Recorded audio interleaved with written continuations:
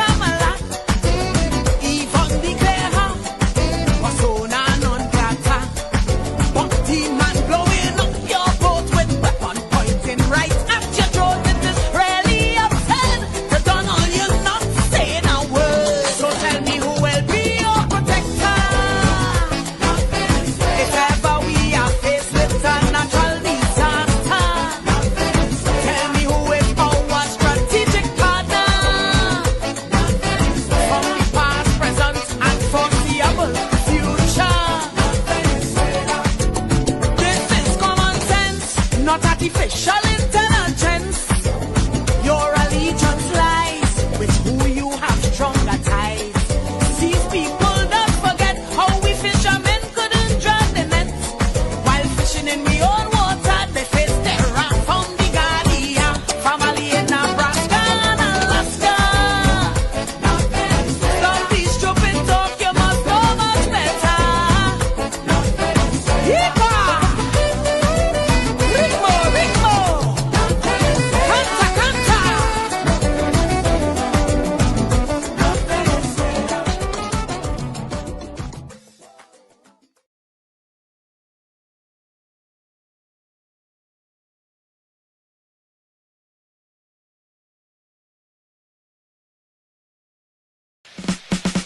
Laid to rest, laid to rest, laid to rest, laid to rest. It's alleged, it's alleged, it's alleged, it's alleged. Hey, tell them come.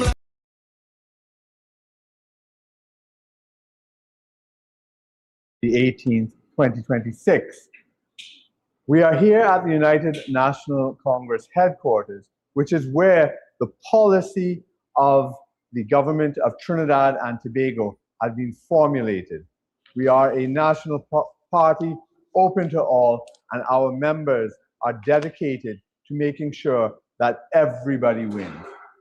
Today we have presenting the MP for Sangre Grande, Minister Wayne Sturge, Minister in the Minister of Defense, and also Minister in the Ministry of Homeland Security. We also have presenting MP Michelle Benjamin. She's the MP for Moruga Tableland, and she is the Minister for Culture and Community Development. Also presenting is Mr. Peter Kanhai. He is the chairman of the National Carnival Commission. So today we begin our press conference with Minister Wayne Sturge. So I will invite him to the podium at present. Minister.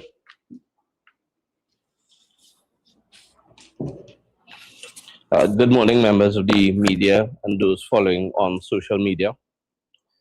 As we prepare to exit the existing state of emergency, which was first declared in July last year, and which comes to an end at the end of this month. The government, realizing the tremendous gains made, more particularly the intelligence gathered during the last few months, and acting in the interest of national security, and fully cognizant of its responsibility to the silent majority of law-abiding citizens of this country, the government has taken a decision to enact into law, as part of its crime-fighting arsenal, what is being loosely referred to as the Zones of Special Operations Bill, or ZOSO. The bill was debated in the House on Friday and passed on Saturday morning.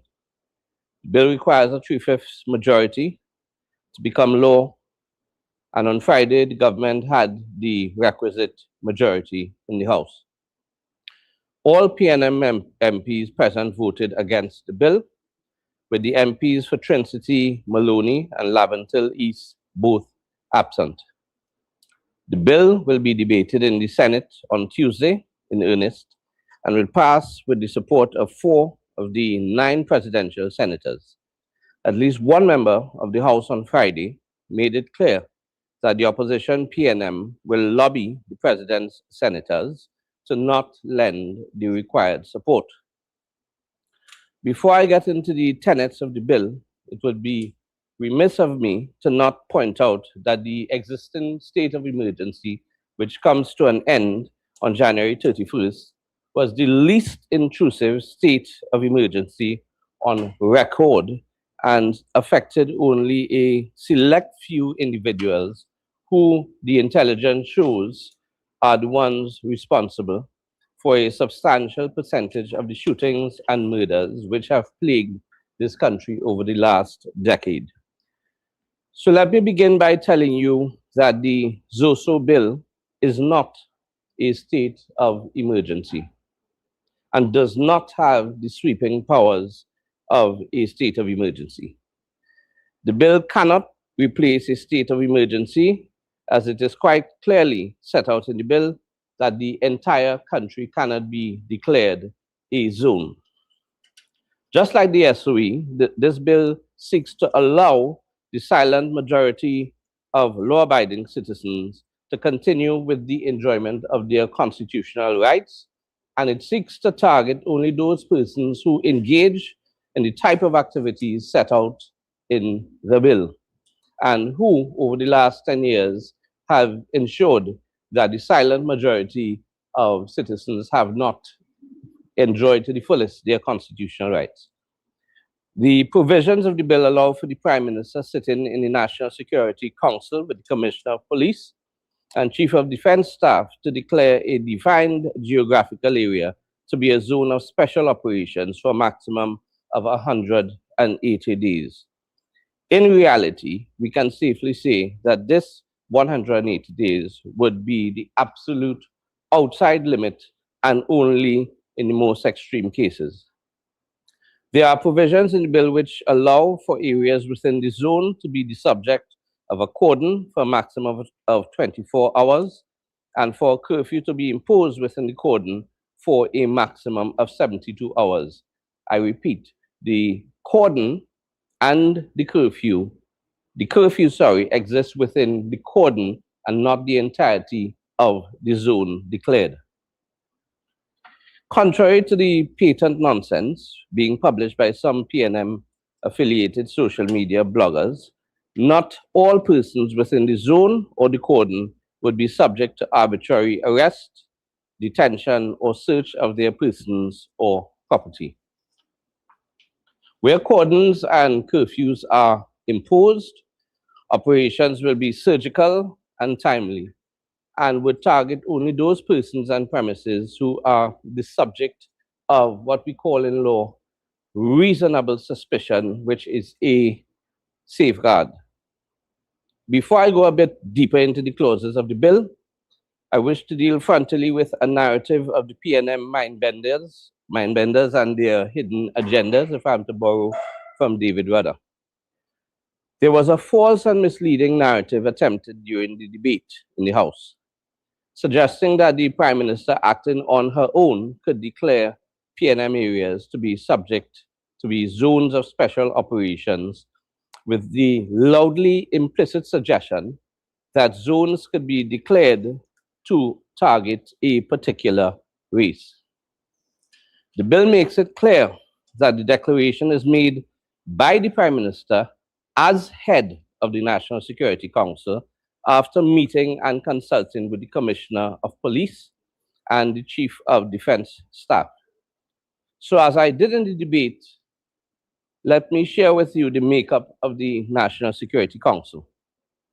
Apart from the Honorable Prime Minister, the Minister of Justice, Devish Maharaj, and the Legal Affairs Minister, Saddam Hussain, the National Security Council includes the Attorney General, a proud black man, the Minister of Homeland Security, a proud black man, the Minister of Works, a proud black woman, and myself, the Commissioner of Police, who sits and who, based on whose recommendations the National Security Council would act, is a man of African descent, and a proud one, and an effective one. The Chief of Defense Staff, the Commanding Officer of the Coast Guard, the Commanding Officer of the Air Guard, the Commanding Officer of the Regiment, are all of African. Likewise, the upper echelons of the Trinidad and Tobago Police Service and the Trinidad and Tobago Defense Force.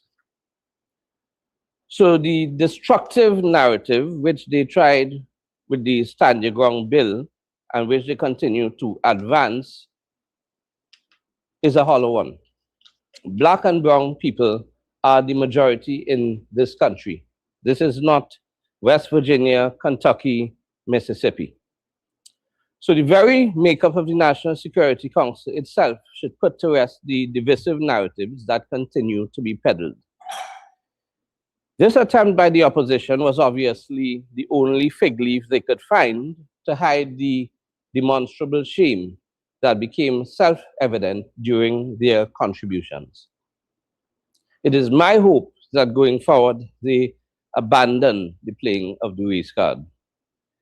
Permit me now to delve a bit deeper into the clauses of the bill in the hope that I can demystify machinations and to allay the public of any fears created by the scare tactics used by the opposition and their bloggers.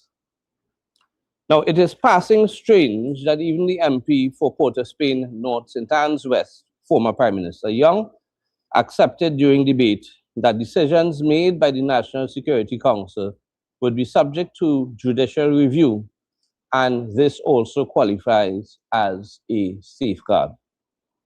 So let's deal with the issue of arrest without warrants. The power of arrest without warrant already exists both in statute and at common law. The provisions dealing with arrest and detention has 4 safeguards in this bill. Firstly, the arrest is based on reasonable suspicion. It is not arbitrary.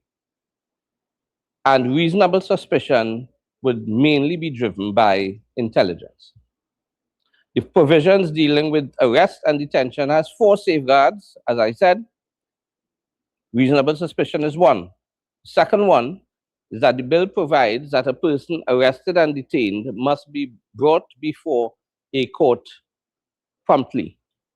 The bill further imposes a burden on designated First Division police officers to ensure compliance with time limits relative to arrest, ensure that the person detained is brought before the court in compliance with the Act.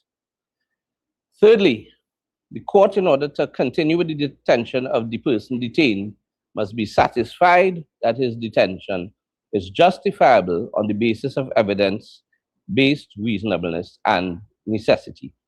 If the police cannot satisfy the court, then the person detained must be released. That is a safeguard.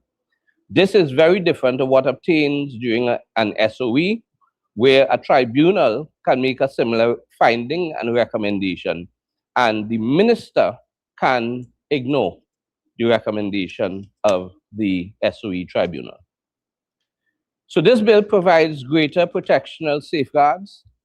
It observes due process and provides guaranteed access to the courts and for obedience to the orders of the court. Fourthly, if the magistrate does not order the release of the person detained, the bill makes provisions for a judge in chambers as a court of superior record to hear from the police why continued detention should be justified and is necessary. These provisions exist parallel with the ordinary processes of the criminal justice system where charges are laid. This is obviously different to what obtains during a state of emergency, in the sense that you have access to the courts in proceedings that are analogous to habeas corpus proceedings, which you do not enjoy during a state of emergency. Let's deal with search without warrant.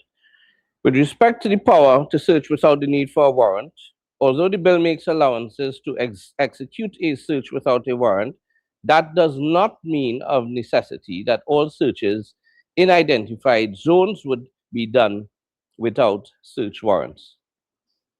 The bill simply gives the power to conduct searches without warrants, and obviously this would be where the exigencies require this to be so.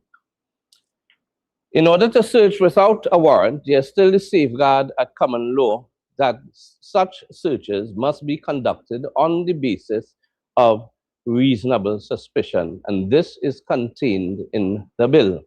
Reasonable suspicion and not arbitrariness or the whim and fancy of the officer in charge, so that it is not arbitrary and there remains recourse to the common law courts where there is abuse. The inclusion of this power to search without a warrant is one that is needed at times when there is the need to act immediately to secure evidence. The bill also provides for applications to be made before a magistrate for the return of items seized to citizens, and such items can be ordered returned if the police cannot justify retention of the items seized. The powers of arrest without warrant and search and seizure of property without warrant are two of the four provisions of the bill which has the potential to interfere with enshrined rights. But they are, in essence, they do set out a legitimate aim and are justifiable. And the other two would be the cordon and the curfew, which has the potential to limit freedom of movement of a select few persons for 24 hours and 72 hours, respectively. All of these potential incursions set out to achieve legitimate aims, and only where necessary and only where there is justification based on reasonable suspicion and necessity. The arguments advanced which suggest that the president should somehow be involved in the declarations and decision-making processes in this bill are both spurious and disingenuous. Even in a state of emergency, when the president acts on the advice of the prime minister as head of cabinet, and more particularly as head of the National Security Council, and not in her own deliberate way, and not on her own motion. Now, this bill sets out twin objectives, and I have dealt with the first part. So let me now deal with the other part. We intend to wrest control of the designated areas from the criminal gangs. We will then seek to move on to achieving the other objectives of the bill. We all know that the root causes of crime cannot be addressed through legislation.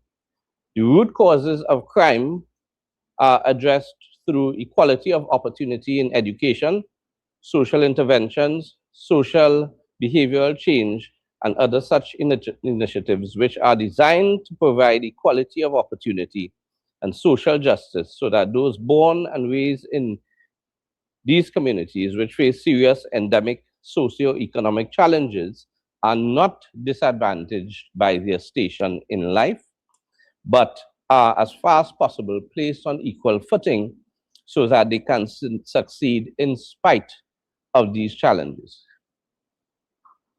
The effect of these measures have a positive impact in the long term.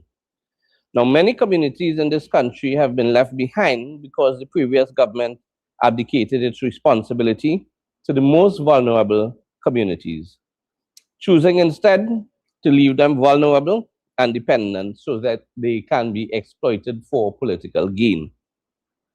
This bill seeks to deal with the proximal causes of violent crime. Firstly, by assisting with the removal of guns and ammunition from vulnerable communities. Secondly, by the removal of the fiscal incentives in crime, which provide gangs with the ability to further fund their criminal networks and further fund them by using drug trafficking and human trafficking. Thirdly, by depriving the criminal networks of human resources through disrupting and dismantling criminal gangs who have been empowered through make-work programs and state contracts and who use their state-sponsored financial gain to prey upon the vulnerable. And in that vein, I would ask that you read carefully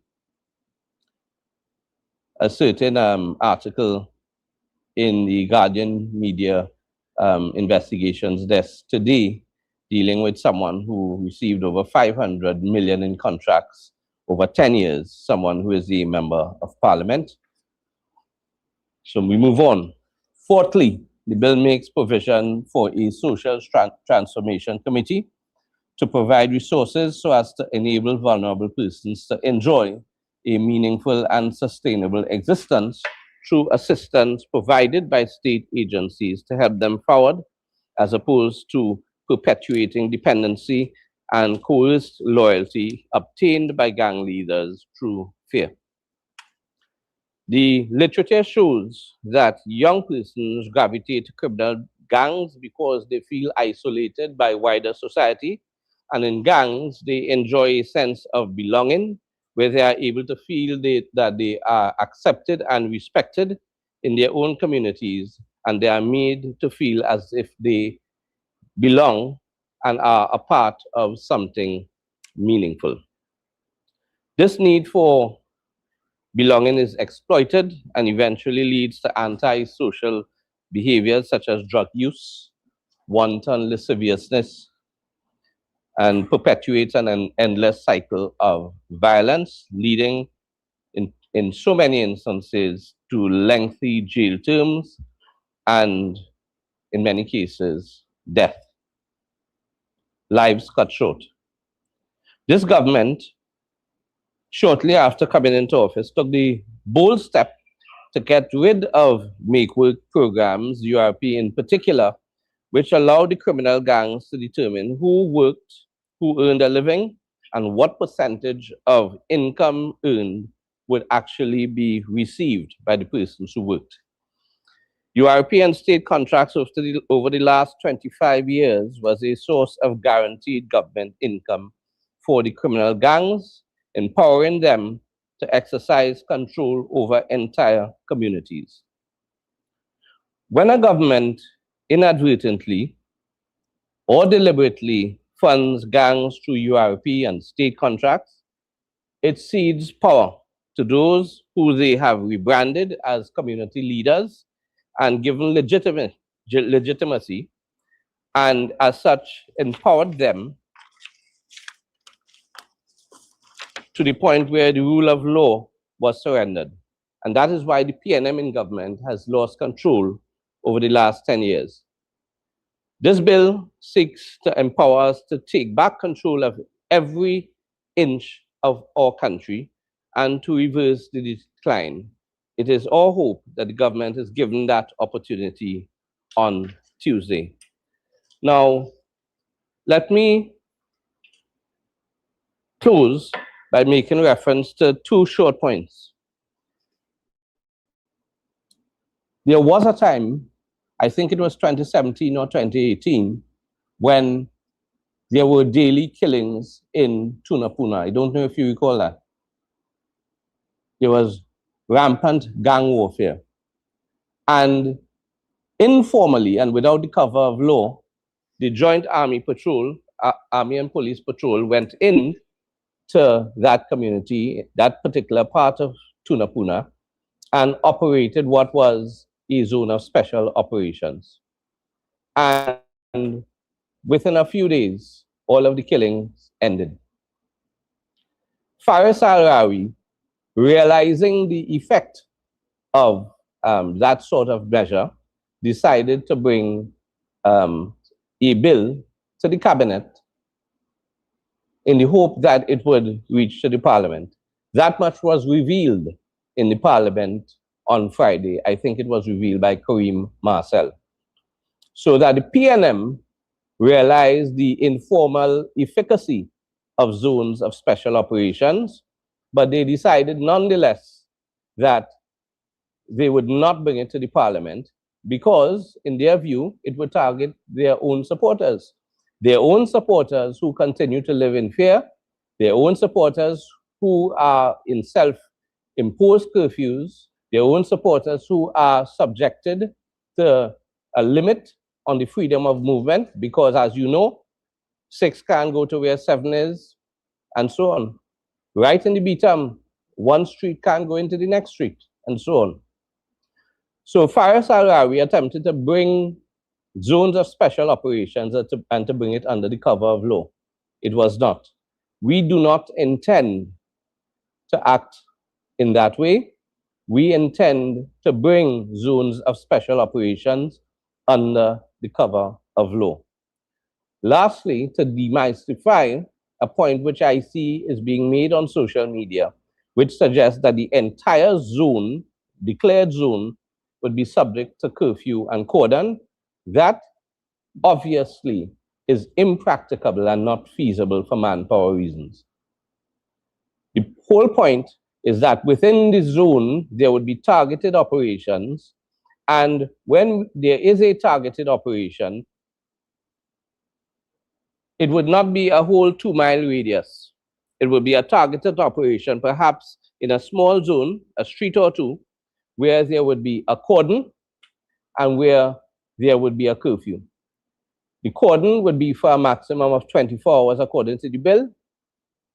If operations go smoothly, it can be much less, and we envisage it would be. The curfew would be a maximum of 72 hours. That's the outside limit.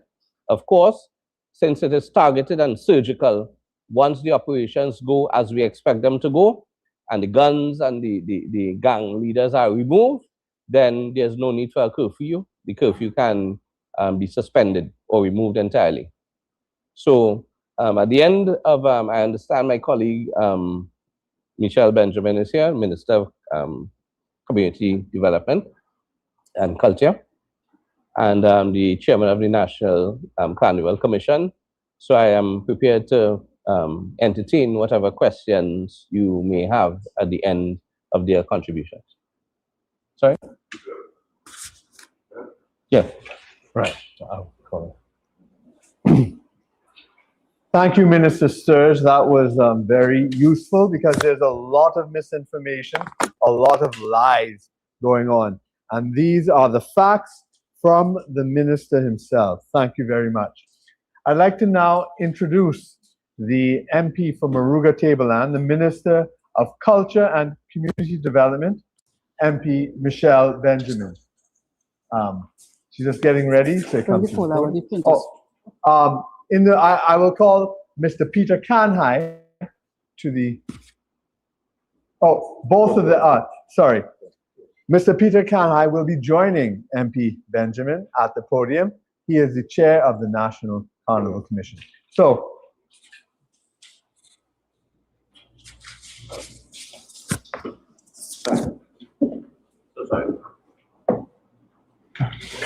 good morning, all. So, I'd like to say a special good morning, of course, to the members of the media present here, to my colleagues, and of course, to you, the citizens of Trinidad and Tobago.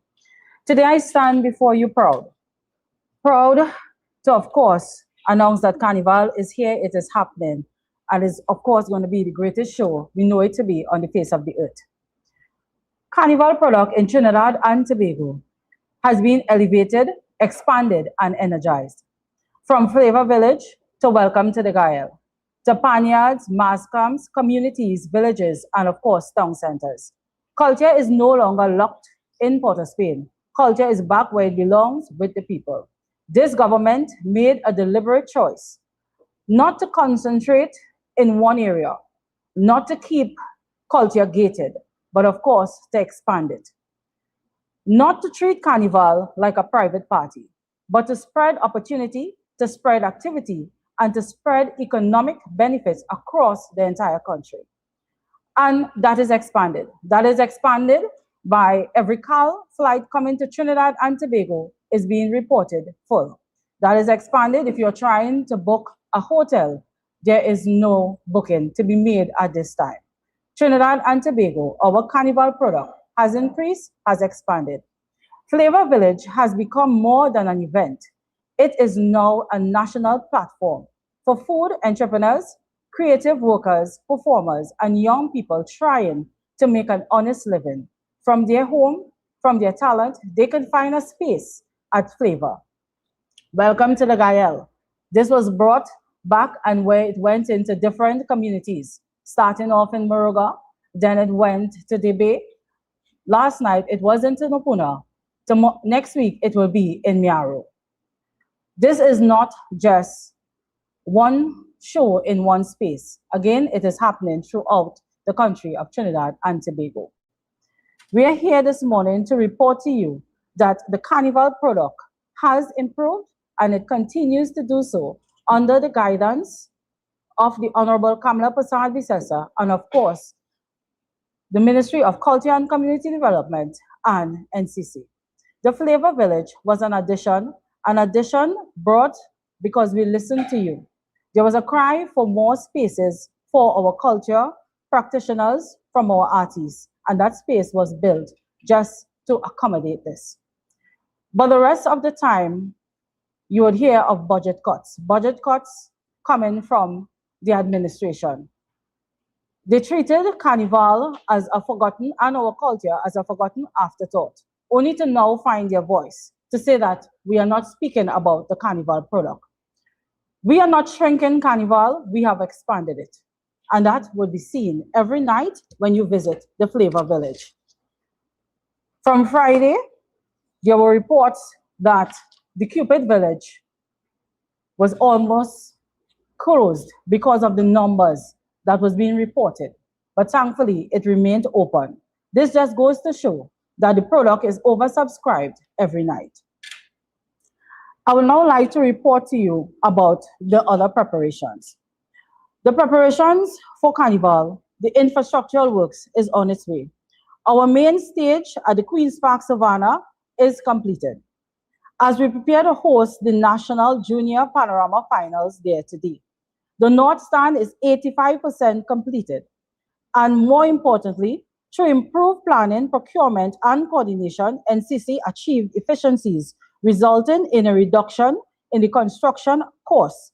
And I want to emphasize, reduced spending did not reduce the quality. It only simply reflects better management and better value for money. My brothers and sisters, locked on this live, I want to inform you that you would see newspaper articles about the sanitation and with regards to the preparedness of the city. I want to let you know that public health and sanitation are also a major priority. My ministry met with the Ministry of Rural Development and Local Government alongside with the mayor. And also, we are putting things in place where another stakeholder meeting is being scheduled this week. So while persons are making claim that preparations are not being made with regards to the cleanliness of these spaces, I want to tell you that that is not so. We have done what is necessary to ensure that our Carnival product is ready. I want you to rest assured that we have all systems go. You would hear claims in the public spaces with regards to our regional Carnival product. This, I want to tell you, all systems are set. When it comes to regional Carnival, funding would be released in a timely manner. That process is starting as early as this Wednesday. Talks and the regional Carnival coordinators, they are meeting with the different regional Carnival bodies throughout the country. We are ready to deliver this product to you. As we deliver Carnival 2026, the ministry is ensuring that all Carnival-related entities remain and operate to the highest standards of accountability and transparency. Funding is being disbursed in structured tranches to the respective agencies. In keeping with this commitment, the Trinidad and Tobago Unified Calypsonians Association is expected to receive funding in the tune of over $15 million throughout this course of the Carnival period. And that goes to Pan Trinbago, that is set to receive over $20 million throughout this Carnival period. These are not strange figures. These are figures that are usually given throughout the Carnival period. There are a lot of claims that this government does not like Pan, this government does not fund Pan. I would like that to stop. This government has honored all obligations and we have increased all obligations. Carnival is also the people business. And one thing that we are making sure is that the money does not go in places that it does not belong, but it goes in the hands of the people, in the hands of the artists. And with that being said, I want to tell you, as minister, I am mindful of the need to maintain the stage for the future, while also recognizing the well-being of those who have given their lives to the art form. And this does not only remain with this artist that I'm going to mention here this morning, but this artist is known and dear to all of us. I want to say that Calypsonian Baron, he's undergoing some medical challenges. And with that being said, I want to say something here this morning. Moving forward, a restructured NCC will ensure that stakeholder organizations put proper measures in place for member protection. That NCC has to take serious, not just setting the stage, but taking care of the artists. And a press release would be released as to what NCC and the ministry and the stakeholder TUCO put in place with regards to Baron. That would be released today because we have to stand firm behind persons that would have helped us carry the culture forward. We cannot forget these artisans. I want to tell you that with regards to our carnival product, everything is ready for the main stage. I now pass over to my chairman that will further elaborate on everything with regards to carnival and what is in store with regards to NCC. Good morning all, and thank you, Minister. So as the Minister have enunciated, all plans for Carnival 2026 are in full train. In fact, Carnival is no longer coming. Carnival is here. There have been events taking place with Carnival related since before Christmas. There are competitions that have been completed already. As recent as last Saturday, the single pan steel band finals would have completed in Skinner Park. Before that, the small band finals in Skinner Park, and before that, the single pan finals was completed before the start of the new year. We are about to embark within the next week on the preliminary rounds of the national stick fighting program. That will be on the 30th, and it will be in Mayaro and continue till we get all the way down to the finals. What we have had happening was a new product called Welcome to the Gael that has so far had 3 installments. The last one last night at Constantine Park in Tonapuna, and that too was very well attended. There were thousands of people there in Constantine Park last night. With respect to what's happening at the Queen's Park Savannah, which is usually called Carnival City, as Minister would have said, today at 1 p.m., the first event on the big Savannah stage will take place. That's the Junior Panorama that will commence at 1 o'clock today. The North Stand, Minister, I think it's a little more than 85%. The North Stand is due to be handed over by the contractors on the 25th of January. The board and myself would have last Wednesday afternoon made a tour on the stage and took an inspection of the North Stand, which is well on stream and will be in place. The downtown stand will soon be awarded, so that construction will commence, and that will be up well in time for Carnival 2026.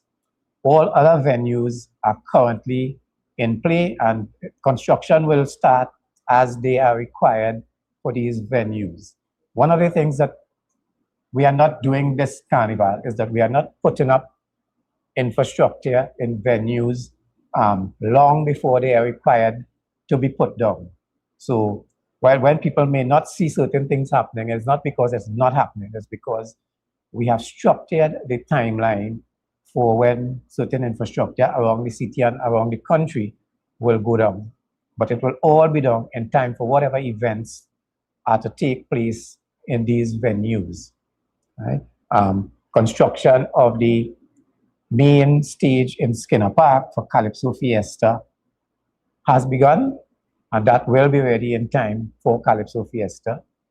Also on that stage will be the Chutney Soca Monarch and the schools soca competition and so on in San Fernando. So all these things are taking place. And all these things are taking place, as the minister indicated, at better negotiated prices. So for example, the big stage in the Savannah and the North Stand, the same contractor that put it up in 2025 and previously are the contractors that have put up the stage and that are putting up the North Stand.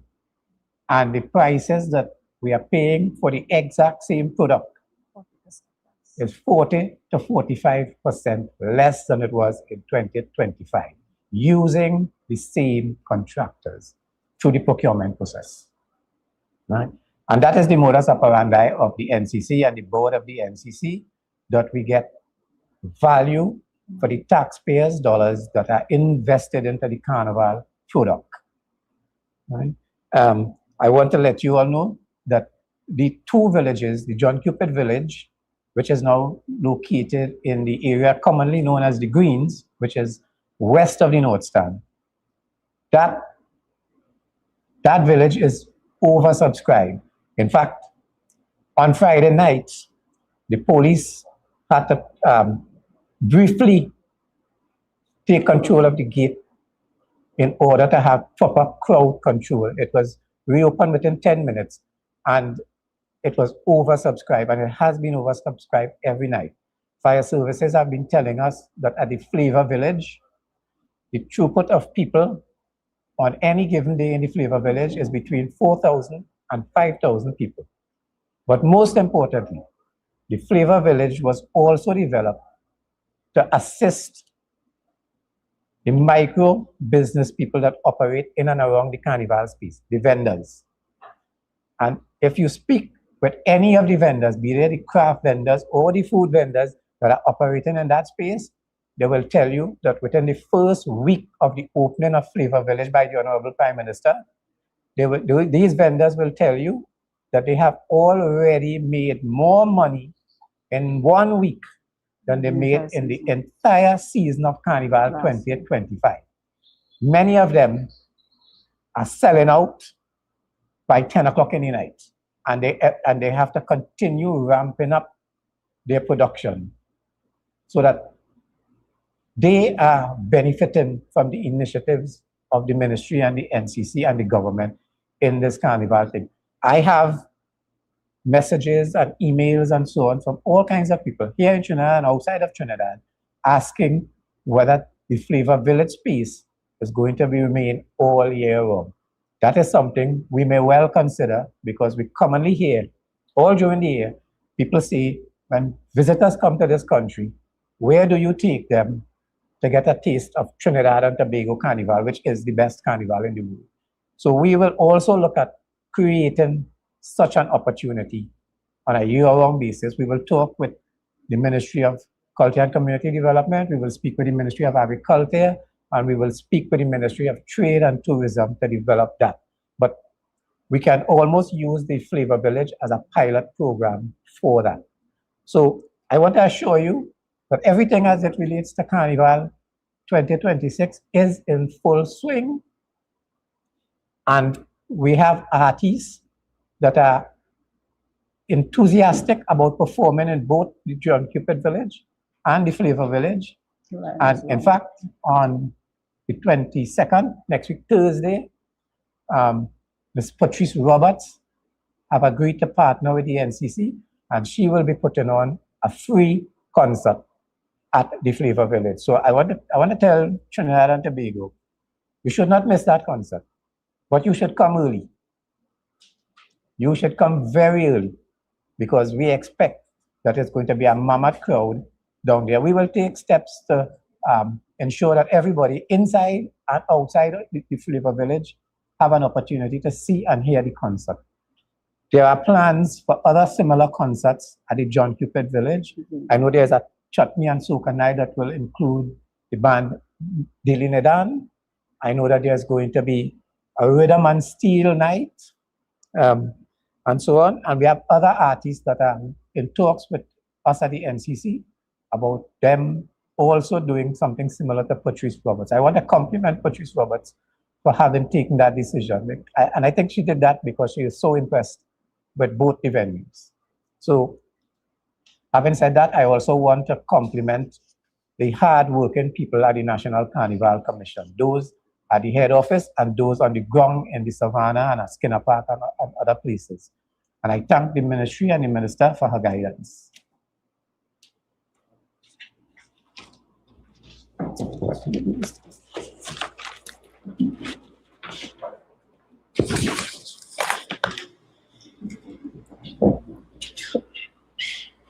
Thank you, Minister and Chairman Peter Kanhai. So, as you can see, Carnival has started, and the plans and programs have been a success already. So right now, the presentations are over, and we have members of the media here. So we'd like to open up the floor to questions. I'd ask you to please list your media house before your name and the media house before your question, and the floor is yours. Morning, Jen Slovin, Guardian Media. My first set of questions is for Ms. Benjamin and possibly Mr. Kanhai.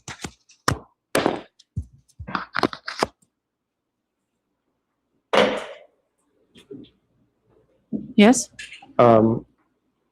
Every year we have had an issue with noise at the greens for pan semis, and there have even been calls for that to be completely removed, if not restructured. What are the plans for the greens for this carnival? Right. As you would have seen in the build-up of the months or the weeks coming to the carnival, the cabinet and the prime minister have taken certain stance with regards to noise, and NCC was instructed to put a committee in place. That committee is in place, and an engineer with regards to how we position the instruments, the speakers, all of that is being taken into consideration. Of course, it is a work in progress and is something that we would continue to improve as we go. Well, the main question is, would it be happening this year? Yes. Now, you mentioned the 15 million for Tuco, 20 million thereabouts for Panchimbago. Will we see a pricing structure change or increase, decrease in prize monies? There is no decrease, and the figure stated is an average. What is on the books, PAN would have received 30 million. They would receive that or more. One thing I've always stated every time I've taken a podium, this UNC administration is an administration that would have given the most to culture when it comes to allocation. We have never decreased, but always increased the allocations and the prizes. Increase in prizes is not in the books with regards to this year, but I could tell you we'll be maintaining all. Okay. Now, in your speech, if I could call it that, you mentioned that Carnival has expanded, it has increased. Could you elaborate a little bit more on that in terms of figures and dollars and cents, if you can? Because bookings or hotels being booked out is more or less the norm for this period. So apart from that normal activity, what else can you say is being used to measure the increase? I would say with regards to feedback from the band, TTCBA, when you try to get costumes, some of them are sold out. And again, if you can't use CAL stating that all flights coming to the island is booked as a measure with regards to the increase, I don't know what else to measure it by. Well, you say increase, but that is a normal occurrence. So in terms of, if you have figure, last year was 5,000, this year is 7, those type of figures you're looking at to show the increase. As you will appreciate, the season is a little bit early, and of course, we would put the figures out into the public domain. You also mentioned that the children's pan is taking place. I think it was Mr. Khan, I would have mentioned it, in Skinner Park today. There was a great issue with that, so much so now that we seem to have 2 children's pan competition happening, one being done by Panchimbago and the other, well, not with Panchimbago, the school panorama. Okay. There have been, again, more concerns being raised about the decisions being taken that caused this split. Could you speak to that once more? Right. Well, first of all, the decision of the location of the various PAN events is not an NCC decision that takes place. What is to take place in Skinner Park is the schools, the Ministry of Education's schools events. What is taking place today at the Queen's Park Savannah is Panchimbago's Junior Panorama event. The NCC nor the ministry are not involved in those decisions. We provide the facilities and the infrastructure and the support for the stakeholders of the carnival. And do you have with you now because there was, I want to use the word rift. There was a rift coming out of the school panorama and Panchamigo.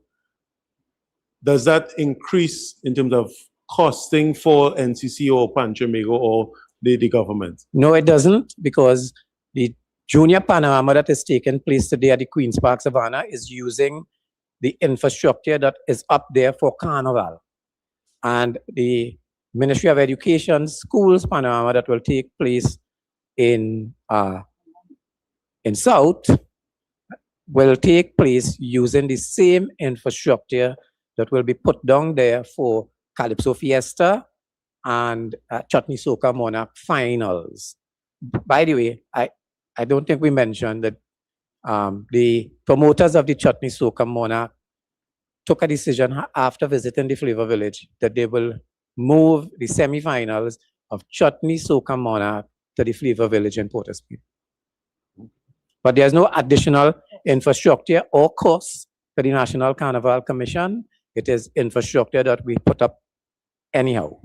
And prize money is nothing of the sort would be, now you more or less have to double it or split what you're planning to give in two? No, but those are competitions that happen all the time. Now, since I have you here and we're doing for television as well, could you just give us some update in terms of the plans for Baron for television? I know a release will be coming, but I'm assuming you have the information now. If you could present that. Right. As you can see, in the room, his wife, Ms. Shoma, is here. Some investigation from my office and my mediation department would have happened, and of course my secretariat. I am in talks with regards to Tuko, and we intend to present him with monetary value to, of course, to help out with his medical bills. I'm sad to announce that he is or was placed in a home, so the funds that is going to be given to him, of course, is to help with regards to his upkeep and, of course, his medical bills and medication. You also mentioned going forward that you would want Tuko, I think you mentioned, in how they treat with their staff, for want of a better term. What has been that development? What is that development? I should say that has been an ongoing conversation with regards to whether it should be an insurance policy or a grant. As I can't instruct the members of TUCO, but what I could do is have a conversation with my chair with regards to NCC, and whatever restructuring we put in place going forward, that has to be part of the policy coming out from the board and of TUCO and the ministry, that we have to take care of our legends. And could you give the figure that you'll be giving to Baron and his family? That I promise you before the end of the day, you would see. And it is, as I said, it is no way to deal with the situation. And apart from Mr. Baron, we do have other artists that we do have to tend to. Okay, so is it now that the government going forward may be looking at establishing a fund that future Calypsonians, because I recall something similar happening with the Mighty Sparrow some years ago, where he needed funding and the state would have stepped in. Is that something on the books right now? It is, and it's conversations happening in different rooms. We just have to come together holistically and set a policy in place, and of course take it to cabinet and set it. So after the cabinet decision, you will get that in a press release or in a postcard. Excuse me, we have another question. Yeah.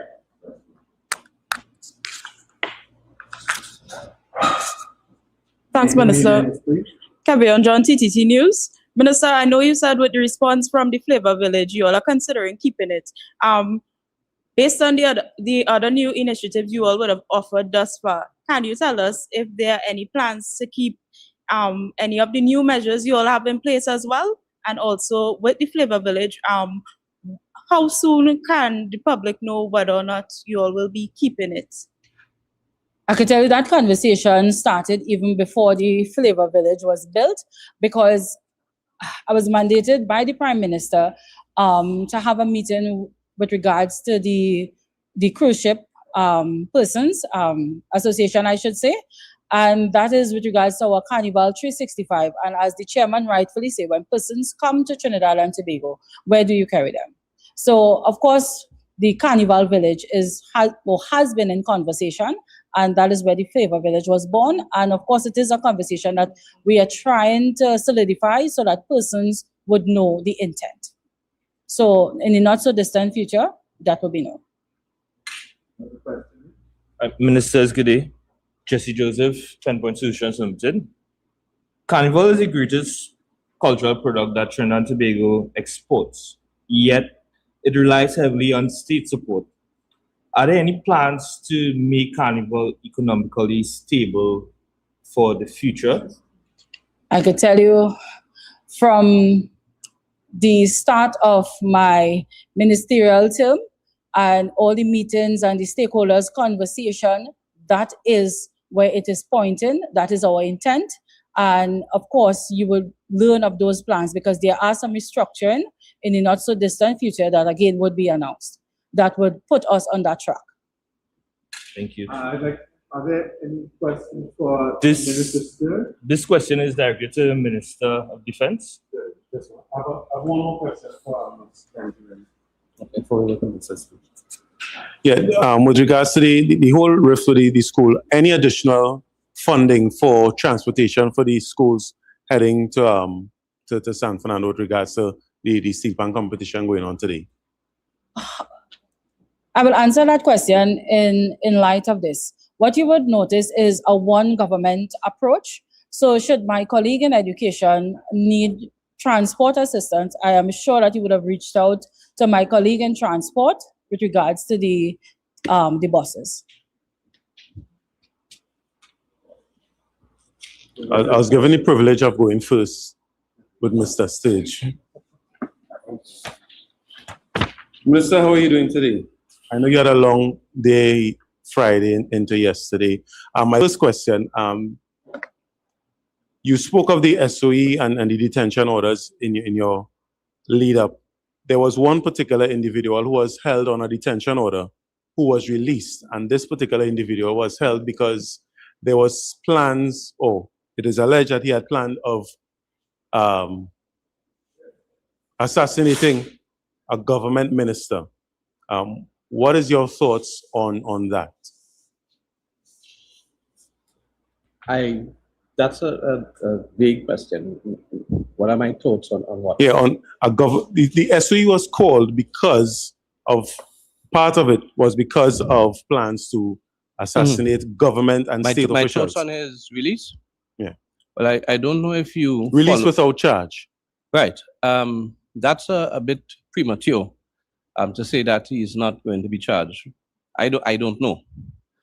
What I can say is that a pre-action protocol letter was written, and it was acted upon merely hours before the tribunal gave a recommendation to not release him.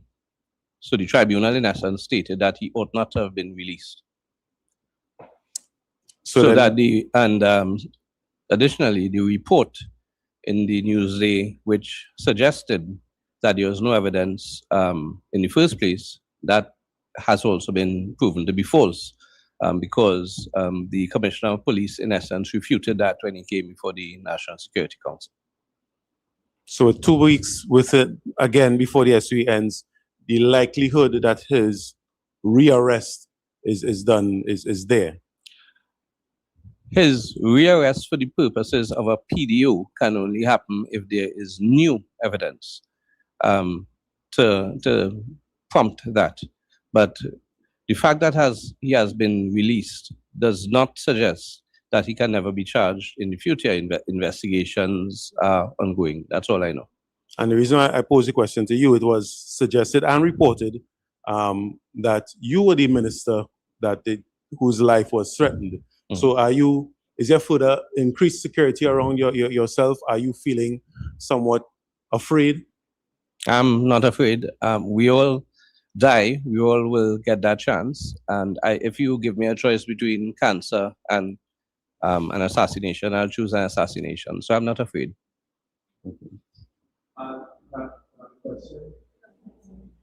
I have a few more. Okay, Minister, so in light of the recent developments involving our neighboring Venezuela, what measures does the government intend to implement to strengthen the Trinidad and Tobago Defense Force and their artillery and their capabilities?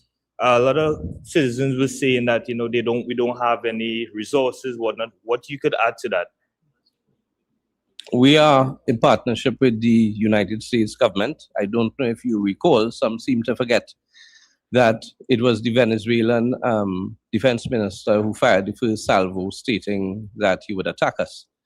Shortly after, our greatest ally, with whom we have a lot in common, and we do not have a lot in common with Venezuela, our greatest ally arrived soon after with a view to policing the waters, and we have benefited from their presence in the waters close by, so that we have been the beneficiary of their protection indirectly, but their presence in the waters have also caused a significant drop in terms of arms and ammunition coming into this country, and in terms of drugs and human trafficking. So that's the second question you asked. His first question was, I can't even remember. I had a long day on Friday. Can you repeat the first part of your question? For what? From the controls that would be in comparison to world standard. World standard? We have a world standard defense force. The difficulty is, and I'm saying this, I ordinarily would not talk about the state of our military, but Penny Beckles and I can't remember her name, Pandey's daughter, saw it fit to reveal to the world the state of affairs at Cedros and other bases. That did not happen in the last 8 months. In fact, it's passing strange that they both came out to talk about the state of the military only after I had visited those military installations and submitted reports talking about the state of it, reports to the National Security Council and to the Chief of Defense Staff at the time. So that we are in the process of rebuilding. The decline happened over the last 10 years. No uniforms ordered since 2013, and I can go on and on, but a lot of what I have to say, I cannot get into. We were at a place where we are no longer at that place, so I can talk about it. We were at a place where things were being detected by the radar, and to contact persons in Cedros, it had to be done via cell phone. And sometimes cell phone coverage wasn't the best. So we were placed in a position where our naval assets were depleted. We were placed in a position where communication hardware had not been of the best, so that by the time we got to respond, the drug dealers were already on land. We have seen a turnaround in terms of that, and we, with the help of the Americans, since we are strapped of cash, we are in an invidious position. They've been kind enough to help us in terms of upgrading. And very soon, the military will have the uniforms, because many soldiers operate on one uniform, which they call a wash and wear. Most of the uniforms are shredded. In fact, I gave pictures to the media so that they can see for themselves. That's not how our military should be run. And I reiterate, the last time we ordered uniforms was 2013. When I went to Tobago, to the installation in Charlottesville, I think it was, or Roxborough, and another installation in Scarborough, there were persons wearing sneakers. There was no uniformity in terms of footwear, in terms of berets, in terms of uniform. Soldiers were buying their uniform from A&H, A&E Tactical, and some getting their blue pants, their dockers from Detour stores and so on, having to dig in their pockets. In fact, we had situations where rations provided to the military, they were adequate, but the rations never reached places like La Romaine and Cedros and so on. It was stolen before it got there. So soldiers who were on call had to dig into their own pockets, pull resources so that they could buy food. All of that we have stopped. We've done so quietly. The Ministry of Defense is not one where you can talk, and expose your weaknesses. Anyone who has read The Art of War, and it's clear, Penny Beckles and Ms. Pandey did not.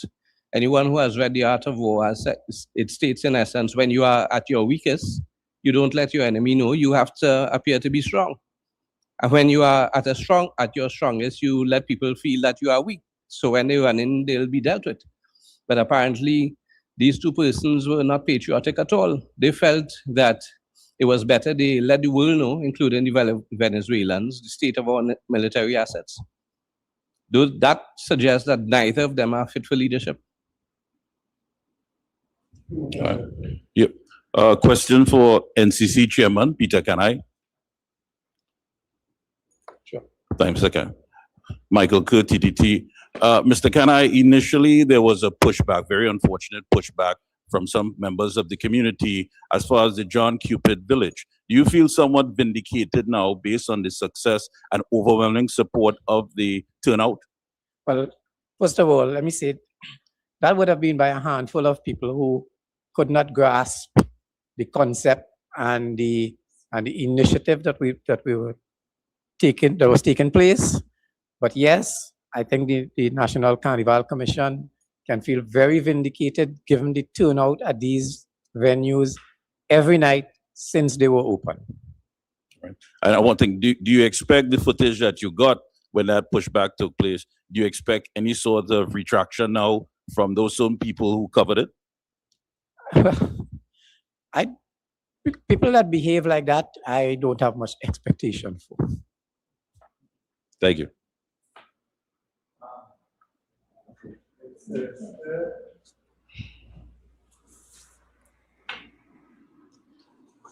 Yes, Johnson. There's a media report in today's Express. I saw it. Huh? I saw it. Yes. So I don't need to get into it. So could you respond to that? Let me respond by saying this. Because the article started off painting a picture. And knowing most persons don't read the entire article, they read the first paragraph, they'll get a certain impression. And they're trying to create the impression that somehow we were involved in the war, in the extraction of Maduro and had advanced notice. The President of the United States himself stated quite clearly that not even members of his own inner circle knew what was going on. John Jeremy is not in that inner circle, neither is the Prime Minister, neither am I. I've never spoken to Mr. Rubio or Mr. Trump. So if they didn't tell the persons in their own circle, how are they going to tell me? How would I know? So when I read the article, it was a bit disappointing because I read the entire article. And it sought to make a claim that they got something from open source, and this open source place, I wrote it down somewhere. Can't remember the name of the site. There's a claim that this site tracks military vehicles and have been correct 100% of the time, saying where these vehicles went and all that. But right in the article, they didn't say. In fact, it says it departed from here, and it didn't say where it went.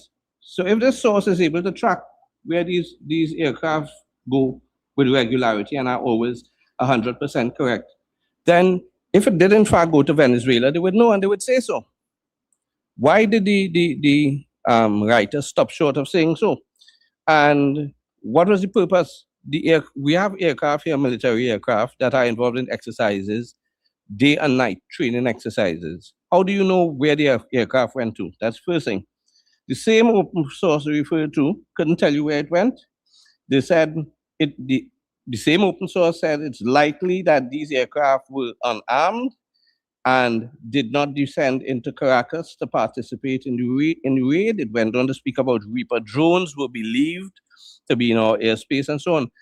How do you write an article in a newspaper and say, well, it is believed, and try to convey to the public that X happened or Y happened, when you have an open source who can tell you if it did happen or did not happen, and this source did not go to that distance to tell you whether it did, it means that it did not happen. So as far as I'm aware, nobody told me anything about that. As far as I'm aware, well, I shouldn't even be talking. I think you should be asking Mr. Rubio or Mr. Trump or those in the inner circle who knew. Well, I'll put the same question I was put to the AG.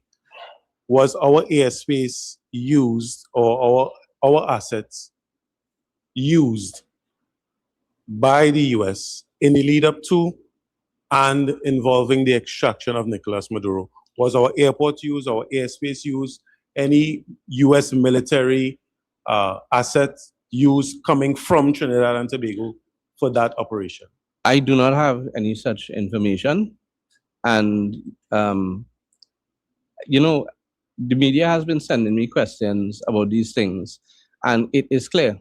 Sometimes they said sources and sources when there were no such sources in existence. So that I do not know. And if I had to hazard a guess, I would say no, it was not. And the Prime Minister also made the statement clear. Are any US military assets still on the island? The same question. The Prime Minister already said no, we will not. No, he's asking about military assets. Are there any other US military assets still on the island outside of the normal diplomatic assets in Trinidad? We have continuous training over many years. So at any given time, there are military assets here. US military, sorry. Yes, US military assets and other assets. And as far as you are, any US training exercises ongoing or to be ongoing anytime These soon? things I am not prepared to disclose. Okay, thank you. Thank you very much. My last question, I actually have a question for you, Mr. Mehu. At the beginning, you said that this is a government press conference, UNC press conference, UNC press conference, where policies are discussed, and that's why it's held here and not, you know, at the Red House or some state building. These policies that may or may not form part of government policies would include members of the government, of course. Would it also include members of the party who are not members of the government? Yes. The UNC as a party formed a manifesto. We have committees, etc. And our members form the government, and that is government policy. So we live in a democracy in which political parties are central. The UNC is a national organization open to the entire country, the largest organization in Trinidad and Tobago, perhaps the entire English-speaking Caribbean. So the UNC is not dead. We are continuing to play a part in the political democratic process, as is the right and duty of the party. And do you think it's more prudent for government policies to come through the regular government channels rather than the party channel? Yeah. No, the UNC forms a government. We were voted in by the majority, and this is how democracy works. Yeah. So, thank you very much. And members of the media, the viewing public, Minister Serge, Minister Benjamin, and Chairman Peter Kanhai. Thank you for watching, and we will see you at our next press conference. Have a great day.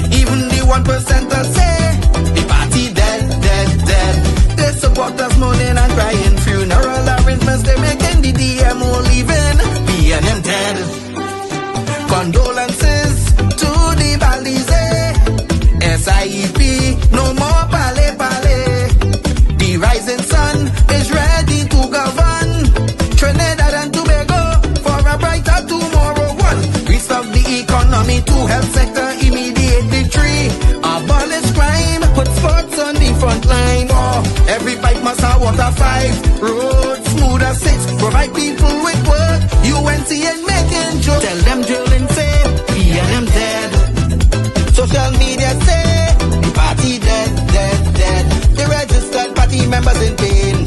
Scarborough to put a spin, inside sources say, we and them dead. Tell them Arnold say, we and them dead. Police, army and prison say, the party dead, dead, dead. Election night flambeau burning steady. The casket was on the hearse ready. Read the red eulogy. We and them dead, dead, dead. Tell them Kamala say, we and them dead. Some of the members say, the party dead, dead, dead. When the carrot come leaders hear what's up. Seems like not one of them was in shock. Put them in one big box. We and them dead.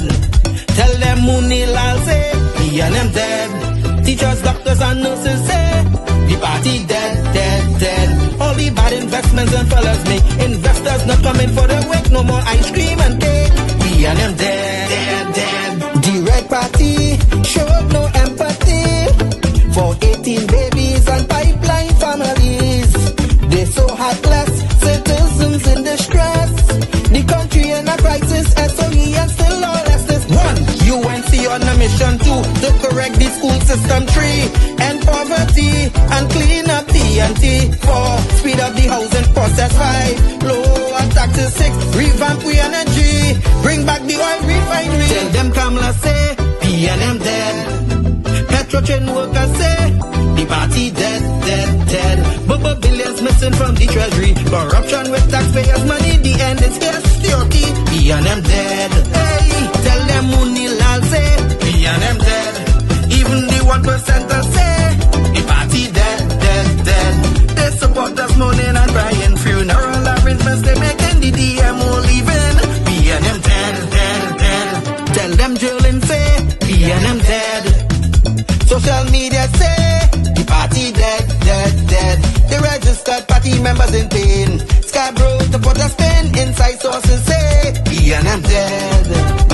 Tell them Arnold say, we and them dead. Police, army and prison say, the party dead, dead, dead. Election night flambeau burning steady. The casket was on the hearse ready. Read the red eulogy. We and them dead, dead, dead.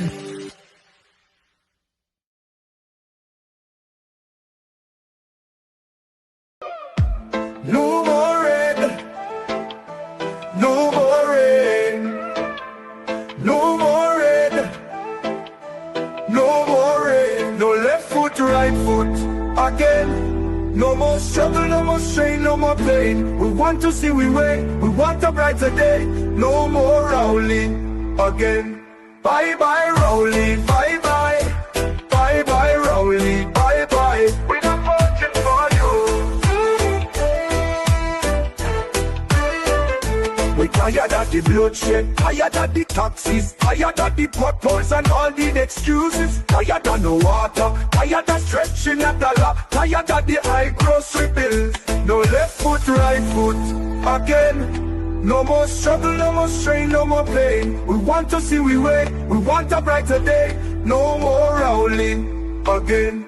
Bye bye Rowley, bye bye, bye bye Rowley, bye bye. We're not voting for you.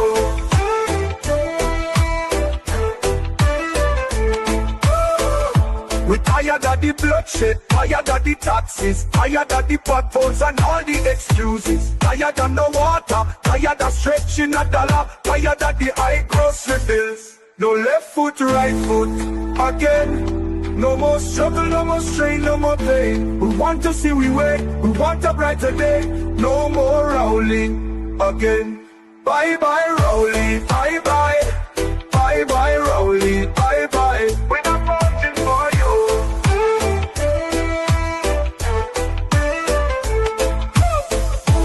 No more rain, no more rain, no more rain, no more rain, no more rain, no more rain, no more rain, no more rain. No left foot, right foot again.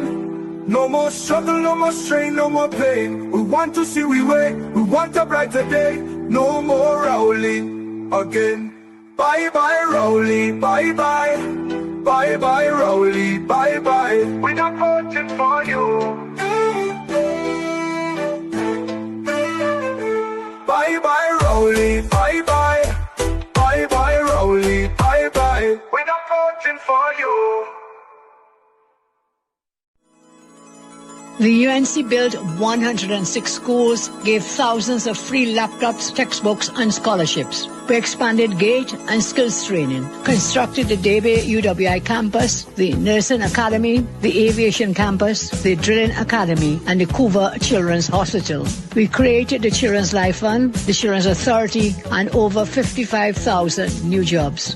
Vote for a leader who loves you and your children. Vote UNC.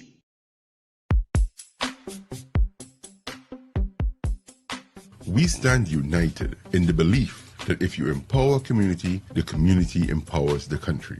We are the party that gave every child a secondary school education since 2001. By building more schools in 11 years than others did in 40. We believe that no child, rich or poor, should be left behind. Which is why we give every 4-month student a laptop to expand their minds and their dreams. We are the party that put police cars back on the streets and gave the police a $1,000 bonus because we believe that we should support the persons who are protecting you. We are the party that reduced the murder rate to its lowest in 14 years. We expanded GATE, stopped the property tax, and increased maternity leave. We are the party that invested in you and your community by investing in schools, community centers, lighted parks, 24-hour health centers, and the most extensive road repair program in decades. We believe that education is always the solution and that no one should have to pick between sending their child to school or buying food. We are the party that works for you. We are the first responders in every situation, working to deliver a better standard of living for you and your family. And most importantly, we have confidence in you, the people of Trinidad and Tobago. This is not a campaign, it's a movement based on building communities and strengthening families. Come out and join us, and together we will get the nation working and moving again. Our children will once again have access to GATE and technology. We will improve healthcare by cutting the time it takes to see a doctor in an emergency. We will establish a senior citizen unit in every major hospital and staff the hospital with the doctors and nurses you need to create a first-class healthcare system. We will focus on creating high-paying jobs, fixing our laws to remove red tape, and ensuring that you and your family are safer. We will reduce corporate taxes to jumpstart the economy, create a special investment zone along the East-West corridor, and work with entrepreneurs to build a digital economy. This is an investment in your community to move the nation forward and get TNT working again. Whether you are from 4th Street in Barataria to Railway Road in Dow Village, from Green Street in Tunapuna to Clark Road in Debe, from La Hoqueta to Moruga, from Mayaro to Scarborough, we are one people with the same dreams of a better tomorrow. And when we stand together, we win together. We are UNC and proud. This election is about putting people in office who will seek your interest. It isn't about power or titles. It's about people who will get the job done. The UNC has never wavered in fighting the good fight for the dream that is Trinidad and Tobago. Because after all the noise and the smoke has cleared, in your quiet moments, you want what's best for yourself, your family, and your country. When we win, everybody wins.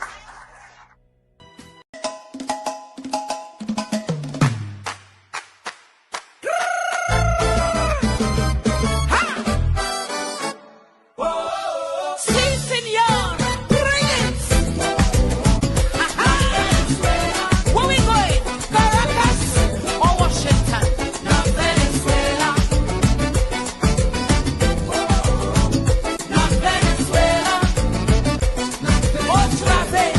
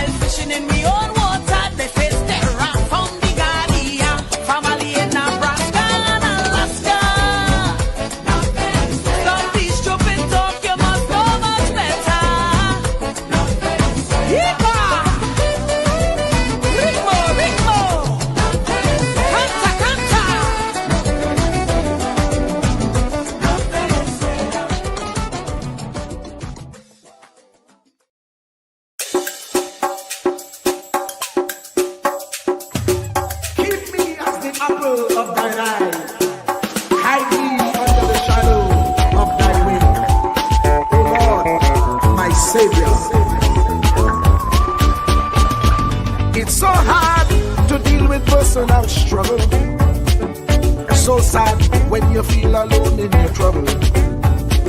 It's real hard when you want to talk to a brother. It's so bad because of how some look at you after. So Jesus, come and be while you fix it.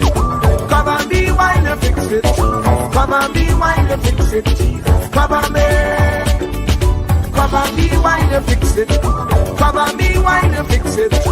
Come and be while you fix it. Jesus, come and be. Cover my head. Satan want me dead. Cover my back from human attack. So Jesus, come and be while you fix it. Come and be while you fix it. Jesus, come and be while you fix it. Jesus, come and be. People see you smile, but don't know the hurt that you're feeling. Even as God's child, at times your heart does be bleeding.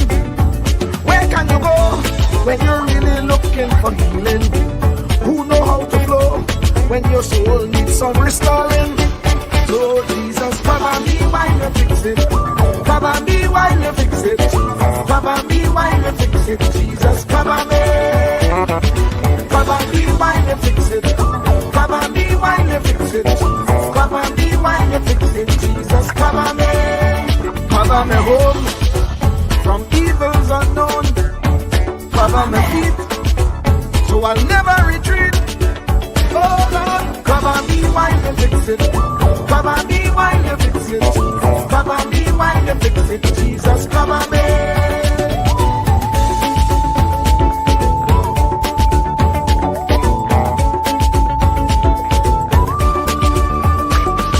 Cover my brother, cover my sister, them who under pressure.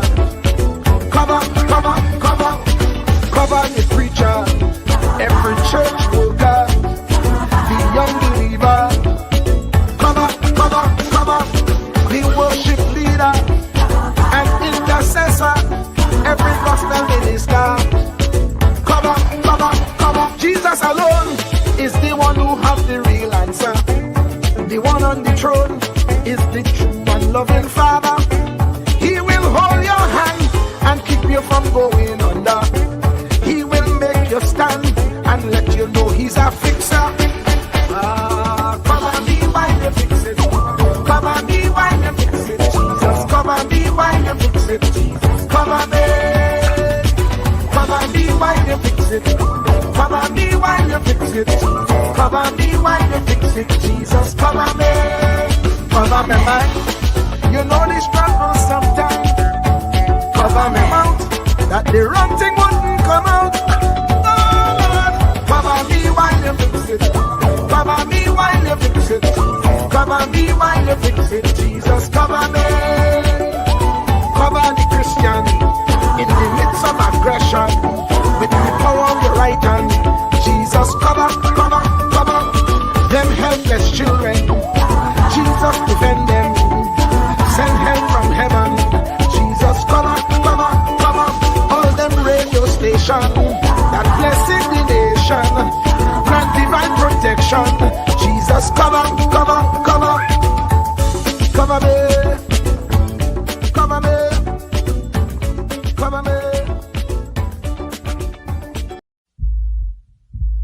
Truer words were never spoken. The less you associate with some people, the more your life will improve. Anytime you tolerate mediocrity in others, it increases your mediocrity. An important attribute in successful people is their impatience with negative thinking and negative acting people. As you grow, your associates will change. Some of your friends will not want you to go on. They will want you to stay where they are. Friends that don't help you climb will want you to crawl. Your friends will stretch your vision or choke your dream. Those that don't increase you will eventually decrease you. Consider this. Never receive counsel from unproductive people. Never discuss your problems with someone incapable of contributing to the solution, because those who never succeed themselves are always first to tell you how. Not everyone has a right to speak into your life. You are certain to get the worst of the bargain when you exchange ideas with the wrong person. Don't follow anyone who's not going anywhere. With some people you spend an evening. With others, you invest it. Be careful where you stop to inquire for directions along the road of life. Wise is the person who fortifies his life with the right friendships. If you run with wolves, you will learn how to howl. But if you associate with eagles, you will learn how to soar to great heights. A mirror reflects a man's face, but what he is really like is shown by the kind of friends he chooses.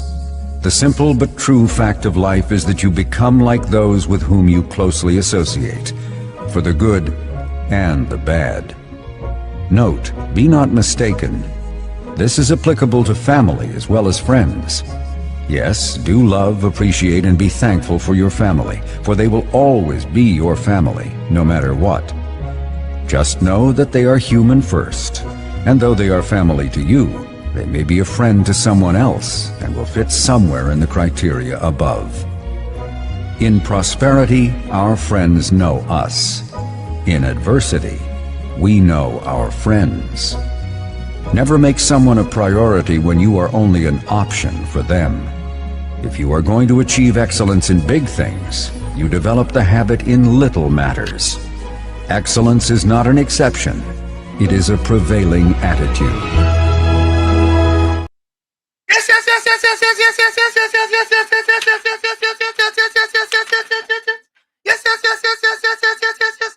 Let me say a special hello to all the WZY 95.9 FM listeners. Of course, ladies and gentlemen, it's Sunday Talk. Let's talk politics with Uncle Tommy, Professor Wall Street, COP, and you on WZY 95.9 FM.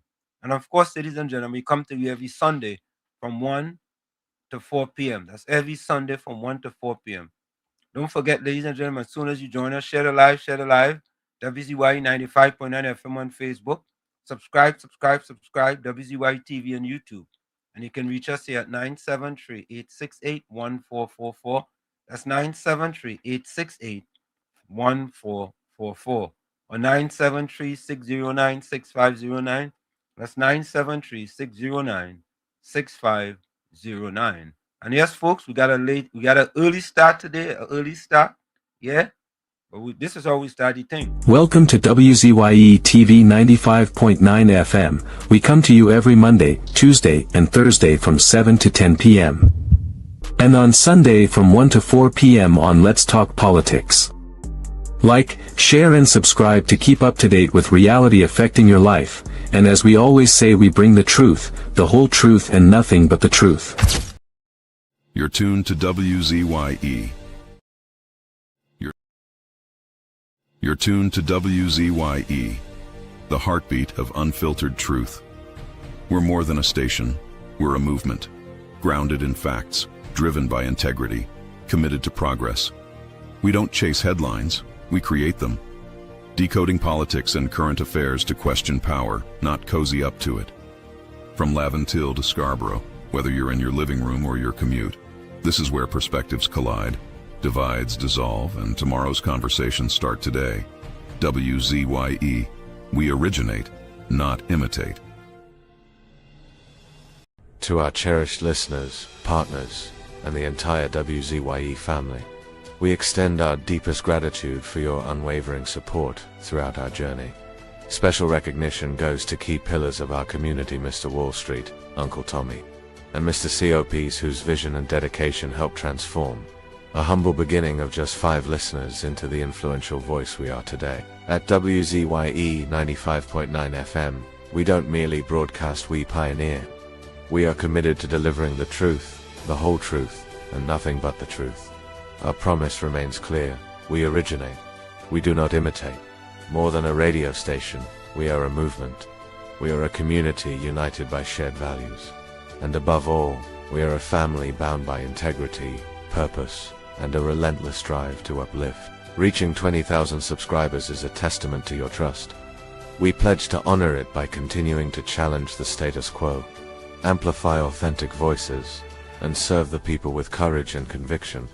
As we move forward, we ask you to hold fast to what matters. Stand for something. Keep the fire of passion alive in your hearts. May God continue to bless you and your families. Together, we rise. The WZYE 95.9 FM family. where truth ignites community.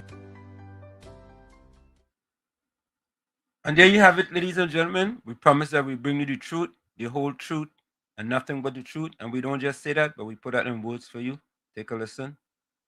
Ansam LeBon and Marshall Nesbitt solemnly swear to conduct this radio program in a true, fair, and balanced manner, ensuring that all perspectives are given equal consideration and that the information presented is objective and unbiased. We pledge to provide a platform where diverse voices can be heard, fostering open and constructive dialogue that serves the best interests of our audience and community. Our commitment is to uphold the principles of journalistic integrity and ethical broadcasting throughout the duration of this program. Thank you. And there you have it, ladies and gentlemen. We bring you the truth, the whole truth, and nothing but the truth. Let me bring in my pal, the young man, the man himself, Uncle Tommy. Tommy, how are you going today? Very well, thank you. And you good self? I am splendiferous, tremendous, marvelous, wonderfulicious, fantastic, and spectacular. That's a mouthful. Correct is right. How's it going? I'm doing fantastic, you know. We saw the we just had the press conference there with Wayne Sturge, Michelle Benjamin, and the chairman of NCC, Peter Kanai. And you know, Tommy, the sad part of it, before we get to the chat. You know what? Let me get to the chat first, and then we could talk those other things. Because I'm not going to be here long, folks. I'm going to be out of here in like 45 minutes. By that time, you know, COP should join us. Let me go to the chat. Who did you have first then, Tommy? Susan Galchal What time? at 10:51 a.m. Nah, I had it's actually Hafiz Muhammad. At what time? 9:50. Okay. Yeah. Yeah, so here it is. Hafiz Muhammad, and then Susan Lalchan was next. So Hafiz Muhammad was in first. Susan Lalchan was next at 9:51, which is 10:51 your time. Good morning, Wall Street and Uncle. Yeah. Then Bennett Thomas. Okay, I have Kamini Rampasal next. Good afternoon, Professor Wall Street. Yeah. Then Susan again. Bennett Thomas. Kamini Rampasad at 9:58, 10:58. Then Mr. Intellectual. Bless good morning, Pro and Petit. You and all villagers. Hope you're having a super Sunday. Lucky Lal, good morning to you. Patricia Reed, waste the time with you. Patricia come in and she find about 10 straight comments, boy. She asking, does the bill say you can't enter a person's home with no warrant? Well, you know, in all communities have people who are law-abiding, people who will have to be restricted the same as others. You know, we talk about an accessory to anytime you're doing something, there's always going to be an accessory to whatever you're doing. I keep saying that over and over and over. If you're trying to fix something, people who are not doing illegal things going to be an accessory to what you're trying to fix. That's just part of life all over the world. You cannot be trying to fix something and it's only the people who are doing illegal things, right, going to be part of the problem. people who are doing legal things, they become an accessory to trying to fix things, and that's part of life. That is part of life. Ray Costello. Okay. Only if you related to Albert Costello, buddy. Mm.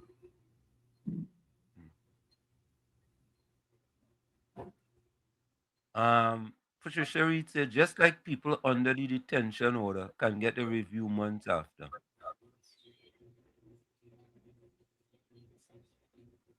Batos, welcome. Read if you're closing the fridge or the government of Trinidad and Tobago not closing on Patricia. Mm. She said, what is reasonable to you isn't the same to me. Well, I could understand that. What is reasonable to a PNM person is not reasonable to, you know.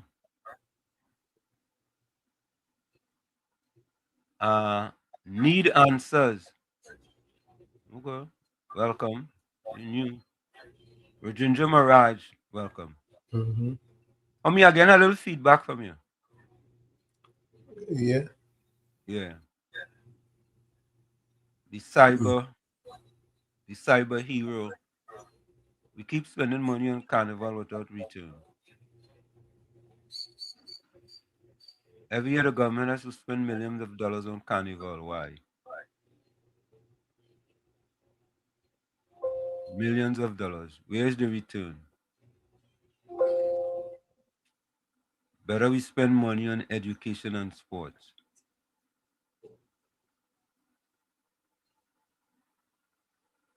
#007 Alan, I can't wait for Flavor Village.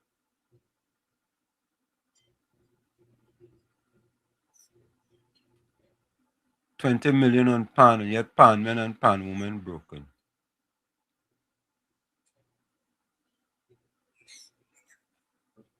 The cipher hero, the cyber hero. We need to have this year round, get a place and make it permanent year round. Patricia Reed say only games.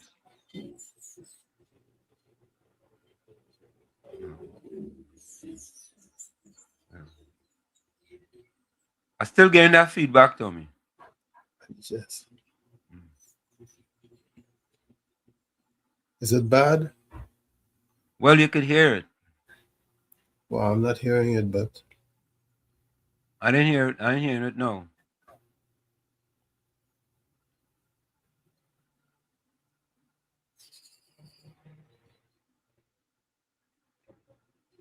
PNM run the country for 10 years, only lost in the economy. Roger said voting for Marshall Walker, Marco Party.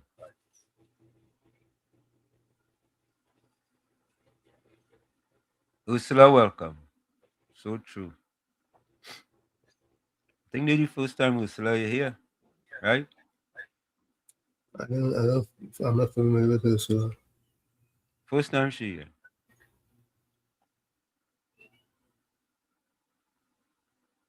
Kishan, why are PNM and their supporters so illiterate?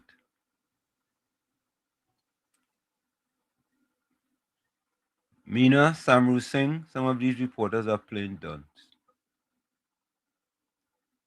Stadex says one of the biggest critiques of the PNM is potholes. It would be nice if the UNC government comes up with a plan to fix every single pothole. Use prisoners if necessary to get it done quick and cheap. It's not a bad idea. Anybody who's against the action in Venezuela advocating on themselves, on advocating on behalf of a dictator, narco-terrorist. Folks, we're going to take a quick break. We'll be right back. Stick and stay.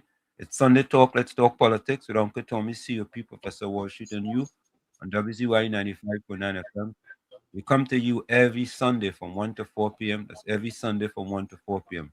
Don't forget, folks, whenever you join us, share the live. WZY 95.9 FM on Facebook. Subscribe. WZY TV on YouTube. And you can reach us here at 973-868-1444. That's 973-868-1444. Also at 973-609-6509. 973-609-6509. And as the professor said, share the line.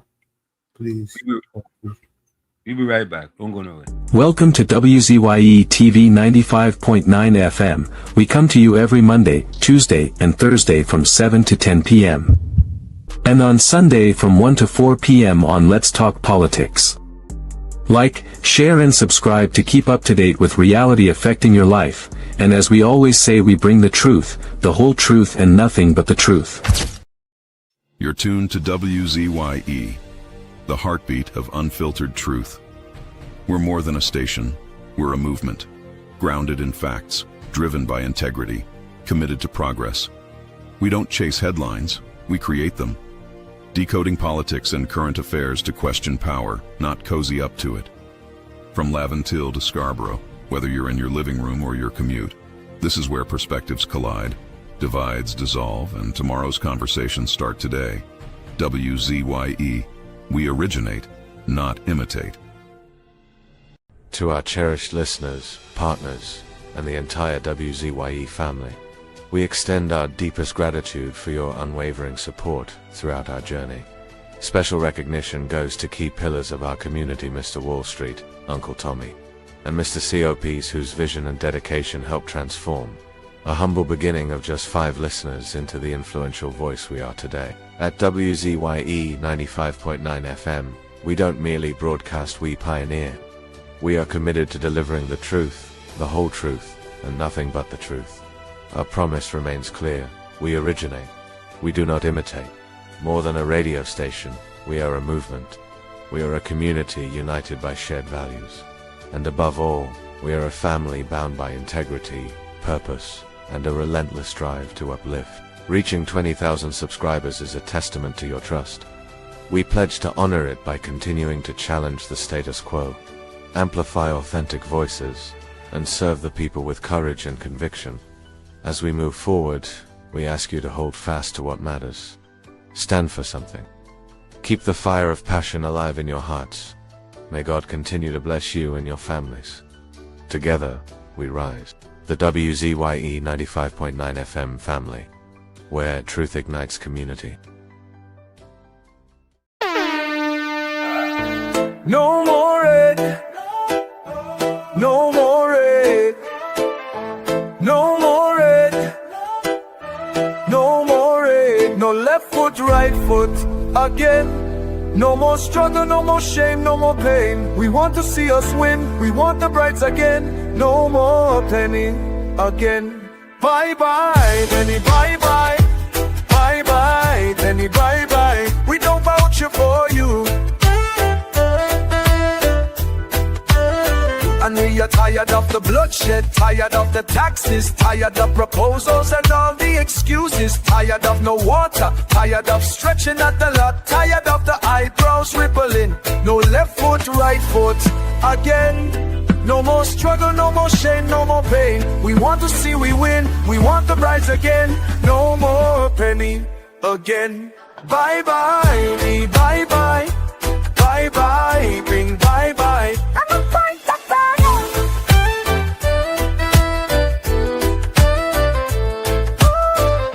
We're tired of the bloodshed, tired of the taxes, of the proposals and all the excuses, tired of no water, tired of stretching at the lot, tired of the eyebrows rippling. No left foot, right foot again. No more struggle, no more shame, no more pain. We want to see we win, we want the brides again. No more penny again. Bye bye, penny, bye bye. Bye bye, penny, bye bye. We don't vouch it for you.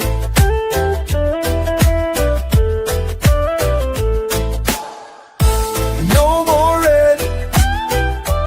No more red. No more red. No more red. No more red. No more red. No more red. No more red. No left foot, right foot again. No more struggle, no more shame, no more pain. We want to see the win, we want the brides again. No more penny again. Bye bye, penny, bye bye. Bye bye, Benny, bye bye. We don't vouch for you. Bye bye, Benny, bye bye. Bye bye, Benny, bye bye. We don't vouch for you.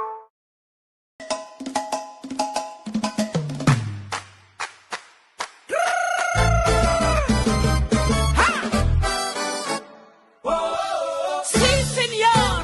Bring it. Where we going? Caracas or Washington?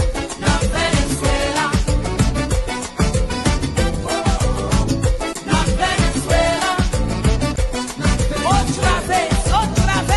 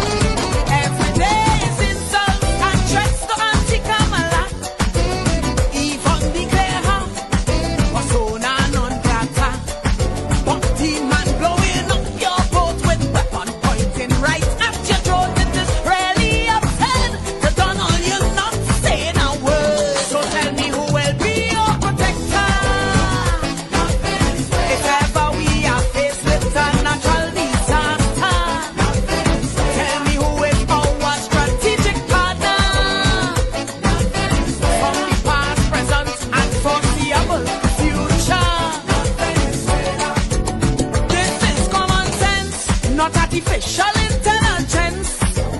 Your allegiance lies with who you have stronger ties. These people don't forget how we fishermen couldn't drag the net. While fishing in we own water, they face terror from the Guardian family in Nebraska and Alaska.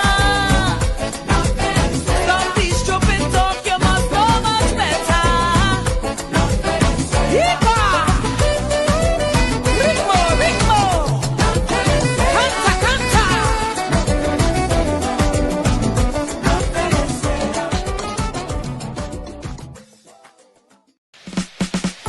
Laid to rest, laid to rest. Laid to rest, laid to rest. It's alleged, it's alleged, it's alleged, it's alleged. Hey! Tell them Kamala say, PNM dead. Petrochen workers say, the party dead, dead, dead. Bubble billions missing from the treasury. Corruption with taxpayers' money, the end is here. Security, PNM dead. Hey, tell them Munilal say, PNM dead. Even the 1% say, the party dead, dead, dead. They support us mourning and crying. Funeral arrangements they making, the DMO leaving. PNM dead. Condolences to the Balize. SIEP, no more pale pale. The rising sun is ready to govern Trinidad and Tobago for a brighter tomorrow. One, restart the economy. Two, health sector, immediate victory. Abolish crime, put sports on the front line. Four, every pipe must have water. Five, roads smooth as six. Provide people with work. UNC ain't making jokes. Tell them drilling say, PNM dead. Social media say, the party dead, dead, dead. The registered party members in pain. Scarborough to put a spin. Inside sources say, PNM dead. Tell them Arnold say, PNM dead. Police, army and prison say, the party dead, dead, dead. Election night flambeau burning steady. The casket was on the hearse ready. Read the red eulogy. PNM dead, dead, dead. Tell them Kamala say, PNM dead. Some of the members say, the party dead, dead, dead. When the CARICOM leaders hear what's up, seems like not one of them was in shock, put them in one big box. PNM dead. Tell them Munilal say, PNM dead. Teachers, doctors and nurses say, the party dead, dead, dead. All the bad investments and fellas make investors not coming for the work, no more ice cream and cake. PNM dead, dead, dead. The red party showed no empathy for 18 babies and pipeline families. They so heartless, citizens in distress. The country in a crisis, SOE and still lawless. One, UNC on a mission. Two, to correct the school system. Three, end poverty and clean up TNT. Four, speed up the housing process. Five, lower taxes. Six, revamp we energy. Bring back the oil refinery. Tell them Kamala say, PNM dead. Petrochen workers say, the party dead, dead, dead. Bubble billions missing from the treasury. Corruption with taxpayers' money, the end is here. Security, PNM dead. Hey, tell them Munilal say, PNM dead. Even the 1% say, the party dead, dead, dead. They support us mourning and crying. Funeral arrangements they making, the DMO leaving. PNM dead, dead, dead. Tell them drilling say, PNM dead. Social media say, the party dead, dead, dead. The registered party members in pain. Scarborough to put a spin. Inside sources say, PNM dead. Tell them Arnold say, PNM dead. Police, army and prison say, the party dead, dead, dead. Election night flambeau burning steady. The casket was on the hearse ready. Read the red eulogy. PNM dead, dead, dead. Fire! Fire! Fire! Fire! Fire! Fire! Fire! We are back to it. Sunday Talk, Let's Talk Politics with Uncle Tommy, Professor Wall Street, COP and you on WZYU 95.9 FM. We come to you every Sunday from 1 to 4 p.m. That's every Sunday from 1 to 4 p.m. Don't forget, folks, whenever you join us, share the live, WZYE 95.9 FM on Facebook. Subscribe, WZYE TV on YouTube. And you can reach us here at 973-868-1444. That's 973-868-1444. Also at 973-609-6509, 973-609-6509. As the professor said, please share the live. We thank you. Thank you. Nandi, I have your song, eh? I have to play it. Let me see if I have it here. I have it here. I'm ready to say, I'm ready to say, watch now. WZYE playing my song, eh? Let me see if I have it here. Just now, eh? Let me see if I have it. Hold on, eh? Tommy, you know who Nandi is? Not sure. All right. Angela Darius. That is Zayden Darius' mom. I see Ramsey just entered the studio. Yeah. He coming in at 2 though, right? Yeah, I had him scheduled to start at 2. Okay. He's probably just testing his equipment. Yeah, okay. Let me see Darius. But the security concerns. Okay. Man, send me a voice note. 8 minutes, boy. 8 minutes. When he wants you to play that. Nah, I'm even wasting my time with that. Cop entered the studio. 8 minutes. 8 minutes. 8 minutes. COP, welcome. Good afternoon to you, Professor Wall Street and Uncle Tommy. How you guys Good doing on a afternoon, Sunday sir. afternoon? Yeah, How you guys doing on a Sunday afternoon? We are doing. What time was church this morning? Church? Yeah. I don't know about that. You have on a white shirt, so you had to come from church. You just take off the tie. No, this is one like what you have. This is one like what you have. Just the cheaper one now. You are the Puma. This is just the cheaper.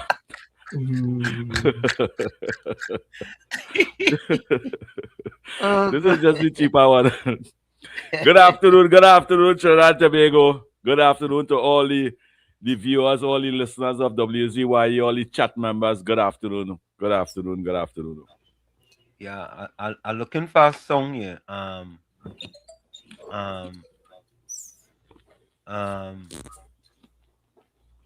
Angela, but you ain't saying nothing at all. Damn. That Venezuela song.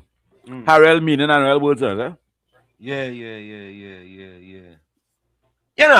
You know, we just really originate. We don't imitate, you know. We just make songs very popular in Trinidad and Tobago, you know.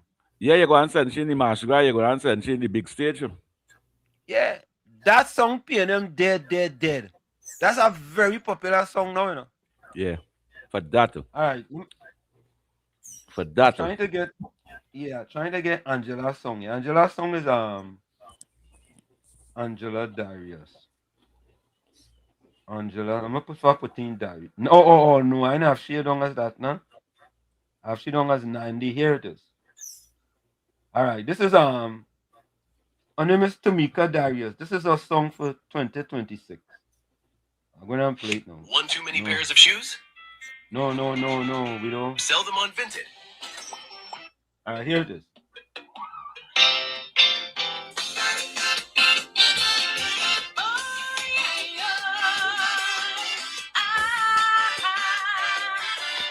So, folks, this is Zayden Darius' mother. Zayden Darius' mother. She's also a Calypsonian. And Right. This is her song for 2026.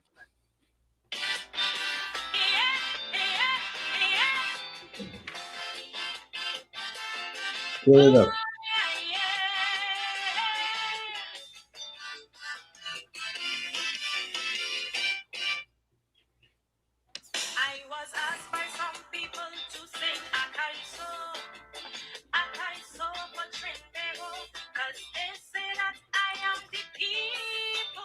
Are you hearing it? Yeah. It's quiet though. COP, you hearing it? Yep. Yeah. See if you hearing it, Tommy. Yeah, loud and clear. You could turn it up a bit though. No, it's all the way up. All right, let me do this. Let me try something else. Let me see if I go over here, if I get it here. Maybe this might be better. Hold on, Tamika Darius.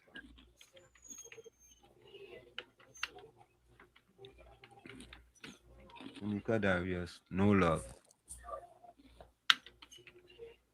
If I play it from another location, maybe that might be all right, here it is. All right, let me play it from over here and see if this is any better for you, Tommy.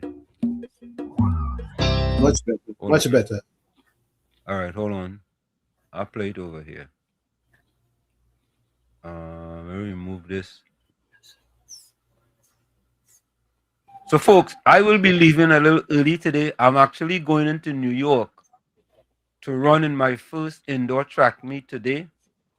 So I said, let me give you guys a few minutes before I go. So here it is. This is Tamika Darius' song for 2026. Here we go.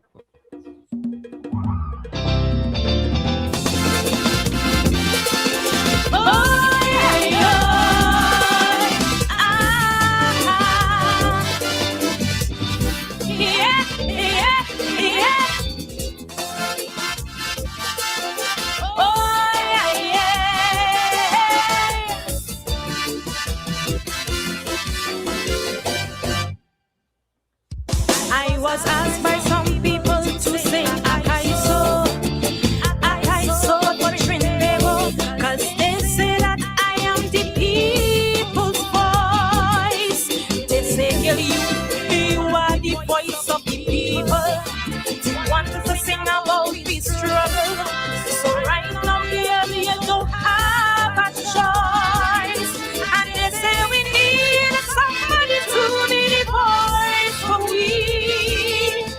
So raise all the injustices that we face daily. I say who me, they say yes, but then I had to tell them no. Cause all that time, carnival time, all your days have no use for calypso. All you just can't wait for carnival to done. As Ash Wednesday reach, all you just rest me down. So don't call me, call reggae rap or dance hall. Each day as you pick up the paper, it's another bird. Trinidad will lose and next on your daughter. Don't call me, call reggae rap or dance hall. After Sunday night I did the March Crash show. All you just have no use for calypso. Now that the competition done, it's kicking my ass and it's have to run. So when criminals making you cry and you don't hear my voice, you should know why. Trinidad boys, all you have it so. Cause all you really have no love for calypso. That's the truth and all you know. Kaiso. Yes, have no love for calypso.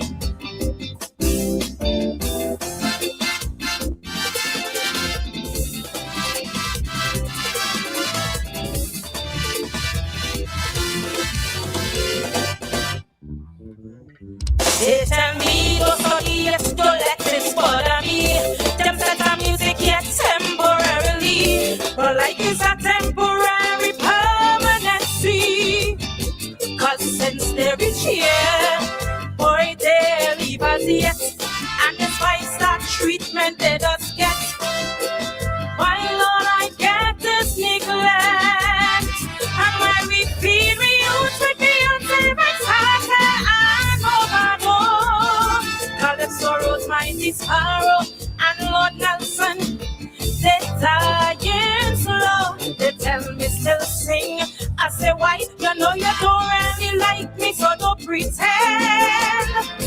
And when you're getting in your problem, call reggae and dance hall, and the rest of your friend and them.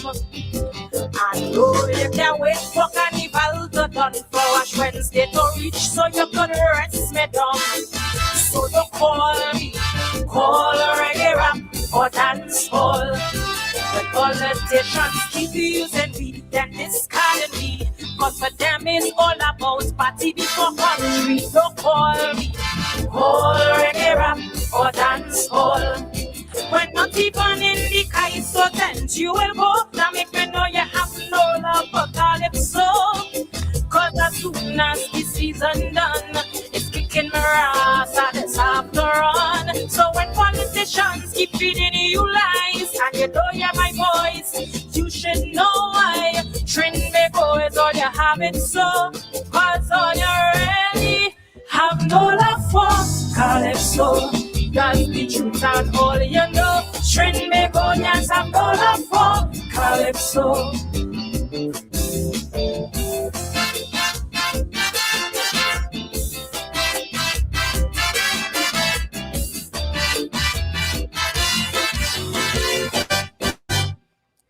I'm that bastard child who you really don't care for. The one you turn your back on and close the door. I'm the one who you put aside. While the others who really care about you, you feed them and give them the clothes off your back too. And you speak about them with pride. Then in your darkest days, when all of them leave your side and run, that's when you want to call me and say you need me, begging me, please, child, come. I say for what? And why when you allow them to abuse me daily? So where are all of them now who you constantly place in front of me? I know you can't wait for carnival to done. So watch Wednesday could reach and you could rest me down. So call me, call reggae rap or dance hall. When our women don't feel safe anymore, they don't feel secure, cause it's like against them some men declare war. So call me, call reggae rap or dance hall. When one man in Chicago is the serious so now make me know you have no love for calypso. Cause as soon as carnival done, it's kicking me ass and it's have to run. So when in a ditch a woman body lie and you don't hear my voice, you should know why. Drink the boys so you have it so. Cause all you really have no love for calypso. That's the truth and all you know. Trinbagonians have no love for calypso.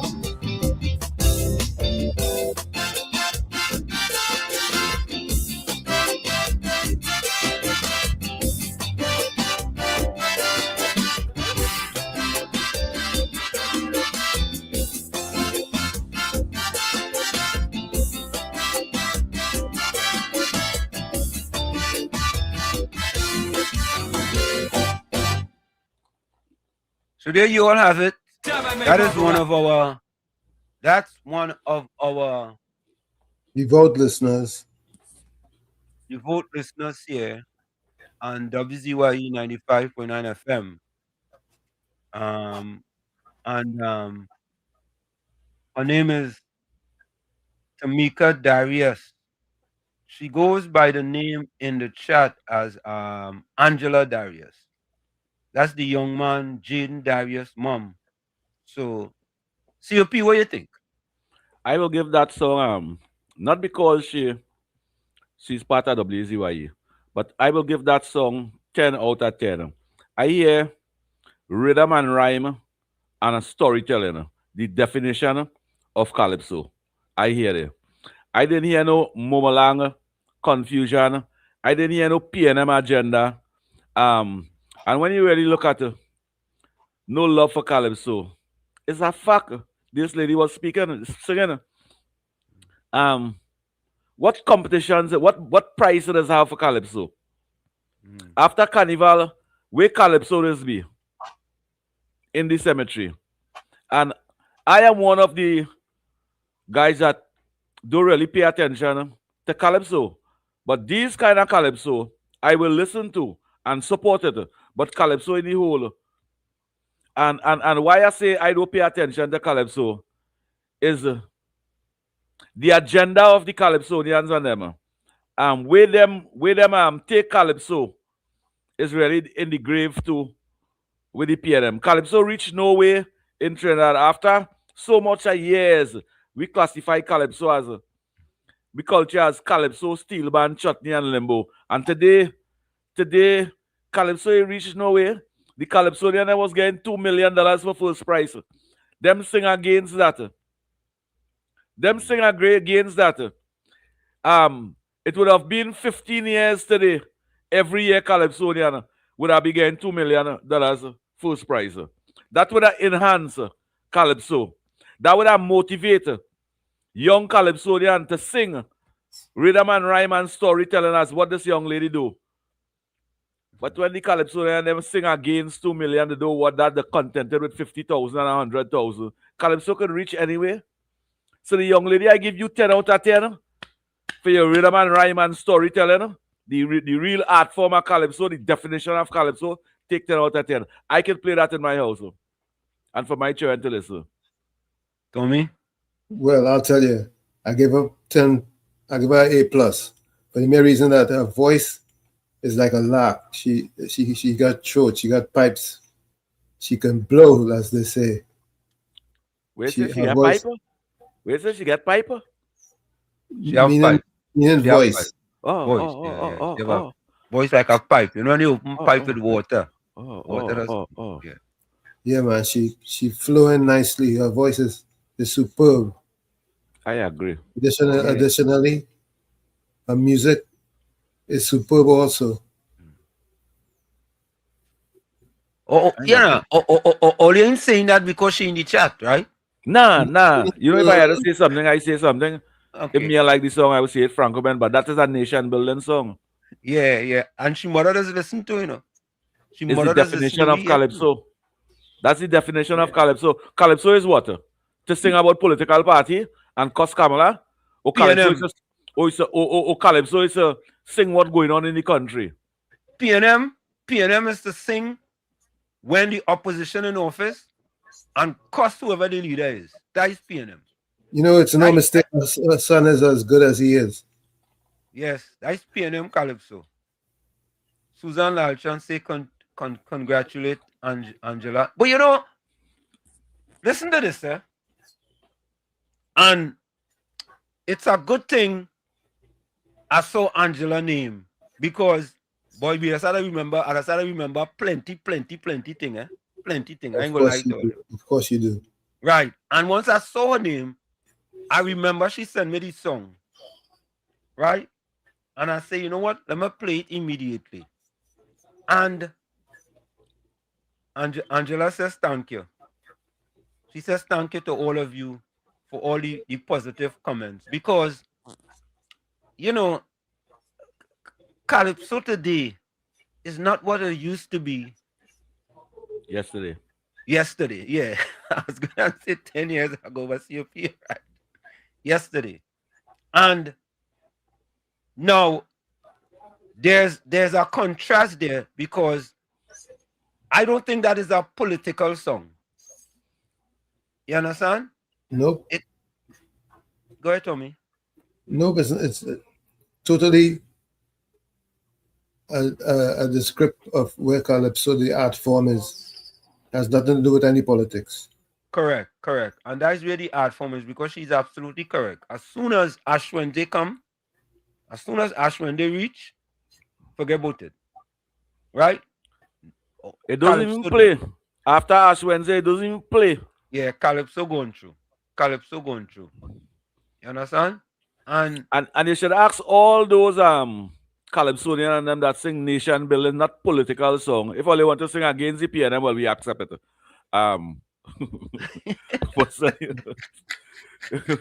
Selling all of the Calypso, not the PNM ones and them, but selling all them songs. Because over here, it can have fair play over here too. Yeah. We could do fair play. All you know, Kurt Allen have a new song too, you know. All you hear it? Yeah, I hear Kurt Allen's song, but I pay attention to it. Not sure. I listen most of them Calypso on them. Yeah, Kurt Allen is a lot of politics, but well, her nickname is Nandi. That's why I didn't. And Kurt Allen do deal with politics. You know, he see with the UNC, you don't see with the PNM, you don't see no political party. But he sing what he's seeing are wrong in politics and what's going on in the country. Kurt Allen is singing. Right. And Angela said she made it to the let me see something. She made it to the park? No, just she wait.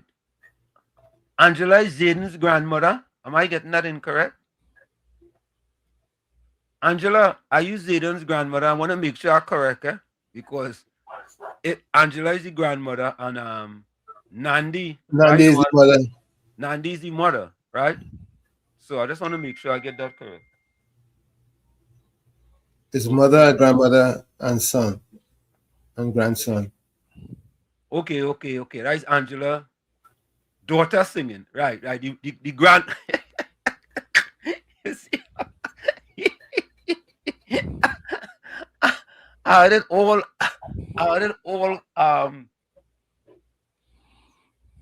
messed up. But all you know by now, I am good at messing that type of stuff up. You know, when you're from Chumaka, you learn how to mess stuff up easily. Right? So Angela is the grandmother. Nandi, which I have down as Nandi, is the mother. Daughter. The daughter.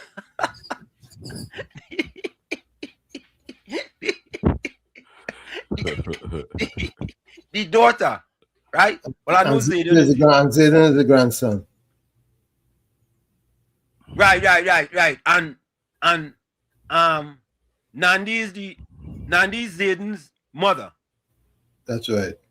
Okay, all right. Don't worry, all you I kind of slow back at us gate eventually. Don't worry all yourself. You know? Yeah. Okay. Mr. Sandra, please thank you. For keeping me in check. That song going to reach any Masgra, that and Venezuela. Yeah. And hold on, Angela, put in the chat again. She reached somewhere just now there. Did I start that? Let me see something. Yeah. Here it is. Oh, it's Tamika. Right. Tamika is Nandi. Yeah. All right. Tamika is a finalist in the Queen's competition on Sunday, the 25th at Queen's Hall at 4 p.m. All right. So Tamika is a finalist. Yeah. Next Sunday. Yeah. Hey, and Angela, tell Tamika give me a call. Look the number up on the screen. Yeah, I like when they do them things. Yeah, tell she give me a call, Angela. Call we know. Tell she if she in church, come outside the church and get a busy way a call. Tell the pastor, excuse me, please. Yeah. Tell the pastor, not the one with the internet search engine name. Yeah. I have to go outside. Yeah. Make a call. Family needed, Tamika. Family needed. Yeah. I have to go and make a foreign. Angela sent she the number. You know what? Let me do this. All right. Let me do what we just normally do here. Let me here cool. It is. Right, yeah. Here it is right there. Hold on, man.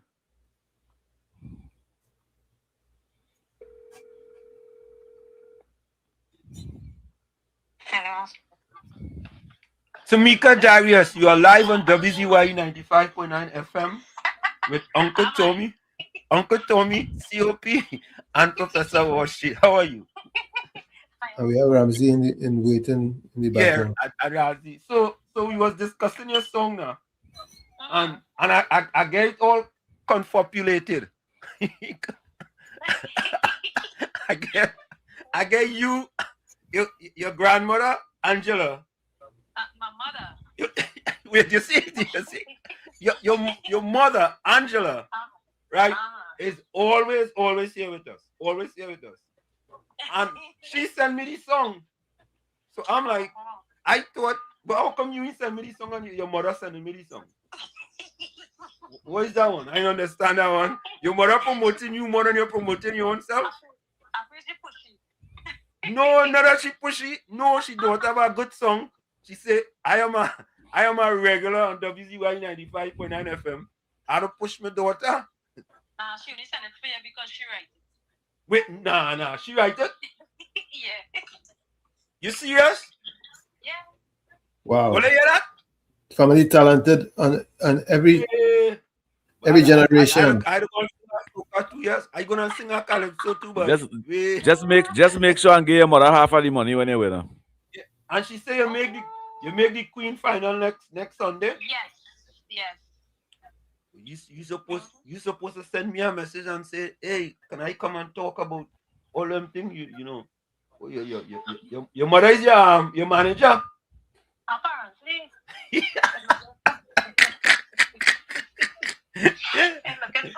She calling me right now. Yeah, no, listen. We told her to call you to tell you to call us, but I just pick up the phone and call you. That's how we just do it here. Let's give the whole family a round of applause. I'm gonna cue it up right now. Yeah, but the song nice, man. People saying congratulations is a very nation building song. It talks about calypso, and as Ash Wednesday reach, that is it. You know. They respect that calypso don't get. Yeah. You know? That's the definition of the art form. Yeah, who you get that voice from your mother? You get that voice from your mother? Definitely not. Oh, you hear that? We papa. You get the song from your mother. You get the voice, but you get the song from her. Yeah, you only get the song from her, but you ain't get the voice from her. No. I got the voice from her father. Oh, from the father. Okay. And who they don't get his voice from? His mother.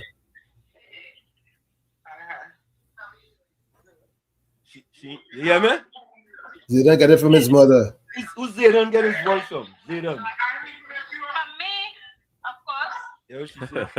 of course. Mommy, you get no credit at all, boy.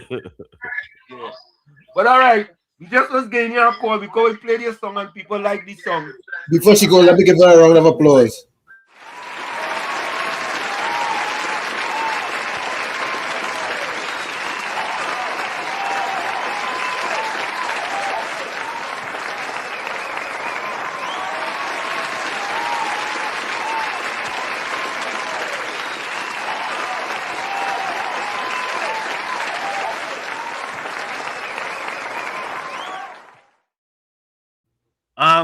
Angela, we call and get through, you know. We call and get through herself, you know. Angela says she called I'm not getting through to her. I left a message. We call. You understand? And when she see WZYE, Angela, she picking up the phone, you know. When she see Angela, she say, I will call she back, man. I saw you just go sometime, eh? Yeah. But That's a good song. That's a good song. That's the true definition of rhythm and rhyme and storytelling. That's the art form of calypso. Yeah. Well, take Angela, out that you're real talent too, you know. Angela take Ken out that you know. Yeah, Angela, you're talent too, boy. Yeah, boy. If you see the one with Venezuela getting a little competition, say that ain't nothing. Good song is good song. I missed that one, Mr. Antaku say Angela put it in the chat that she write this song. Yeah, boy. Angela, it's our post name PNM Party. How you write that song for she?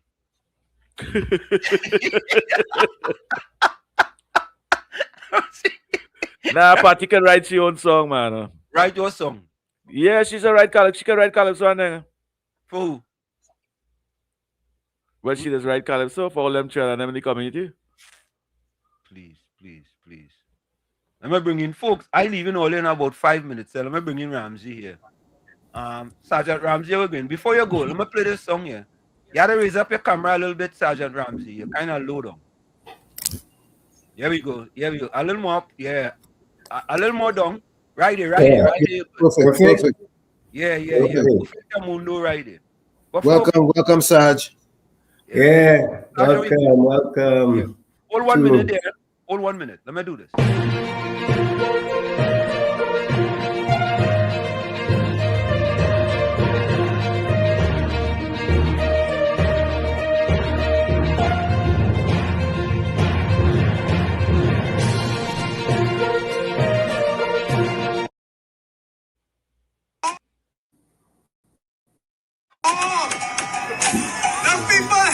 listening to me outside when I tried to walk in here. And they told me, Prime Minister, Nia, we are red, red, red and ready. And they asked me, pass the bell for me.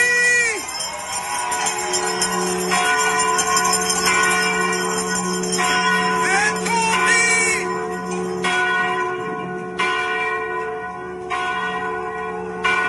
Prime Minister, you are a person that supports democracy. And if you support democracy, then you must know that you have to come back to us for a new mandate. And if you want to come back for us for a new mandate, then you must.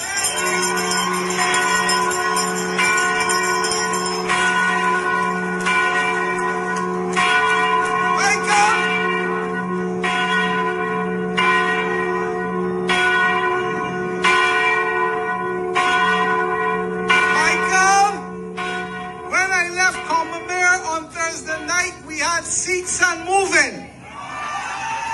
When I leave the city of Bridgetown, there are no more seats to be had.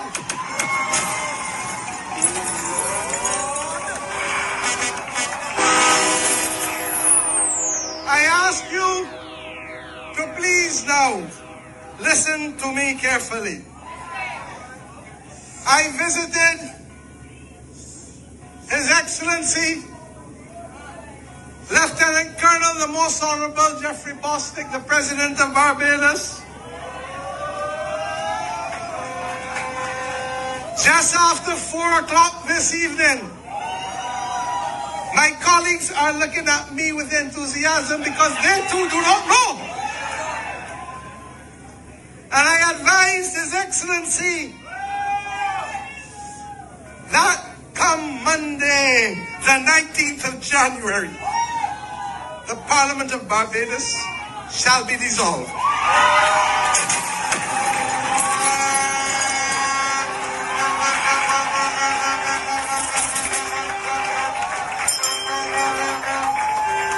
And I indicated to His Excellency that the writs for elections will be issued, having been proven and approved by the Honorable Attorney General, who awaits now only the dates. And in accordance with that, I now tell you, Honorable Dale Marshall, to please have the writs prepared to deliver to His Excellency tomorrow the lawful authority by which to dissolve Parliament on the 19th of January. And that nomination day shall be Tuesday, 27th of January.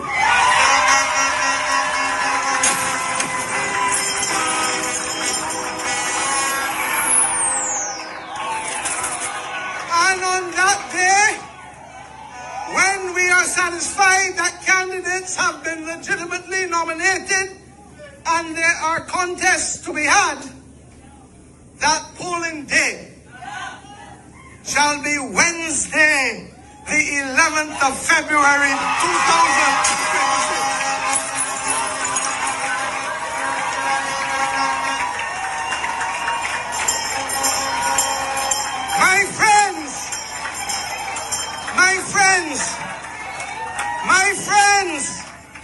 My parliamentary colleagues, some of them may be a little upset with me, because only yesterday.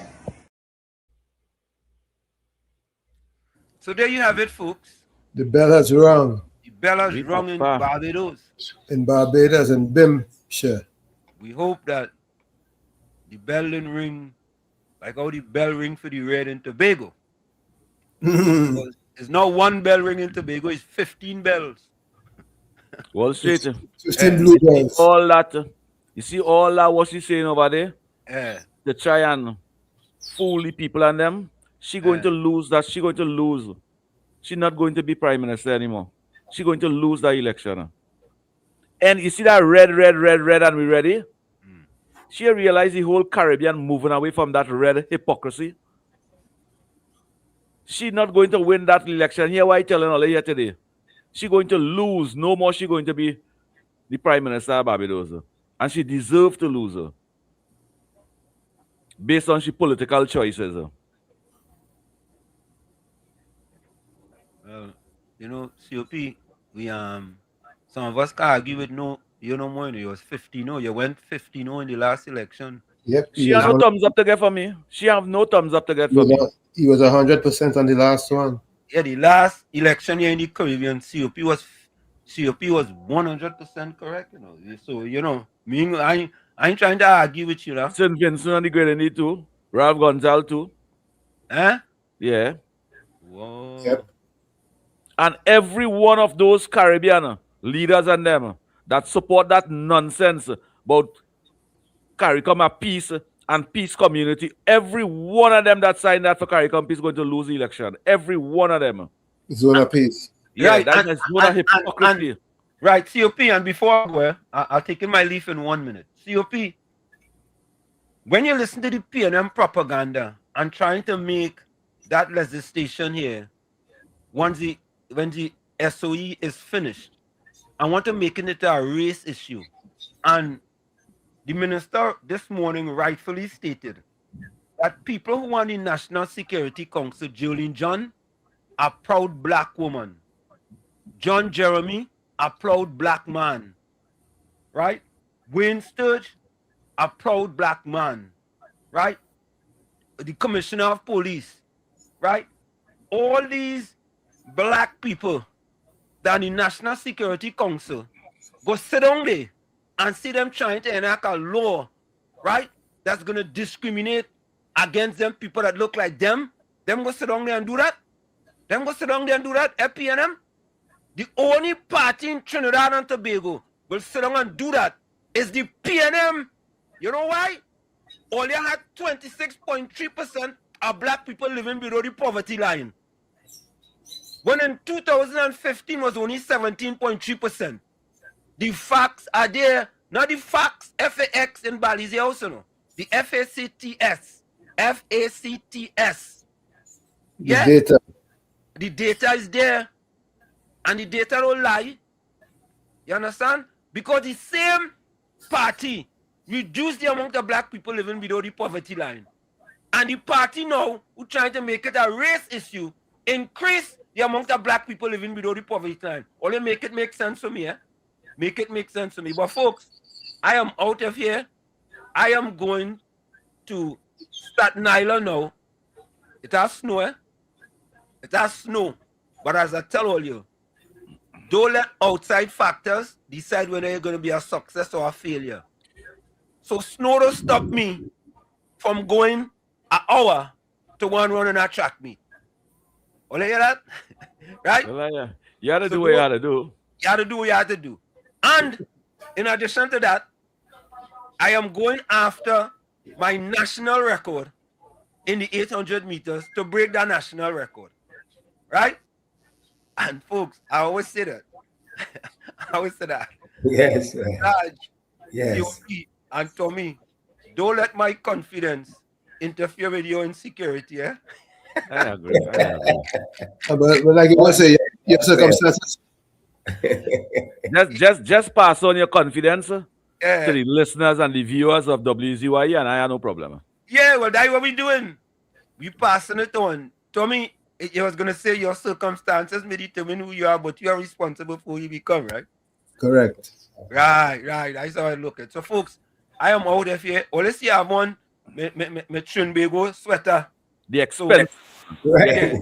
Yeah. Expectation is high. Yeah. All right. So, folks, I'm out of here. Tommy, you're going to take it, and I will see you guys. I go post a picture or some type of thing later. All right? I'm out of here, guys. All I'll right. see you guys later. Bye-bye. Yes. Bless Yeah, you to you all. Well. Well, Victor Ramsey, good afternoon to you. Good afternoon to you. Yeah, Yes, Vic. good afternoon to you and all the listeners, and to you, Tommy. Like you say, very delicate subjects are going on in this world now, as we know.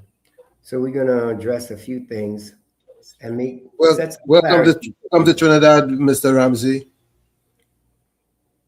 Yes, I've been here the last 3 days. Today, make it the third day. I was walking today looking at Chaguaramas Bay and the condition in which it's in now. And I said, that's one of the reasons why we need America back in this nation to help restore things. And I'm not just saying that because I'm a retired soldier from the United States, retired officer, but I'm looking at the infrastructure in Trinidad, and we need a lot of help.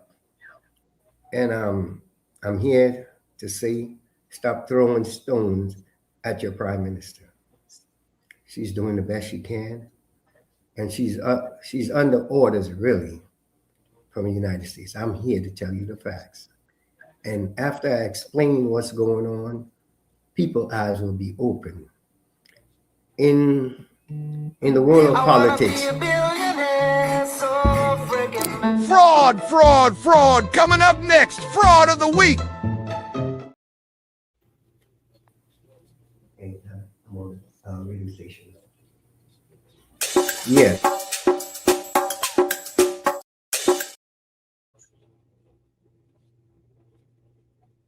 Excuse me, I was just. Go ahead, Sergeant Ramsey. Go ahead, brother. Go ahead. When 2 minutes we go in, your mic. Oh, your mic's muted. Unmute your mic. Ramsey, unmute your mic. Let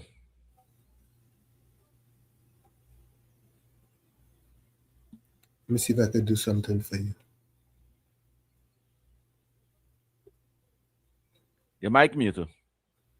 Your mic muted, Ramsey. I can't yes, now it's unmuted. Okay. Talk. Okay. Yeah, like I was saying, United States in the Caribbean is a good thing. With crime being what it is, the infrastructure, a lot of things.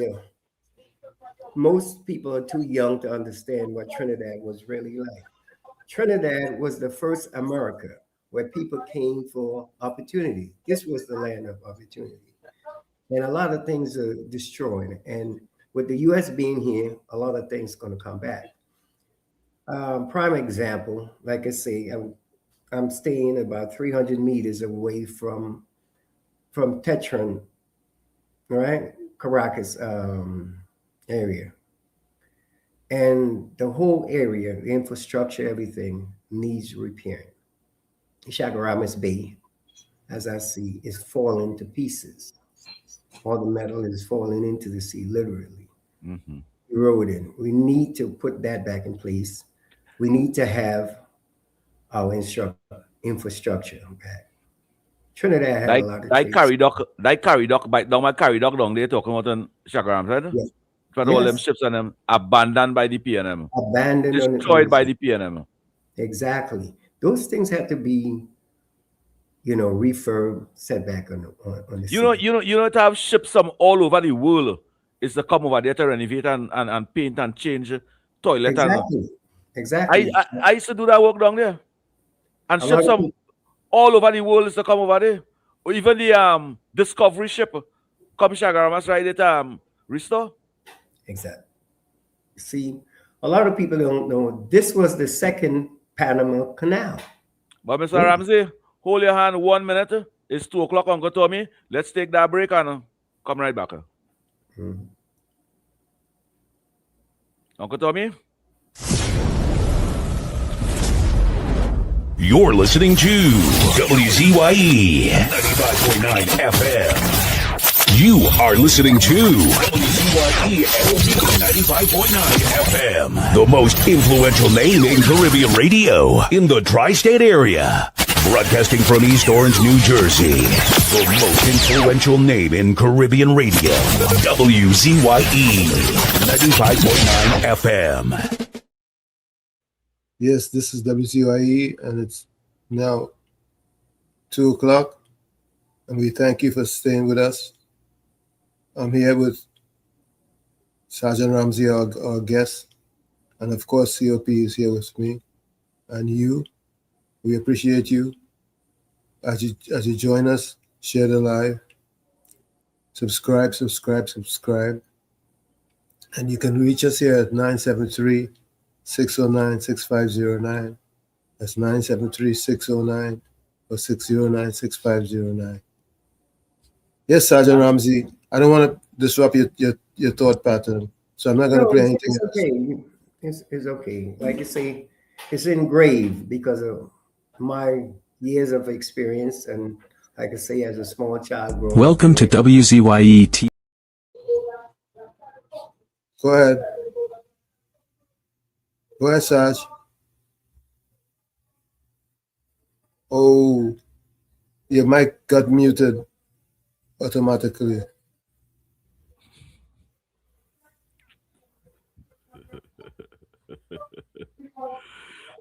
Mr. Ramsey, just like me, boy. Talk, Vic. Can you hear me now? Yes. Yeah, I can hear you. Okay.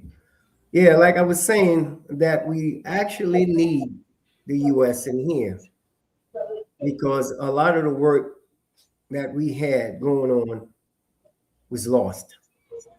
And by the support by from the U.S. and us to them, a lot of the things are going to return.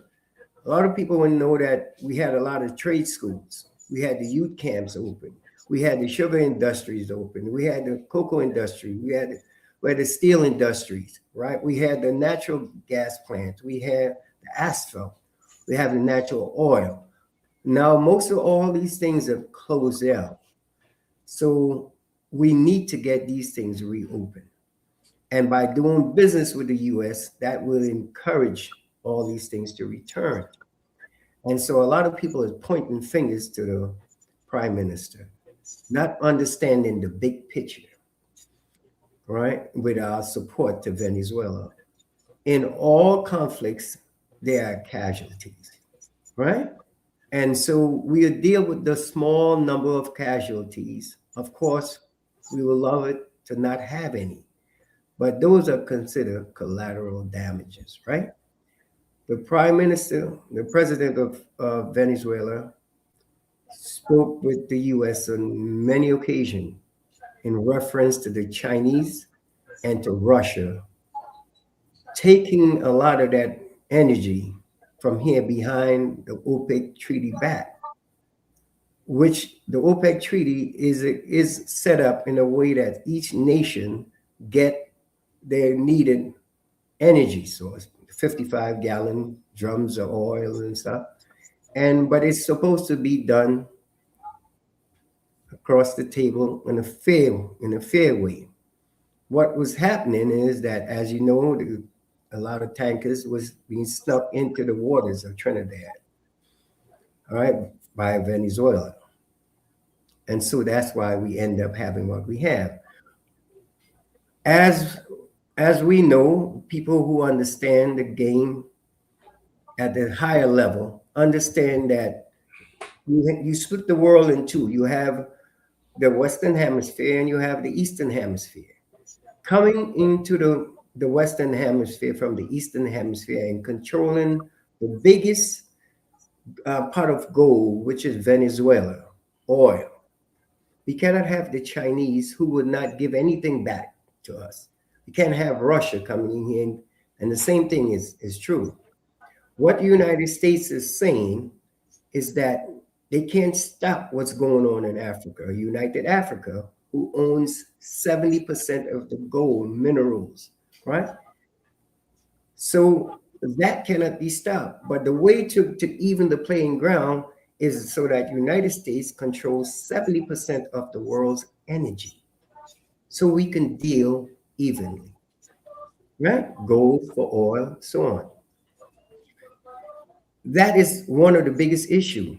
If China and Russia controls that, then the influence of the United States and the good life that we live in will be gone. As we know, China and Russia, when they come into the country, they takes over everything. Look what's happening in Jamaica. people of color can't even go into the hotels and stuff. It was there. So the people took it on their own to burn it down. Not saying it was right or wrong, but I'm saying that's what happens. No respect for the people, the citizens of the country. Look, the waterfront in Port of Spain. The contractors who was used there was predominantly Chinese. Was no real subcontractor work for the people from Trinidad. Nothing given back. You can't afford to live in a world like that. And Trinidad has a great rapport with the United States for years. And it is in our best interest to support your prime minister because you don't know the intricate details, the small person. There's 5 tiers to this world. On the first tier is that of the general public. The second tier, you have the police, the fire, the judges, prosecutors who oversee things for the general public. Above them, you have the media who controls what the judges and the police and stuff does. And above them, you have the president and the prime minister, the dignitaries of the world. And slightly above them, you have the electoral colleges in the state of the United States, right? Who actually dictates who the president is going to be. Not from a democratic system, but through an electoral system. And so what they saying to Trump is to make sure and secure that energy source so that we can bargain with the world. And Trinidadian, most of them is thinking about the couple of boats and stuff was blown up, not knowing that the activities that's taking place there is against the law. The boats coming in with the oil behind the OPEC treaty back. And few people will slide a couple of dollars, but that doesn't benefit the great majority. We want the money to trickle down. Like I always said, you have one voting for leaders, you have a choice. You have 2 choices. You have that of Jesse James, who steals everything for himself, a gangster, and you have that of Robin Hood, who steals from the rich and gives some to the poor. In this case, America is the Robin Hood. And Kamala understands that. So please sit back, do your research and how things really go, and you will see that you need to support your prime minister.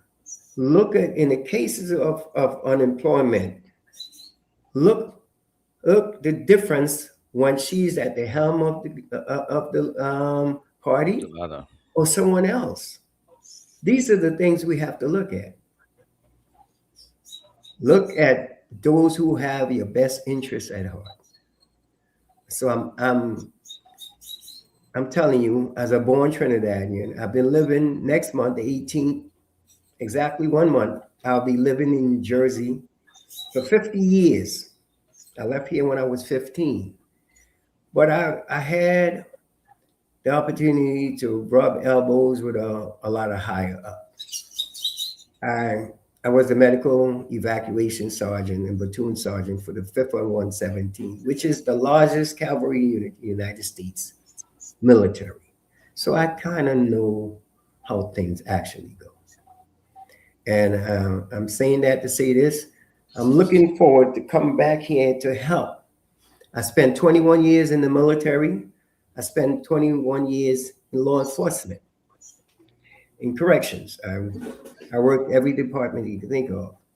So I'm looking to bring those expertise back here. I even had a big part with the weapons buyback, amnesty program, to help with the gangs, solve the issue of all this fighting in Newark. Everybody told me that I was crazy when I wore a hairbrush in my holster as a symbol of peace. I give the power back to the people. And so many times when loved ones were missing in the system, I went and found them. I helped over 300 inmates get out of jail by just doing my due diligence. what I was paid for. And I'm hoping that the people of Trinidad and Tobago just set aside that yellow and that red, and why not mix the best of the two worlds and come up with an orange party? The best that the red has and the best that the yellow have come together. The red had no best. It had no best in the red. It had the worst in the red. Well, send them tapes. Help them be better. Walk them through it. After Mr. Ramsey, after 60 years at the red, it had none good over there. But what I will say, the Americans once controlled Chagaramas, and many parts of Trinidad, the Americans had permanent spots over there. They even had plane runway and thing here in Trinidad. I think that this government should ensure that the American control back all them places and take back that runway for the plane to come in and thing, because all them things are just abandoned. The spots and things still, because I was researching that the other day. Yes. And I seen the spots and the place which part the runway still over there, but just bush, and I find all those things, because the closer the Americans is to the Republic of Trinidad and Tobago, it benefits the future of this country in everything, and in every way. With most certainty, yes. I know. The Americans is the only government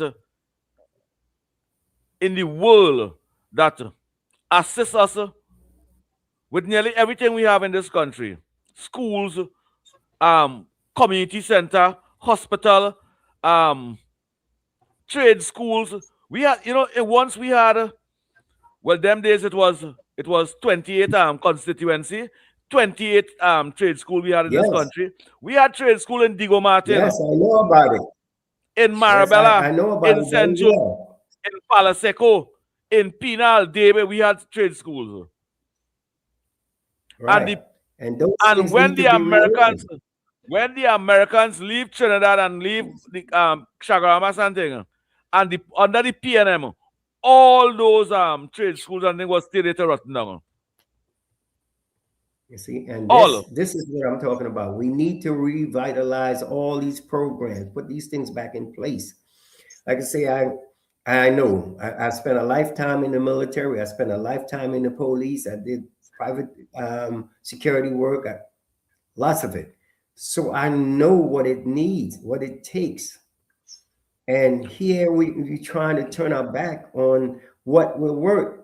Just because they didn't think of it, they will let it destroy. They will break it down.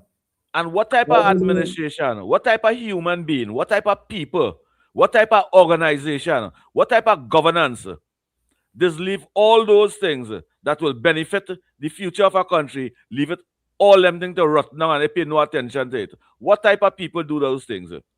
Yes, what type of people really do those things? Yeah, that's it. People's eyes need to open. I have been calling for over 25 years, all over Trinidad and Tobago in radio and news and current affairs. Why we don't have trade schools in this country? Why it is the trade school rotten over there, demolished, and why we don't establish back those things? Why? When somebody go to a trade school and them learn welding, fabricating, plumbing, or any kind of thing, them don't belong to work for anybody, No, you need the brains of the nation. We have so many intellectual people here in Trinidad that we really doesn't need to import anyone outside. We really need the brains of the Trinidadians and the support of the Americans. You're right. We can do that work, like I said, with the support of the U.S. We have very intelligent people here. The first of everything you could think about is here. The first TV was invented here. The first touch screen was a Trinidadian invented it. The first man to circumnavigate the world was from Trinidad, right? You can think about all the first right here. The first man to start Pan-Africanism, Henry S. Williams, from here in 1900, right? And who was the first people to abandon the citizens of this country? Yeah, so we have Mr. Ramsey, I like where you're going there, but who was the first organization to abandon the people of Trinidad and Tobago? We don't want that place. That's A one little, place we a don't little want. sarcastic, right? A little sarcastic. Yeah, yes, I know. That's the only person I'm very controversial. That's the only person we don't want, right? Because we have the intelligence, we have the drive, we have the courage, we have everything here. And the most important thing we have the money. Exactly. We have it. One talking about exchange rate, right? Trinidad has one of the lowest, just dealing with our economy, not combined economies. So you really can't ask for much. I'm looking at the things that the young men and women have, 2-3 cell phones and 5-6 pairs of Jordans and all these things. They have it because they have the money to do so. Take that money and invest it in a wise way. Just don't buy. I listen to the former prime minister on a platform speaker about the Americans and Keith Rowley speak about how they were so good to us for the years, the billions of dollars they support Trinidad and Tobago with, and they assist this country in everything, and yet still them don't like the Americans today. Yet still them will go on the platform and condemn Trump and thing. The thing is that no one's want to be independent thinkers. They want to stay within that box. And they, so long as they can check the box and they get credit for it, they try not to make any differences or ruffle any fellas in standing and making a clear-cut choice that is beneficial to all. They worrying about lashbacks. That, well, my couple of friends in the party wouldn't like me for making a solid choice. Although it will help everyone else, they will cut off their nose to spite their face. Why a government will close down or not support a cocoa industry? We have the best cocoa in the world. Yes. The world want our cocoa. The People's National Movement have been governing this country for over 65 years. Right? And why they see that as a business to bring in resources and benefit to the citizens of this country, why they wouldn't support something like that? Why a government will see a rice industry that could feed their own population and not support something like that and give them an incentive to plant rice and ensure we could feed ourselves? We had all that rice in Caroni, right? Yeah. The cocoa industry, Nestles, was big on that. Not just the cocoa industry. Not just the cocoa industry. We had cocoa and coffee. We have the best coffee in the world. I know. The biggest grain coffee in the world. And that's what I'm saying. That's why we need the American support to put all these things back in play. You see, I'm at the age where I know this. I'm 65. Like I said, I left here when I was 15, but I kept interest in Trinidad, always coming back and studying. We also have the biggest set of plantain and green fig in the world. Yes, I know. Still fig. What they're bringing now for we in Trinidad over here is a fig from a next Caribbean island that they just dip in a water, a ripened water. So if the fig green, you dip it in the water, and the next day the fig kind of yellow. Yeah, they have the cabbai too. They stack it in cabbai. But the potassium, the potassium in that fig, you will no longer get the true potassium in that fig. No. But when you have your own local fig in Trinidad and Tobago, you leave it like ripe for yourself. You gain the potassium from that, and you eat a healthier fig. Banana. Let me don't say fig. Let me say banana. You eat a healthier banana. Why administration? Why the leaders them don't establish that and grow that more? All the Caribbean islands that planting yam and dashing and breadfruit and all these things, they don't have the amount of land that we have to plant them things. Yeah. And we could plan that and supply the Caribbean with that. Because, yeah, Trinidad is the largest of the Lesser Antilles. We have the land, like you say. But We have it. to abandon it. those things for the friends, family, and financiers to bring down all those things in this country for we to buy it, it's That just doesn't have the nutrients. it's just a deceitful administration we had all the time. And those things doesn't have the nutrients. That's the soil in Trinidad. They know that. We have the best soil in the world. Yes. In the world, we have the best soil. Topsoil is high. It's great. And we administration, the past former administration, we didn't even study that, just leave that alone. Let the friends and family bring down a set of processed thing for we in this country over here. So that when we eat, we can live long. A lot of people just think about themselves. They get a payday and they say, okay, I'm good. Me and my family, but when we vote, and they forget about everyone. When we vote to give us opportunity and to create a better life, to create a better opportunity for the future of the country. But when you deny the people them opportunity and turn your back on them for your friends and family to make money, what you doing we? Good afternoon to you, Miss Atlanta. Miss Atlanta, go ahead. You're live. Thank you. Thank you. Good afternoon. I'm getting difficulty hearing you. I don't know if you can hear me. Yeah, we can hear you. Go ahead. Make a contribution.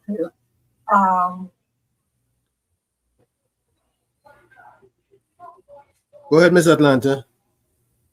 How to get back on the train of thought. Good afternoon, everybody in the chat. Mr. COP, the guest, I think it's Mr. Ramsey and Tom. I came in late, so I didn't get the gist of the thing. But what you're speaking about, and you're cop, you are saying everything going down and everything is down and broken and destroyed, right?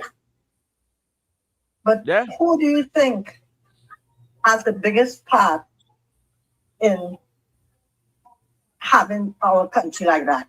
The PNM. Like this, Mr. Cop. The PNM. The PNM. Responsible. The PNM responsible for all the destruction and all the neglect.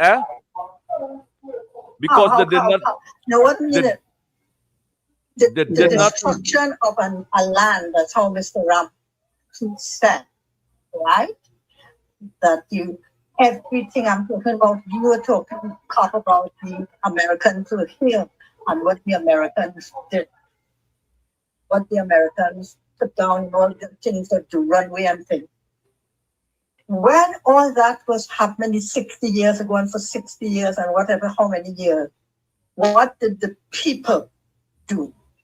Did we just sit down and crawl down and lie down on the table or go under a rock? Remember, this is our land. This is our, regardless of who administration there. I heard, I think it's Mr. Ramsey said, the 5 tiers, right? The 5 tiers. And I didn't agree. I always thought the 5 tiers, the people were on top. Policemen, and so it going down till the head. It's the last tier because they had to run to the people to beg, to vote, to promise, and they lie and all kind of thing. And the people who are supposed to be on top sit down with their mouth closed and sucking what the people that they put there, right? What they working for us. They're supposed to be our servants. And as long as we stay like little dummies and say, they this, they that, regardless of who administration was there, our country, you hear how destroyed I listen to you and I say, my God, this country really down to the bottom, to the ground. But who? The people who you say in office, whoever they are in office, they just grab money and go or whatever it is. But what we do as a nation, as a people, and I'm not saying one set of people or no set, as a people of the nation, what did we do to all those trade schools and all kinds of things? Well, we sit down. So what did we do? Sit down? I mean, and the amount of gold brains we had. There was a time they had a brain. People used to talk about brain drain in Trinidad because the brains were leaving and going and living in America and Europe and all over the place with their brains.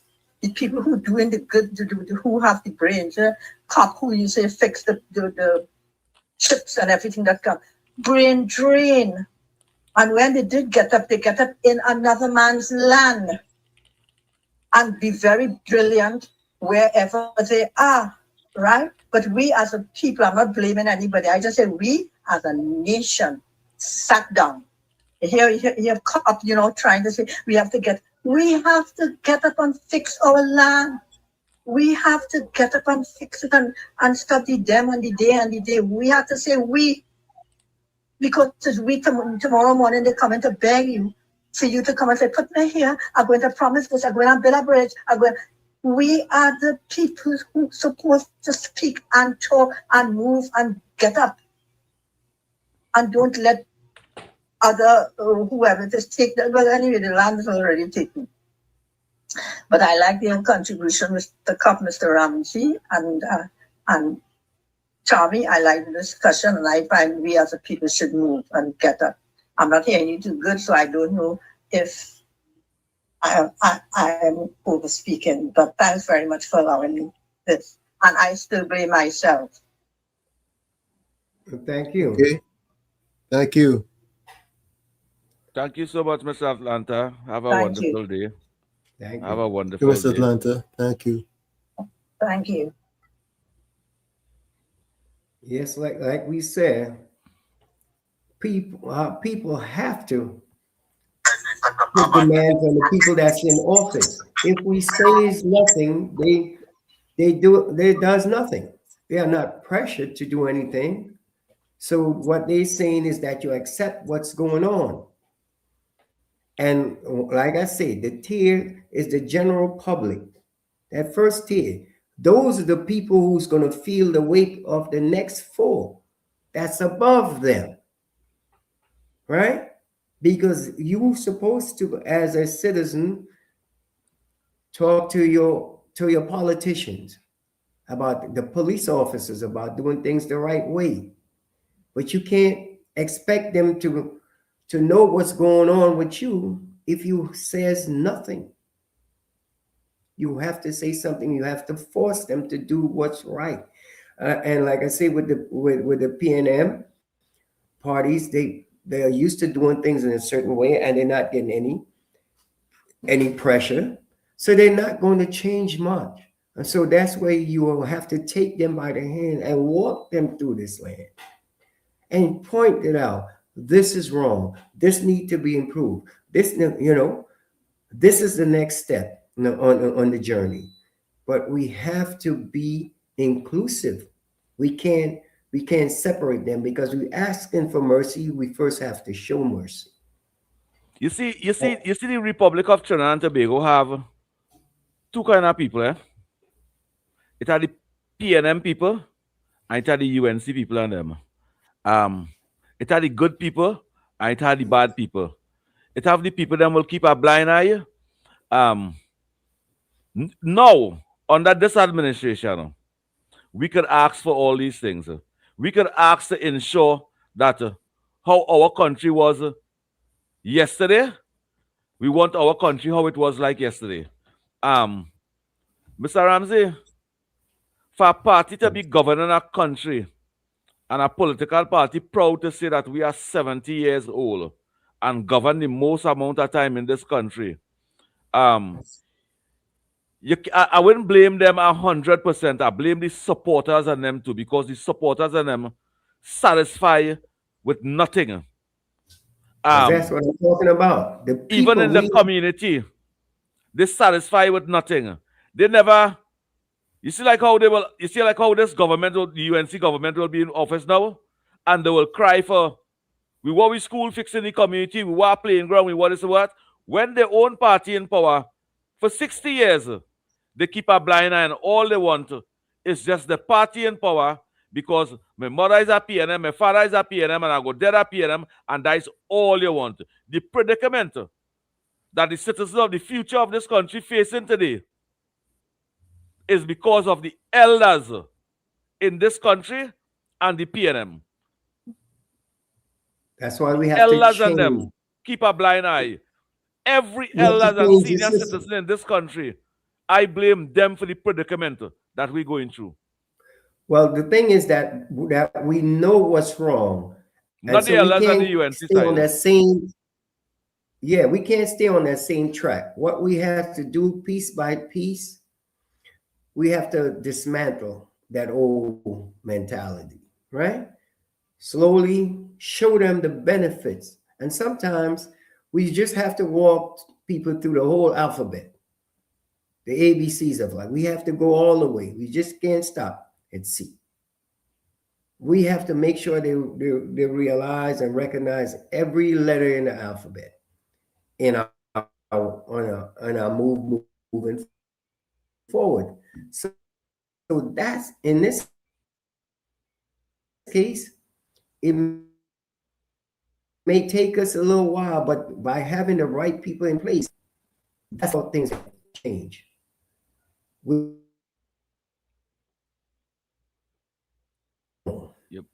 I'm seeing the internet is acting up. Yeah, but we can get it done. Because at the end of the day, everyone wants what's best. And Mr. Ramsey, and let me tell you why I did them say. and the nation. Let me tell you why I And did it say. ends up, it's and the they PNM, break sticks in their own assumption. We spoke about the infrastructure and how things were, but to other people, all they're hearing is that the Americans was here. They wouldn't hear what was done whilst they was here, and the benefits that we reaped by them being here. They think we were trying to sell the land out to someone else. No, because this that is what land. that is what the PNM was putting in the people and them head.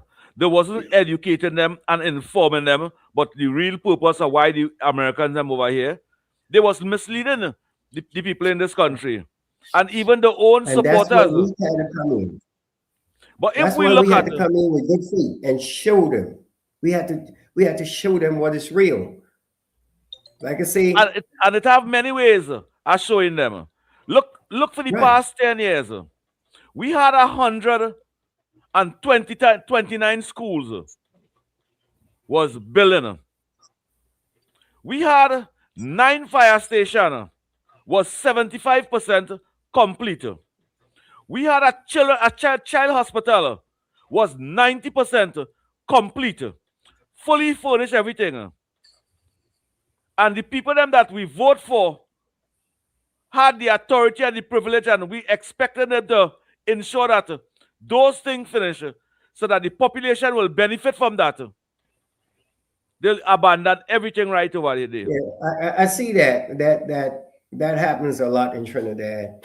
When the opposing party comes in, the goodness that was shown to the people in the way of not when the opposing party come in, when the PNM in power, because the UNC don't do that. Right, this is what I'm saying. But they let everything fall.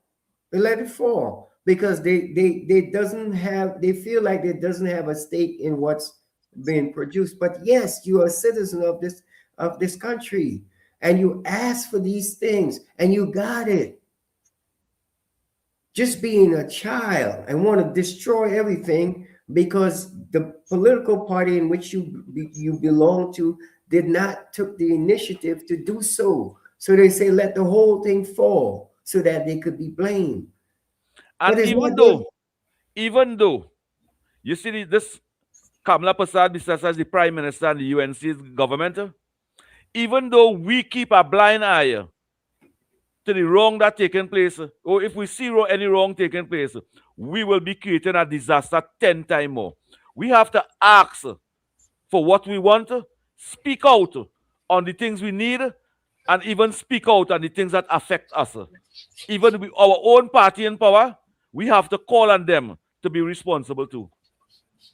And that is how things is fixed. Right. Not because your party in power, you would keep a blind eye as what the PNM do, because No. I don't intend to do that. I intend to ask for the things that I need in my community and ask for the things that I want. We have to do that And that's what as I say. UNC activists. And the people, we have to keep the people engaged all the I time. agree. And the moves that's being made, and show them, hey, listen, you asked for these things, they are in place. Here is the zone in which these things are being built, right? Let them see. You take a walk, you can take a walk downtown and see what you ask for a supermarket, you ask for a stadium, you ask for these things. Go and see the process and how these things are being created. Ask questions. Don't sit back and say, oh, nothing being done, when the locations of those things are for the general public knowledge. And you can always look up, Google, and you see on the site, is these things really being put in place? Our people have to be more responsible too. Mr. Ramsey, you're in Trinidad, right? You come down Yes, I'm south. going to be. You Yeah, come I'm down going to be south here side already? I'm going to be here for 3 months. You know where South Park building is? South Park? Yeah. Next to, How you know far? what the UTT? You know what the UTT campus is in San Fernando? That's by Dan Steele area. No, No, not on that side. Not on that side. No, it's near the bypass, on the bypass link road. When you come up the highway, like you're going towards Marbella. Okay, I'll find it. Whenever you come on that side, right? I just wait till when you're coming down on the bypass there, just look at the left. You will see the UTT campus over there.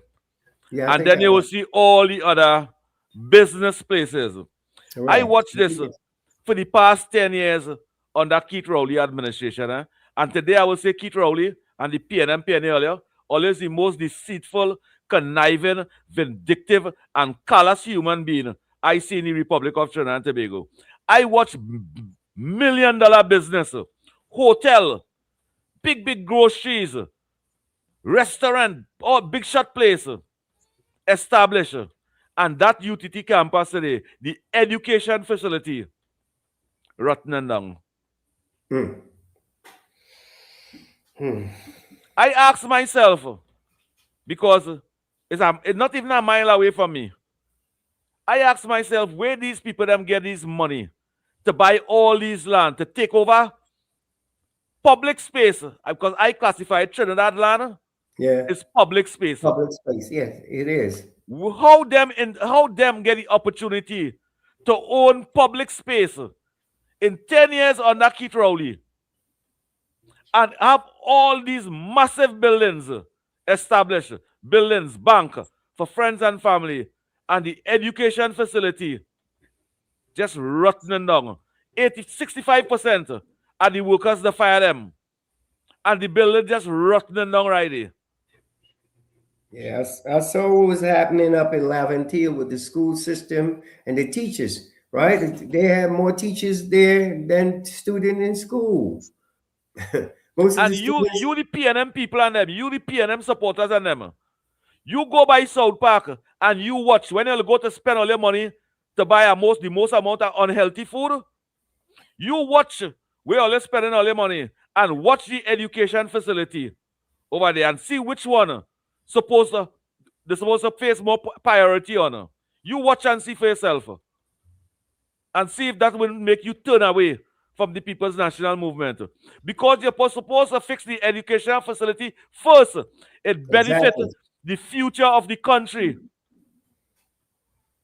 Yeah. Rather than giving the businessman the opportunity to occupy public space for business for their friends and family. What a hypocrisy is that? Yeah, I see that. A lot of that in Trinidad. Now, there's been a problem with crime in this country for a while, and there's a crime plan that's been presented recently that the opposition seem to be using their propaganda network to dispel. What's your thoughts on that, gentlemen? I think that the PNM is crime itself. I think the political party, the PNM, is a crime itself.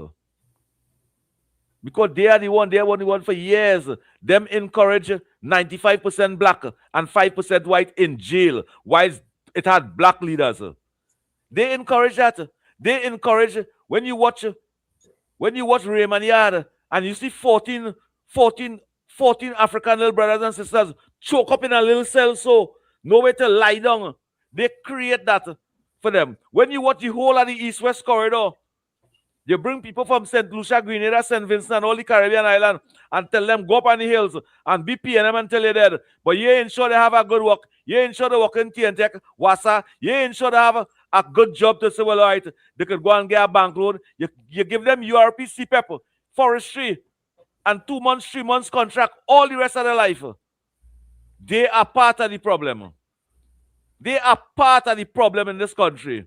But why is you give the citizens, the people that who vote in here for you, every 5 years, you give them a URP work and a CPEP work. The man who don't look like them and even come from foreign looking for a contract here, you give them everything. When you're supposed to give the population everything and the future of the country everything, you deny. They deny 129 schools and leave it abandoned to give a party member $4 billion in work, in contract. Today the brother have bank all about the place.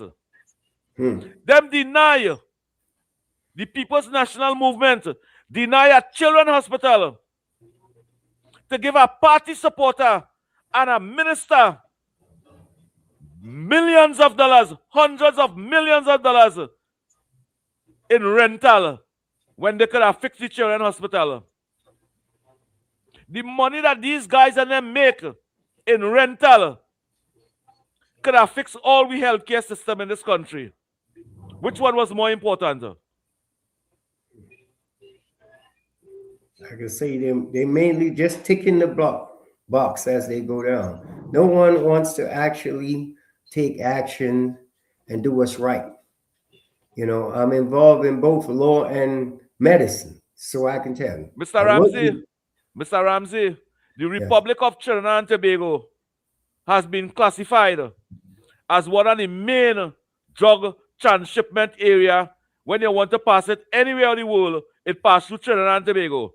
And that have been going on from 1956 to now. And we had leaders, we had governance, we had national security, we had everything to ensure wrongdoing doesn't take place in our country. And the only way we could have to be classified as the main drug shopping area is when our leaders and our authority, the people that we put in charge to ensure those things happen, they keep a blind eye and let it pass for some kakada. And that is what was being taking place. That is why we become the most drug transshipment area. Why is the PNM was in power? Who had the responsibility to stop that? Yeah, like I said, but we know where most of the drugs are coming in, right? The three main places how the drugs are coming in. We know, but who had the authority to stop it? That's what I'm saying. We know who is coming in and who has the authority. But when people take a personal check, so to speak, bribe, others suffer. They take, okay, give me X amount of dollars to make me and my immediate family happy. That's why we suffering today. That is why we suffering today. Because somebody from yesterday take bribe for over 50 years. And that is why we went through that predicament today. But if nobody wasn't taking bribe, we would never have a song called 95% black and 5% white in jail. If somebody wasn't taking bribe, the jail would not be full up of black people alone. Well, you know, we know who runs the jail, who runs the transportation system. We know who runs who's the judges and who's the lawyers and the prosecutors and so on. The same thing happened in the U.S. because I was dealing with that. right? In Newark. Newark was one of the roughest areas in the United States. And I stayed there and I worked as an officer with a hairbrush in my holster. And I gave the people the power back. So I know how these things go. I know how it goes. And they knew that I was someone that they can trust. They had faith in me. Here's Officer Ramsey. We can talk to him. He doesn't have weapon of mass destruction on his hip as the other. And I would sit down and talk to them, young man, young woman, because many of them, I grew up with their fathers and their grandparents. I grew up. I've been there 50 years. So I said, I'm going to take it on my own. And in Newark to change what was going on. And I did. We went from over 1,000 deaths a year to in the 50s and 60s now. From 1,000 to 50 and 6, less than 100. So we're talking about 8%. 5 to 8%. And the same could happen in Trinidad. The same could happen. Because I remember the days when you used to leave your doors open. You go to the next door neighbor, you didn't have much because you would have someone who's very well off, some who is so-so, and some who was very poor, living together. I grew up like that. Right? I grew up like that. Which you by the go front two houses door open, next door, right? the You back get door open. Right. You get some sugar, some And rice. if somebody come in your house, they come to, they will take some food and they cover back on the pot, decent and thing, and go away. Mm-hmm. That's how I grew up. Right. So that could happen again. It could happen again. And that's what we need to be fighting for. To bring those days back. Because tell you really and truly, we all want that life. It will take years for that life to come back. That life can't come back just so. It will take years. I went down this morning at Chaguaramas Bay. Nice little area there. I have a garbage can, I have a plastic bag hang up, and all the trash is on the ground and in the water. And I talked to the young man and them. I said, look, you have a beautiful area. I showed him, I say, it's snowing in New Jersey where I'm at. My son is out there digging out snow. And look, you have nice warmth. I want to clean the whole beach area up by myself. And I'd say, young men, young ladies. And I talked to a couple of the fathers. I say, all you have to do is to maintain this area here. You have a gold mine, an oasis right here. Take the time to pick up the 2 pieces of paper and stuff and keep it that way. Did you park in the car park? I know in the car park, I walked down to that area yesterday, myself and my wife. But did you pass in the car park? Yes, I passed it. And I watch, man. This is something I have been speaking now for over 15 years. Chaguaramas have the worst, and I will really blame the Rowley administration for that, because when the People's Partnership lose office, they start all the broad walk and all the development. They had a nice, you see, it have a pool part area. They had all kind of fun games for children to play in the water, fun splash like to play in it. Well, they lose election, and all that car park and thing supposed to pave and thing, but they lose the election. That car park on a Saturday and Sunday alone, over 5,000 vehicles dispatched through that car park. Could be more. At $20 a head for a vehicle, $40 for a van, and the truck and thing is a more price. And why they will have that car park like that? You will go in that car park and you will take out your food to eat, and a breeze will pass. You had to run in the car. It had no place to eat over there with them dust. Yeah, I see that. And you pay money for a secure place to park your vehicle and to be with your family, but you can't be comfortable. Why? Why do something like that? And why leave it like that? I'm looking at it. I say it's a beautiful place. It just need a little TLC. little tender loving care on it, right? And I'm saying a person like myself coming back here and Well, you might seeing have to all that groom it. they have. You might have to groom it. For that Yeah. little tender loving care, it might be like a passe. You might have to groom it a little bit. Keep You on. have to do it, man. And I look at the young men and women, and they looked at me like, wow, this guy doesn't even live here. He cleaned it up, and now I see them after I finished cleaning up, they came and sit on the sand here and had a little log fall across the water. Just sit down and relax. And I see it's much better, right? And all it took me about 15 minutes to clean that little area. It's about 40 feet distant, 40, 50 feet. And but someone has to show them. And I seen one of the fathers looked at me like, down here, we ain't doing that. I said, but you live here. You have your kids out there, but you wouldn't pick up the trash. I said, I'll do it. It's okay. Now it's looking great. And that's what it is. Well, those who know better, we do better. And if it's not the fathers who were there, but the kids immediately took to the sand. I took the almond branch, I broke a couple of branches, and I swept the whole thing off. I know they probably never even seen that. Use some branch as a broom to sweep. Yeah. But just the environment now, the way Like what the CPEP contractors is to use that. Then otherwise they buy no broom. They say go and cut people branch and cut people palm branch and then and sweep the road with that. I say, hey, don't come and cut my palm branch. I have 2 palm trees in front of me now. I say, don't cut my palm branch, Don't leave my palm branch there. He say, look at dry now. I still leave it right there. I'm making money with it. But little things like that. And like I say, from the kids who was there, one of them will remember that. And that may be one of our next leaders. The CDA in Chaguaramas, you see that organization, the CDA? Yes. This administration have to pull up on them and try to find out where that money going. That money what them receiving every day from people parking inside there, must find out where that money going. Because let me tell you something.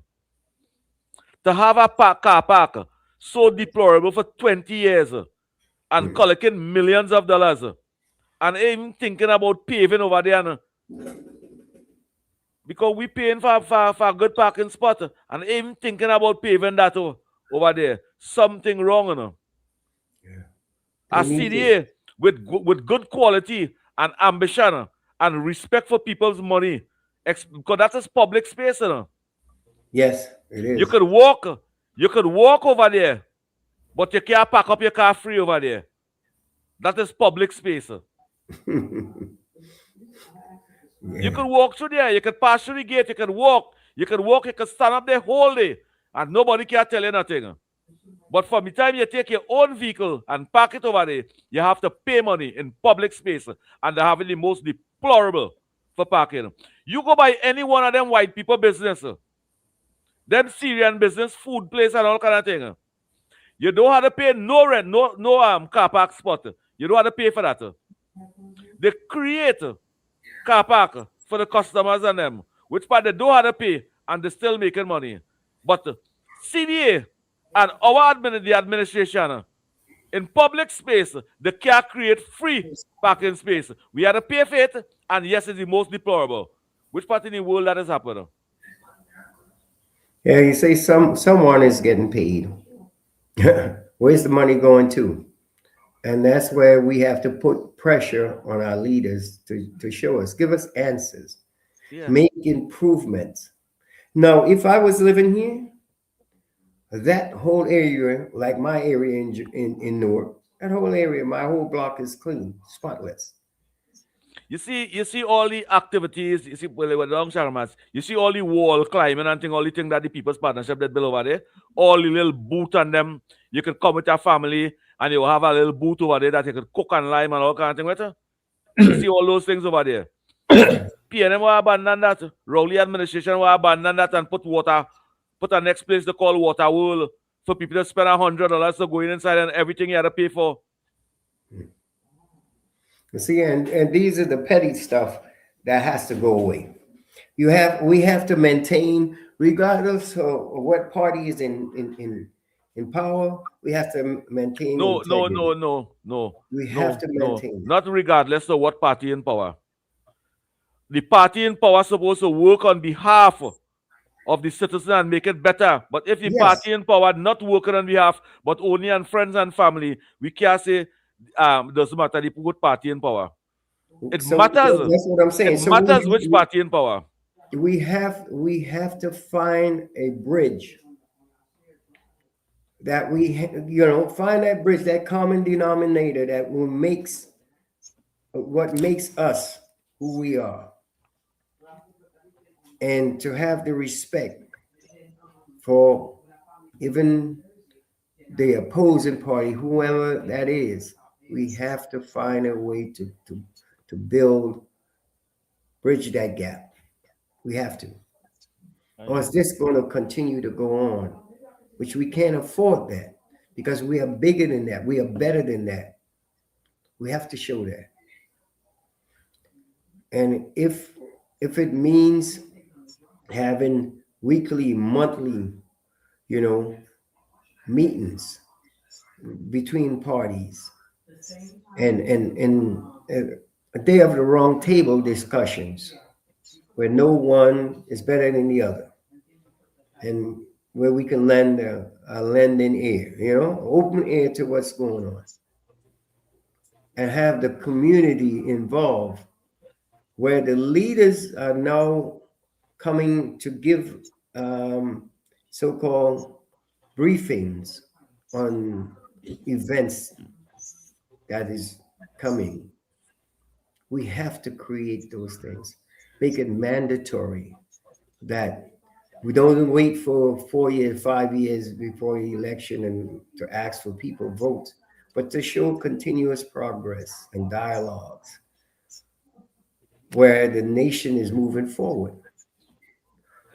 Sitting back and having bad feelings about the other party is not going to solve anything.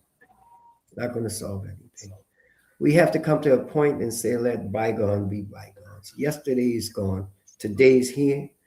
And let's work in the best interest of the nation moving forward. Book society has to be reprogrammed. The society has to be reprogrammed to the point where it would be country first. Yes. Pride in my environment. Right. You see, look, Jamaica, we can see they see themselves as one people. Yep. For the most part, they see themselves as one people. And this is what we need to look at. See how they move. They doesn't have half the money that we have, but they work in the best interest of each other. We have to do the same. We have to find a way, translate their pain and suffering into ours. Because we both hurting, both sides of the spectrum. We hurting. And Mr. Ramsey, if you put all the Caribbean island GDP together, they may reach $60 billion. I know that. Weak GDP is $60 billion. Yes. That's what I'm saying. We have the fun. Like I say, I know when Trinidad was America, where everybody came here. All the islands, everybody from grandparents come from Grenada, who came from Tobago, who come from St. Lucia, they come here.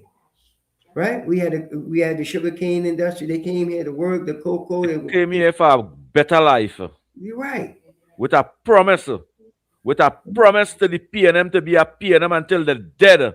And that affect the Republic of Trinidad and Tobago.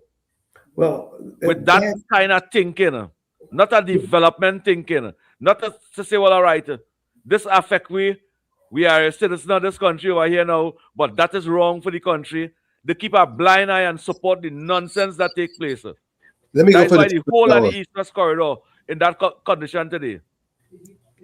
And that's why we have to remind ourselves that we are the children of Trinidad and Tobago. Top of the hour. Are, right? Top of the hour. Yes. Uncle Tommy, Uncle, go ahead and take your break. Just give me 2 minutes, right? Yeah, no worry. Come back. Yeah, this is WZYE 95.9 FM, where we come to you every Sunday from 1 to 4 p.m. Call back after the top of the hour. Mr. Ramsey is our boss. Thank you.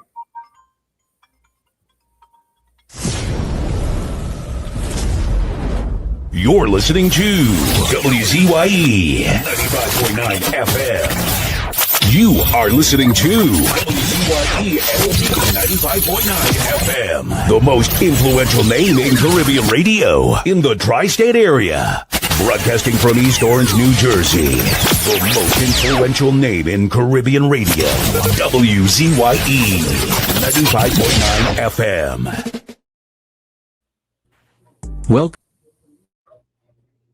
Welcome to WZYE TV 95.9 FM. We come to you every Monday, Tuesday, and Thursday from 7 to 10 p.m. And on Sunday from 1 to 4 p.m. on Let's Talk Politics. Like, share and subscribe to keep up to date with reality affecting your life, and as we always say, we bring the truth, the whole truth and nothing but the truth.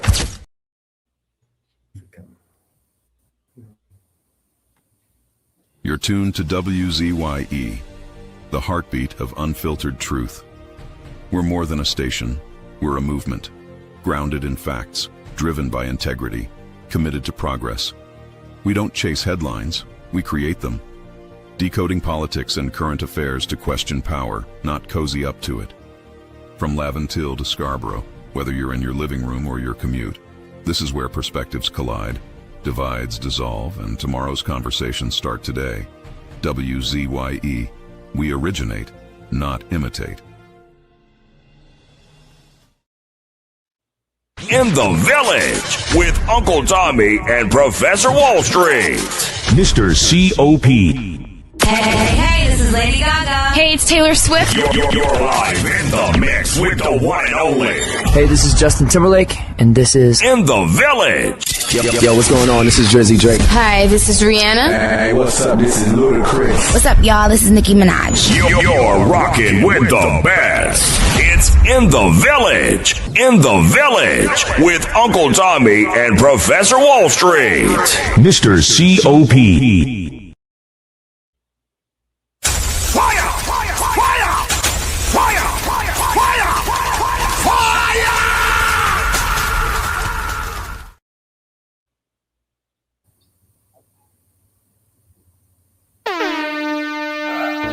No more red. No more red. No more red. No more red. No left foot, right foot again. No more struggle, no more shame, no more pain. We want to see us win. We want the brights again. No more penny again. Bye bye, penny, bye bye. Bye bye, penny, bye bye. We don't vouch for you. And we are tired of the bloodshed, tired of the taxes, tired of proposals and all the excuses, tired of no water, tired of stretching at the lot, tired of the eyebrows rippling, no left foot, right foot again. No more struggle, no more shame, no more pain. We want to see we win, we want the brides again. No more penny again. Bye bye, me bye bye. Bye bye, bring bye bye. I'm a point of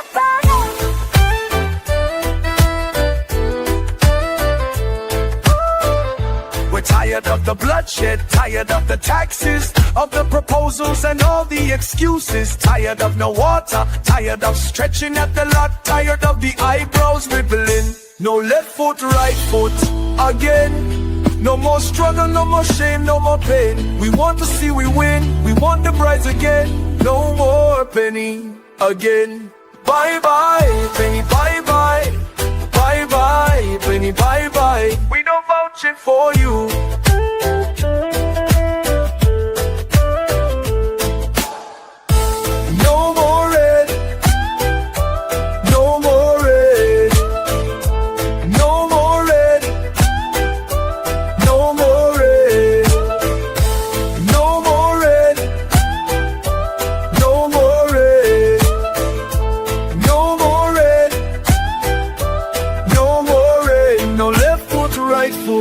again. No more struggle, no more shame, no more pain. We want to see the win, we want the brides again. No more penny again. Bye bye, Benny, bye bye.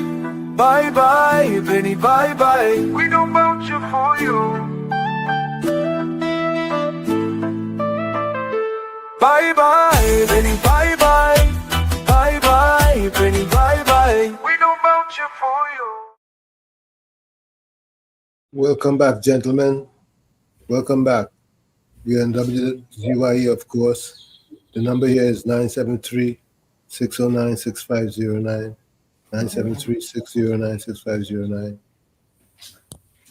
As we get back into our discussion, Mr. Ramsey, I know you wear two different hats, or two distinct hats. One healthcare and one law enforcement. Or should I say one security. You get to tell us something about how the healthcare segment of or section of your sure portfolio is going? Yeah. Like I say, healthcare is a big concern, especially for the aging. What most government doesn't tell you in terms of healthcare is that in the US you have the ARP card, and you get that card basically around 50. From 50 to 55, you are considered the first stage of hospice. They wouldn't tell you that. The second stage, 55 to 60, they consider you in the second stage of hospice, regardless of your condition. Then you have 60 to 65 is the third stage of hospice. Then 65 to 70 is the fourth stage of hospice. What the governments around the world is saying that out of those four groups I give you, the first group that they more concerned with is the 50 to 55, because those are the people with the experience and the background to help the younger move forward. As you go up the ladder, they think of you less and less, because they say you're pretty much taking up space and you taking up too much of the money healthcare have to provide. They more needed for the younger people. And so if you doesn't have a nest egg of your own to pay for your health care, they feel like somehow you are robbing the system, because you should have accept the position that you're in and you move on. That's why they pretty much separate the elderly and said, well, let your family now help out. The government has enough responsibility. And I'm saying that to say this to people, to take good care of yourself. A lot of us just think about the money, and at the end of the day, we want to get our health back. And this is where I come in. I help a lot of people maintain their health. I had my first class of complementary medicine on the 3rd this month, where I merge that of holistic medicine and that of Western medicine and take the best that each has to offer. Pages of holistic medicine is missing. I don't know, right? So I take what's there and what I learned. I went to Academy of Health Science for San Houston, Texas as a medic. And in my world, it's helping a lot of people. So now what I do, I use that life experience to tell people how to take care of themselves. I do fitness instructor. Well, I'm a fitness instructor. And I show them ways to improve their health and how to eat. And little things you can do by over-the-counter medicine. Doesn't need no prescription medicine, all right? And so later on, I want to put out a little magazine, a little healthcare tips and how to do things.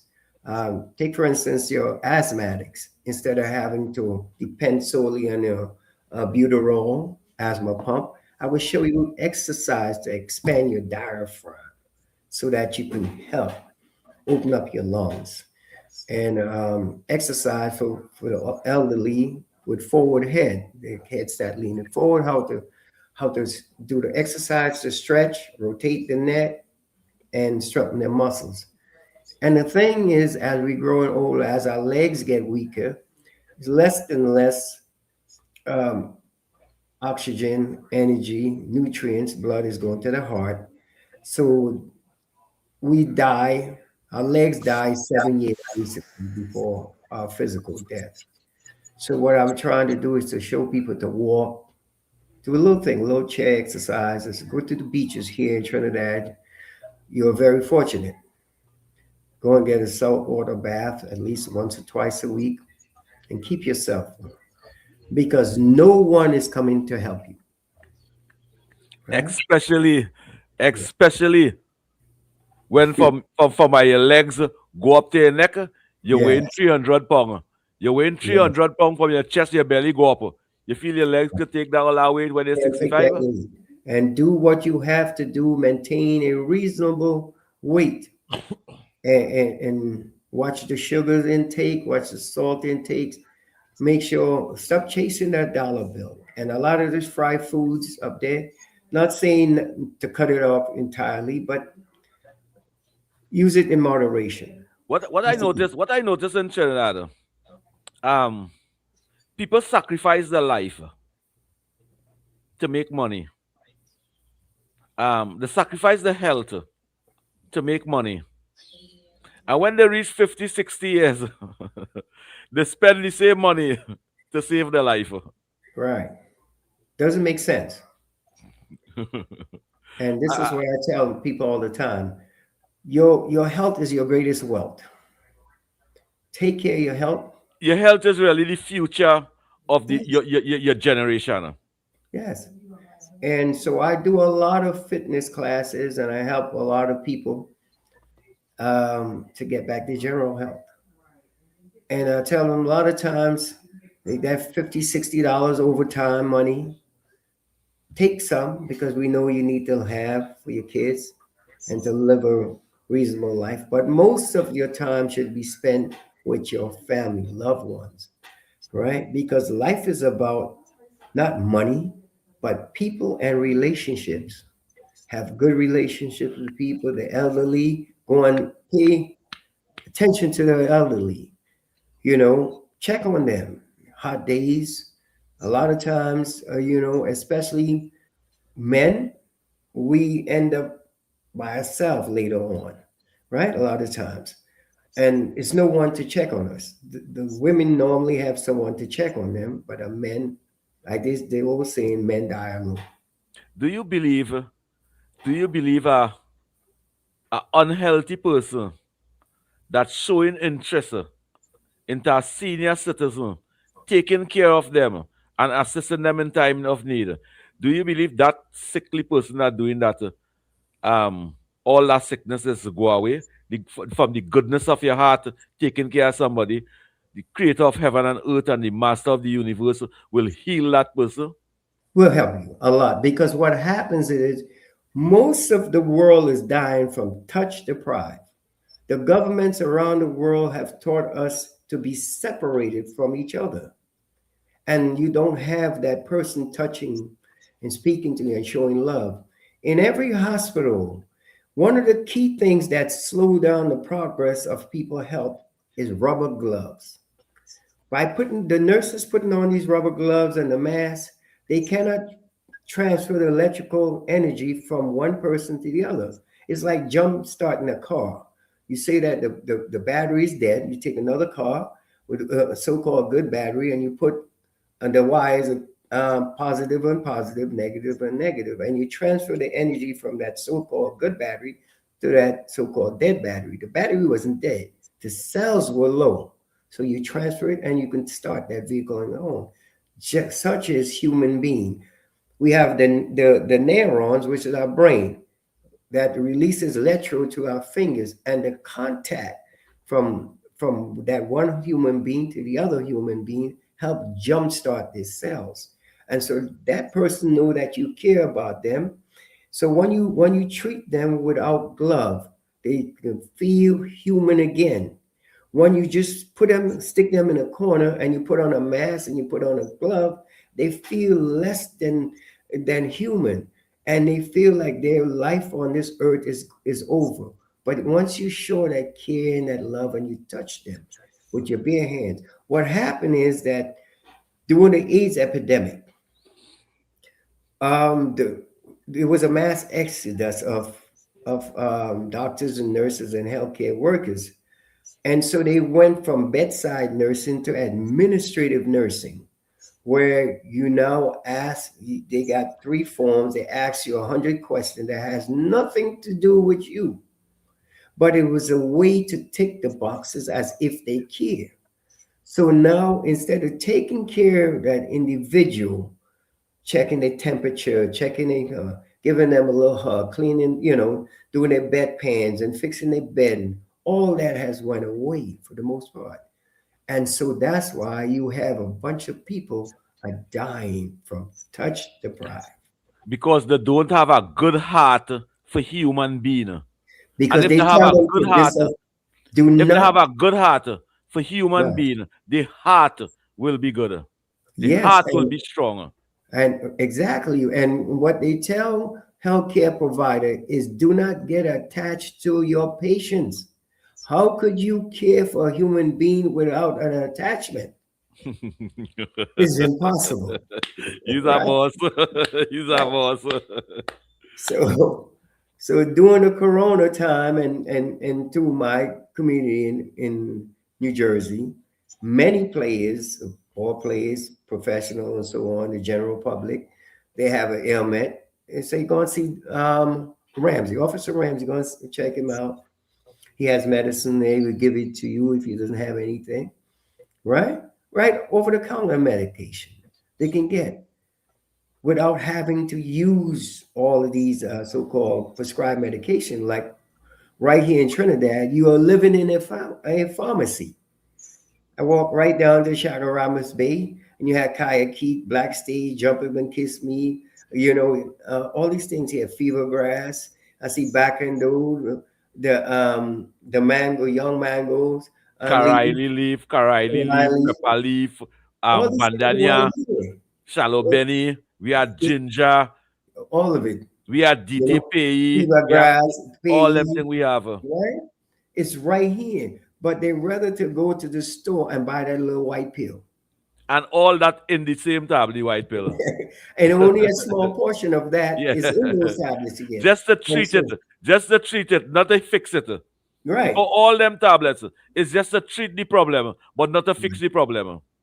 Right. But there is no money in cure. So they wouldn't tell you about these little local things. That's why if you look at it when traveling, all countries, right? They forbid you to bring raw material.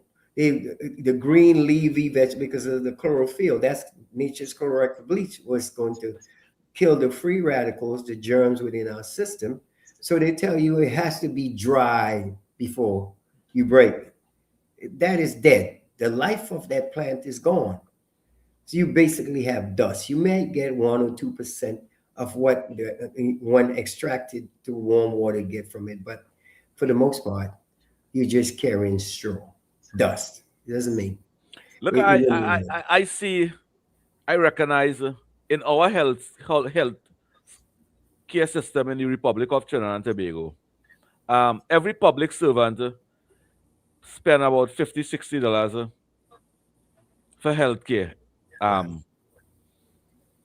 But yet still, when we go in our healthcare in the Republic of Trinidad and Tobago, you sit down there for 5-6 hours for the past 50 years that have been taking place in the Republic of Trinidad and Tobago. Sometimes you go, it have nobody in front of you, and you still have to sit down and wait 3-4 hours before you meet a doctor. Well, under this administration, and I'm not saying this because I'm being biased and I support this administration. I'm saying this because what I witness and see for myself, I am seeing that less people sitting down and waiting for all these hours on them. What was happening all the time that senior citizens had was to sit down for hours over there, waiting for health care. for And healthcare. that's unacceptable. That's really unacceptable. And you After the pay the shooting, money. You right? pay the money. If we have to check how much taxpayers or citizens of this country that pay in healthcare have to pass through San Fernando General Hospital, let me say for the year, I will say about 100 and something thousand people passing through over. They paying $50, $60 every fortnight or every month for healthcare. Where those monies is be going?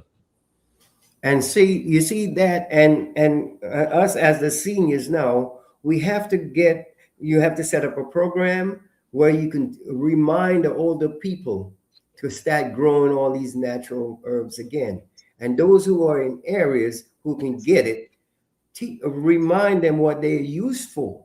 You see, and you can give them a whole list for certain ailments. What you can get for high blood pressure, and what you can get for diabetes, and what you can get for cholesterol, right? And natural thing. We need to teach the Exactly. future of the country, the younger people, them, how to live a healthy lifestyle. And we have their botanical gardens, right? We The could things to do, the replenish. things to say to have a Yeah, healthy lifestyle. right. We need that because words mean something, right? And by using positive terms, our body reacts to that. And so start teaching them how to do things in the right way. Take for instance, um, high cholesterol, right? You got natural onions, garlic, lime, lemon, grapefruit, right? Mustard, Not vinegar, grapefruit, green not apple, grapefruit, right? not You have grapefruit. all these natural things that you can use, incorporate in your daily food, and you wouldn't have to worry about going and get medication for cholesterol. Mhm. And the same thing is true with your blood pressure. Now, there is something I was saying over the air that most doctors, if you can find, if you talk to 100,000 doctors and you can find two doctors who knows this, give me their name because I would love to talk to them. And when you go into a hospital for whatever reason and they're checking your vital signs, they sit you down and they take your blood pressure and they say, well, you have high or low blood pressure. They can give you a number. Let's say the systolic they throw up, you 120 over 80.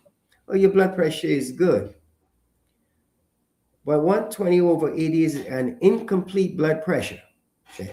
They will give you a third number where they give you a pulse, right? In that number, in all blood pressure, there's supposed to be three numbers. If there's a high pressure and there's a low pressure, they have to have a conversion point from high to low, like a bike. When you pedal around, you hear when the gears change over, click, click. Well, there is something called a change of rhythmic beat, CORB as an acronym. Have you ever seen that on your list when they took your blood pressure? No, you saw a systolic and you see a diastolic. You haven't seen the change of rhythmic beat. They have to do that in three positions because pressure is different going uphill as it is different going downhill and is different on the flat. So they have to give you those three levels. They're supposed to take your blood pressure sitting, laying, and standing. And then they take these three numbers and divide them by three and give you an average of what your blood pressure is. So there's no way you can walk up and they sit you down and say, but also your right hand, your and left your left hand, side. Right, you got it. while you do it in your right hand, you Right. leave it for 5 minutes after and then test it over again. Right. And you do on the right and the left side because if there is, let's say you have a microvalve prolapse, you have an unstable angina, you have an enlarged heart, you have a displaced heart, it would tell to a cardiologist, Like over here, they tell us you will give him a indication that is something. This is a patient with a heart. like over here in Trinidad, over here, they tell us whenever you do the test, because I have the machine that I get up in the mornings and I do my test and thing, right? Because I like to see everything what taking place with me. They say 140 under 90 is good. Good, right. But they changed it But I in don't. the international world to 130 over 80 now. You see, they took the 190 and 140 over 90, and now they trying to squeeze it lower. They say 130 over 80. So the reason for that, people of color tend to have higher blood pressure, and many of the jobs that you will be able in career, you won't be able to get it unless they put you on medications. But So somebody who do not suffer with high blood pressure, right? And Right. they go and check the pressure. Let me say it come up to 90 because it will go to, well, let me say 110 under 80 or whoever running it with it will be 90 under 160, and the heart rate, the last one was your heart rate, it will be Right. 60 and thing. Why if they put it for 130 and you under 130, why they can't say that your blood pressure too low? No, because there's a range for blood pressure, right? 130 will be the high. In case in Trinidad they use 140 still. You don't want anything over 140, and the 90 is the diastolic. That is good. But that number, Mr. Ramsey, that number they're giving us over there, they will give you a tablet to use for that number. No. They should not give you that. You should not get that for that, because for one, they have to take your blood pressure, like I say, in 3 different positions, right? Lying, standing, and sitting, and on the right side and the left side, because that don't some happen. people have, right? That's the only they can. In other words, they're doing 33% of a test and giving you 100% result. How is it? How is that possible? Well, you'll come back To next give week you and you'll come back. 100% result from 33% of a test. They're giving you a result, so you'll come back by them next week. You And see, the next 2 weeks after, you'll come back. well, for one, even if they intend for you to come back, they couldn't have given you, even you come back 100 times, they still cannot give you an accurate reading, because that pulse, what they have as the 3rd number, is supposed to go in another column with 3 numbers. You have the temperature, your pulse, and your respiration. The temperature is the body core, how hot it is. The respiration is how many times you breathe per minute, and the pulse is how many times your heart beat per minute. Those are 2 separate categories of 3 supposed to be. And any doctor want to debate what I have to say, tell them to see Sergeant Ramsey. That's the only way it could be done. And like I say, it has to be done all the time. And when a person come in, you should give them a few minutes to sit down, because there is something called the white coat syndrome. People see the white coat and they get scared, and their heart just start beating fast. They can't settle. So what you do, you sit them down, let them relax for a minute before you check their blood pressure. But they are so stacked with people that they just rush you through like sheep at a slaughterhouse. And you're not supposed to be moving about. You're not supposed to be moving about. You're not supposed to be talking. The doctor not supposed to be talking to you while you're doing that. Sit back and relax. Yeah. And the only way they can check your blood pressure, true way, those machines that they have is not set up to get the change of rhythmic beat. It's your old manual where you listen. Right? And I see many of them taking your blood pressure using their thumb, holding the stethoscope. They're getting their own blood pressure. They're not getting yours. That's a no-no. The thumb should never be used when taking blood pressure. So there's a lot of things that we have to get. Like I say, and I hold many hats. I would love to come back and share most of this, because I can start a medical program for the poor. Just imagine a world where you don't have to have heart surgery. You don't have to have kidney transplants. You doesn't have to have oxygen tanks and all this. Just a world to treat people, teach people how to live properly. And that's my goal. to continually improve. I owe it to the people of Trinidad and Tobago because I had a good life as a child. And like I say, people say, why would you come back to Trinidad and do this work for free? I say, I'm not doing it for free. I'm paying forward. I'm paying forward because I was able to, myself and Tommy and his family had a chance to go to US and see things from a different perspective and give back. That's what all we want to do is give back because we had great lives. And I would love to see every single citizen, non-citizen of Trinidad and Tobago, so long as you live here, to this the land of opportunity. Give it back. Be what we once was, a strong, caring people. And I will do everything in my power to assist the administrative body, both through law and medicine, and give them everything I know to have these hospitals that up and running properly and have these precincts up running and those barracks. Because like I say, I was a soldier for 21 years, officer for 21 years. So all three of those fields, I know what it is to be a soldier, I know what it is to be a medic, and I know what it is to be an officer. I think you need to send in a resume now. You know, I think tell them, I think my you need a salary resume will be inside.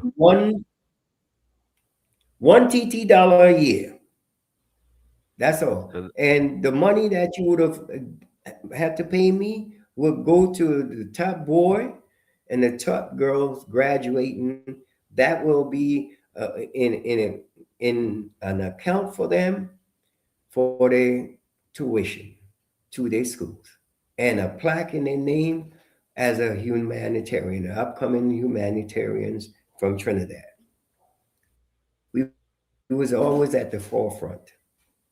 Always at the forefront. So we can take our rightful.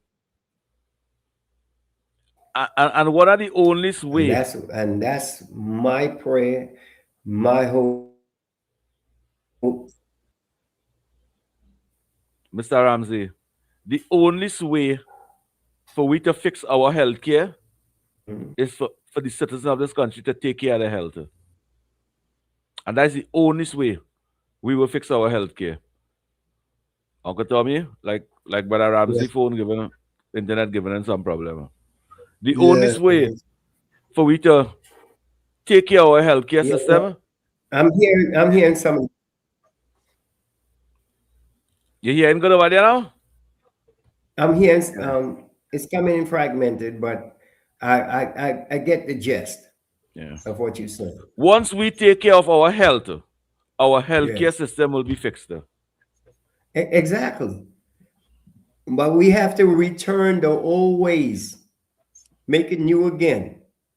And like I say, I know all the old herbs that we used back in the day. I share that information about our people. So we can go right in the backyard and not be embarrassed to say that we don't need this old bush remedy. Yes, we do. Yes, we do. Yes, we do. Yes. And so that will ensure once you could keep our health, then we can keep our family intact. And I want to say this to you. I want to say this to you, Mr. Ramsey.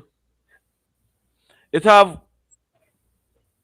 have no other healthcare in the Western Hemisphere that spend all kind of 70 billion or 7 billion a year in healthcare. Nowhere else in the Western Hemisphere spend that money. And our healthcare system is some of the worst. But we will bring that back by the old teaching, from the old medicine men. How could you spend $7 billion a year in your healthcare system and see no improvement for the past 10 years? Well, we know it doesn't take a genius to realize what's going right. A lot of the supplies and stuff is not going to where it needs to go, and there's a hole in the line somewhere that it drops off. Somewhere it dropped somewhere secure. Let's take the Somewhere score. the security. We'll take the score. And the pipeline got a little hole in it. I agree. Caller, you live. You have a question for Hi. Yes. Thank you very much. Good afternoon. Mr. Ramsey, how are you doing? Great. Yourself? I don't know if you are hearing me. I'm not hearing you. He said great. And yourself? I'm doing great. Oh, bless. Yes. Well, I'm taking it for granted that you are hearing me. Of course, we're hearing you. I'm Nice hearing and you. loud. All right.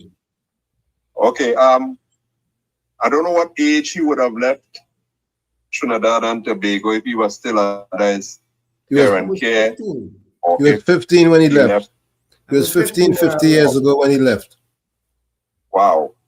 Okay. And I wonder if he ever felt like, you need to come back and do something to help Trinbago. Well, I made several attempts. I don't know if you remember your age, but you remember Randolph Burroughs? He said yes, he made several attempts. Right. You're not hearing him?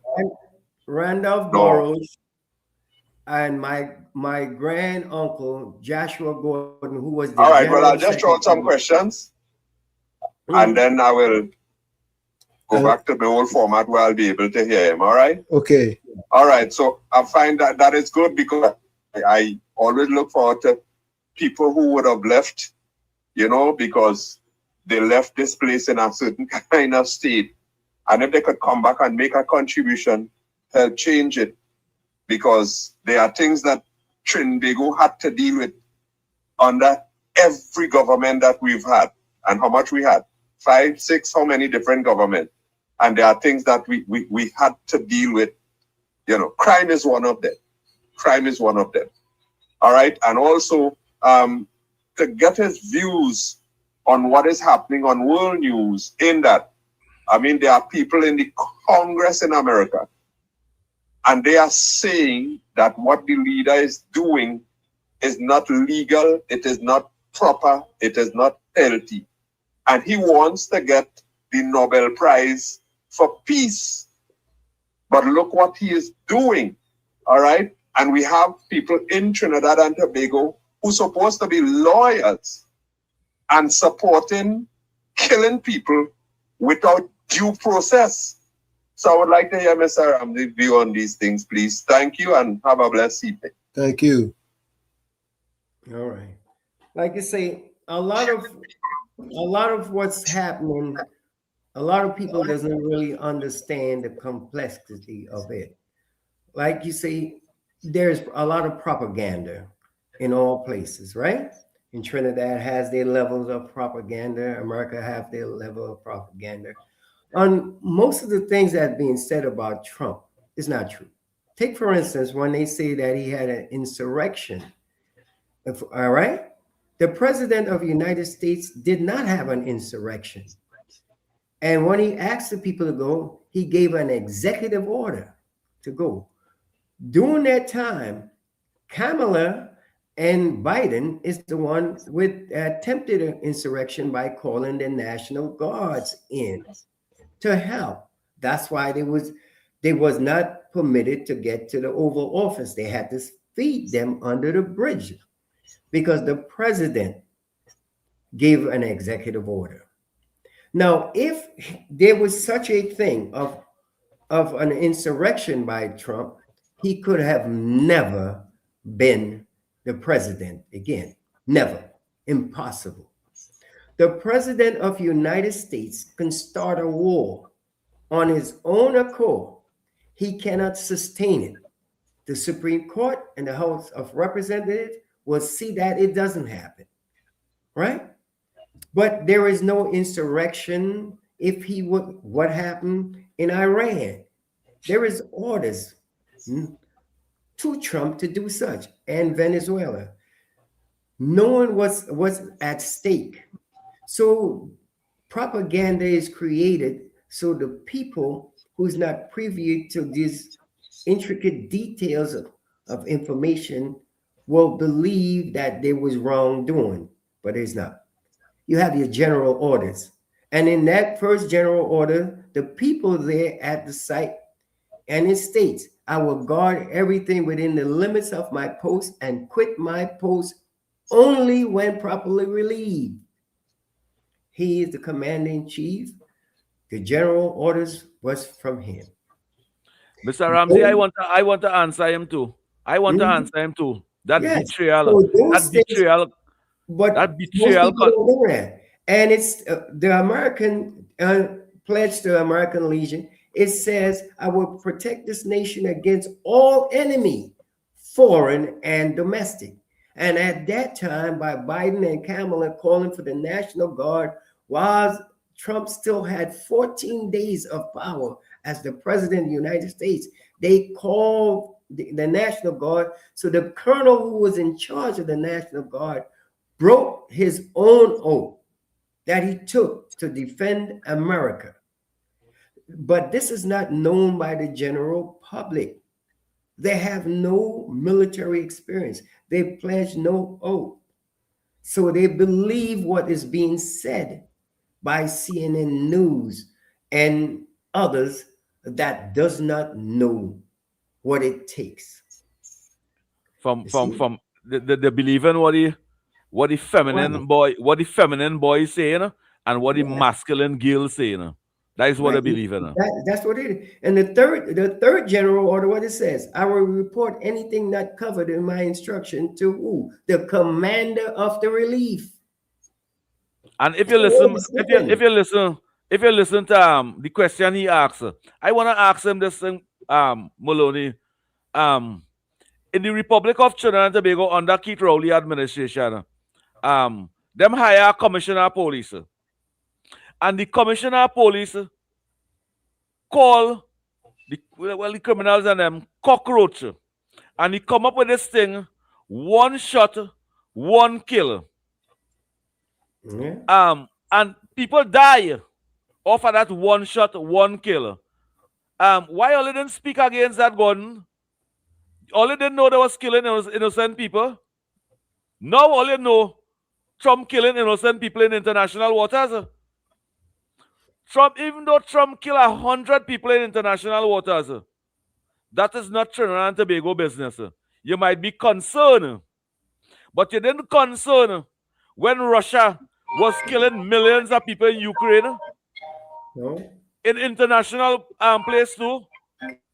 The betrayal of our citizens who come here to be PNM and Tilted, they are our problem in Trinidad and Tobago. The stand up for all the foolishness from the PNM.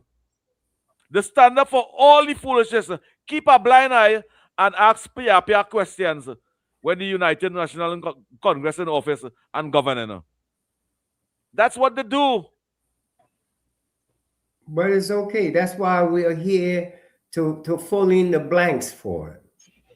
The missing pieces, we're here to fill it in because we know better. And so I tell people, so it's good to kill we citizens in this country and say there's criminal and drug dealers and bandits and one shot must kill them. But people who they have no concern of, who are paying no tax in Trinidad and Tobago, they're concerned about them. Well, they're not concerned about the innocent, the man who paying tax. One shot, one kill, he can dead.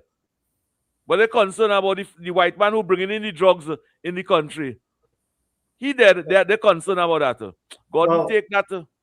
Remember, a lot of time people have vested interests, right? That is not even invested interest. That is hypocrisy to the highest. Well, you still have to know the circles in which he travels. Here we give in facts. It's a difference. You know, a lot of people deal with that feelings and is not armed with the information that they need to be armed with before they make comments, right? Not disrespecting anyone, but you have to understand that you have people who have a little more insight in depth in what is going on. Like you see, we have the lesser of two evil to deal with. And if you want to safeguard yourself, deal with, like I say, the Jesse James or the Robin Hood. Always bet on Robin Hood. Live your life with Robin Hood, because Jesse James has nothing good for you. One shot, one kill. That's what he got for you. One shot, one kill. No explanation. Even though you're innocent.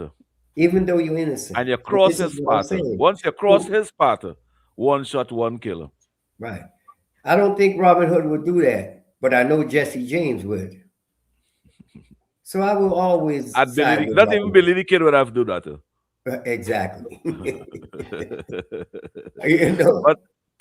But I want to say something. We have about 10 minutes again. Yeah, let me take some calls. Let me take some calls. I hear no set of callers and them. Then when we say, look, we're pushing them out. And I'll listen on the voice note and the lines open. Be part of the program. Yeah, let's listen to some voice notes. Yes.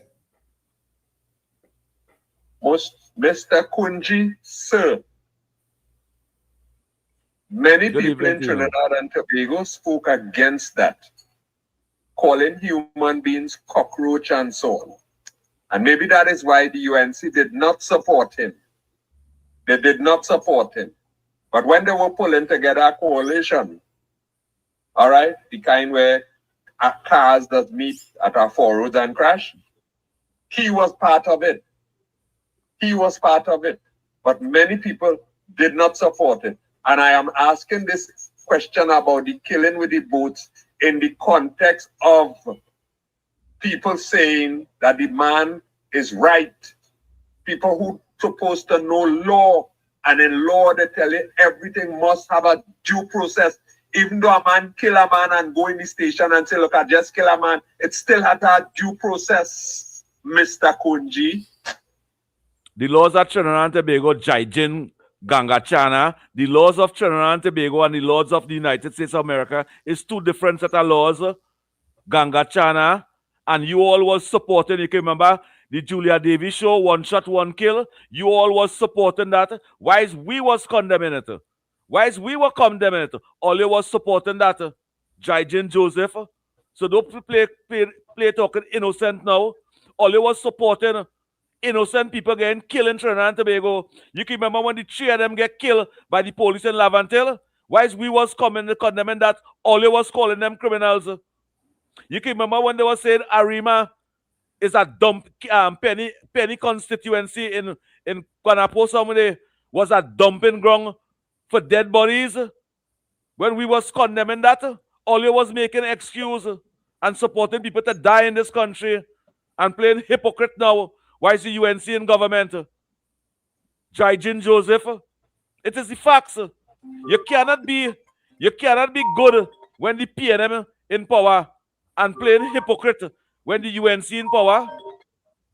But we always know you're spoiler. Take the call, Uncle Tommy. Okay. Waste of stimulation.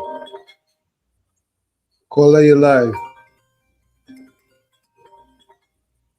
Caller, you live. Caller, you live. Go ahead. Go ahead, caller. I could barely hear you. Come on, caller. Speak up. Take him off and play a voice, don't let him call back. Because caller, are you there? Yes. With the phone. Go ahead. Uncle Tommy? Yes, go ahead. I come in breaking up. No, you're clear. You're clear. Come on. Apparently, I get another jam here again. A broken transmission. Hello? Yes, go ahead. Go ahead. It's someone good caller. It's someone good. Make a contribution. It's broken. So, we can hear you clear. You talk. I'll have a call. Alrighty. Because you're listening to your radio, you're listening to your TV. That's why you're here. Take off your volume in your laptop, take off your volume and listen to your phone, and you will hear properly. Listen on your phone.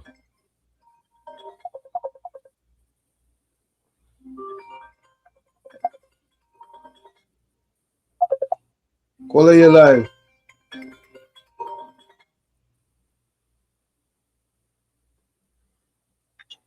Caller, you live. Good day. Uncle Tommy. Yes, sir. You hear me loud and clear? Loud and clear, sir.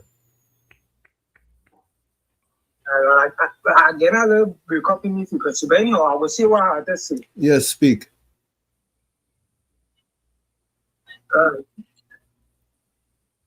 So, I want to say pleasant good evening to you, Uncle Tommy. Same to you. Mr. COP and Mr. Victor.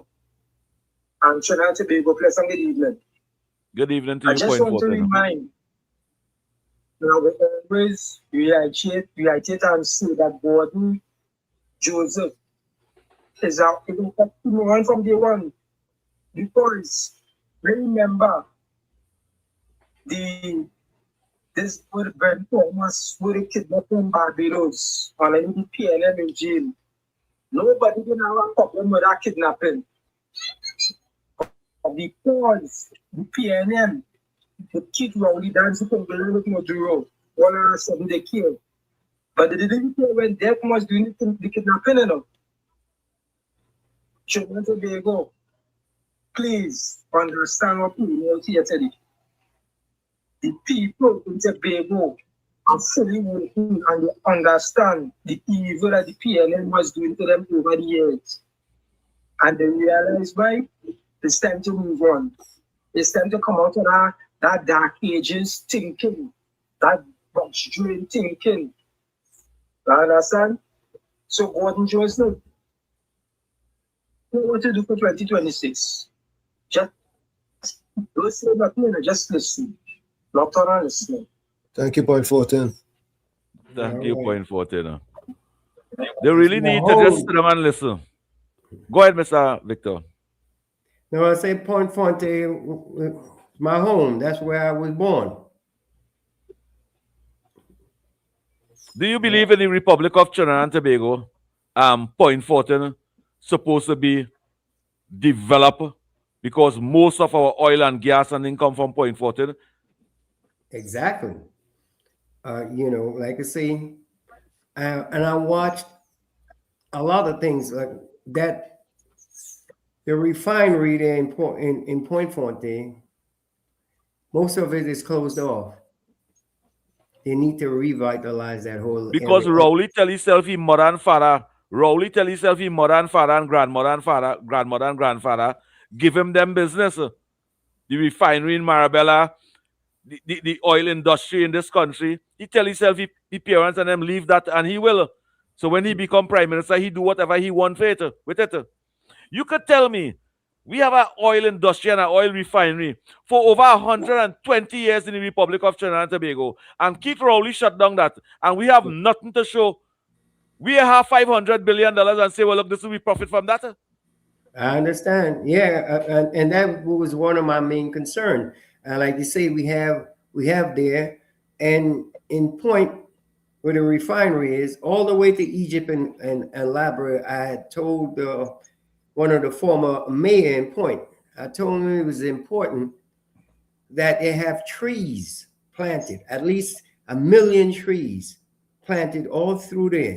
The highway from there going all the way up to Labrador and in betweens in each towns to absorb the pollution from the refinery, right? So you can have clean drinking water. The mayor at the time, he told me, he said, we have Guinness, and we have Carib and Stag who needs water. And punch and rum to drink. That's what he told me. Yeah. We have these Yeah. who needs clean drinking water. So you know, you see the present. You see them guys and them don't know the present in office is to develop, create, and make a better community. They don't understand that. Them tell themselves the president's office is I get the opportunity over here now. Let me eat fancy, drink fancy, and drive fancy, and to hell with society. We have been facing that kind of representation from 1956 to now. I tell you, I was disturbed. I was hurt. And I've seen that. Let me just say this too. I've seen that. I've seen some of that from some of these leaders that we have now. Some of these MPs and then we have now. I've seen that. We're taking the score. Okay. Go ahead. Go ahead, caller. Yeah, Uncle Tommy. Yes, sir. I can hear you. You hear me clearly? Clearly. Right. So just now when I called you, I was getting a little static, so I wasn't hearing anything. Right. So make a good point. afternoon to the panel. Uncle Tommy, COP, and the gentleman, Mr. Ramsey. Yes, thank you. I believe I was very, very impressed with Mr. Ramsey's presence, sir. Contribution this afternoon. Yes, go ahead. And he's what I would call a true example of a patriot. When you're talking about patriot, that's a patriot. I hope people like Miss Penny and Gatsby Dolly and Marie Brown, if they listen to his contribution, they will know what a patriot is. Right? But I want to make two, I wouldn't be long because I know you're running out of time. And my fraud of the week will be the entire PNM. I listened to them in the parliament. And there is two issues there. They were asking about what the government have in place for our educators, increase salary. But these are the same people who were there for 9 years and 8 months. They did nothing. So how are they asking questions? Right? Here are people who they bullied people into taking 4%. And they said that the country had no money, but they accepted 47%. Yep. And then the other one was the zone of peace, where they're targeting black people, but those are the communities that have the most crime, and they did nothing about it. These people are ashamed. Terrorists. So for those two contributions, the entire PNM, fraud of the week. Thank you. They spend $50 million. You too. Them spend $50 million to bring all the CARICOM leaders together to call black people criminal enterprise and terrorist group. And now them talking now. You know, we didn't get to talk about the special zones that they're looking to create. We have more time for that. We will have the national security, Mr. Ramsey, and the program next time to speak about that. We have to bring him back. Yes, Uncle Professor Walsh will have him over here. He in Trinidad. He can't go all about online and drink beer and WZYE on. He can come WZYE and educate and inform the population. That's right. It's been an honor, you know. But just make sure we meet before you go back. Yes, I'll be here until around the 16th of April. So I want to meet with you in person. I'll be with Tommy. And like to say, you know, we had the best interests of the nation and the people in mind and in heart. And nothing could wash that away. I agree. Uncle Tommy, you have any voice note and thing over there? Go at the top of the hour, Uncle Tommy. Let me see what we have. What else we have? Top of the hour. Take on top of the hour first.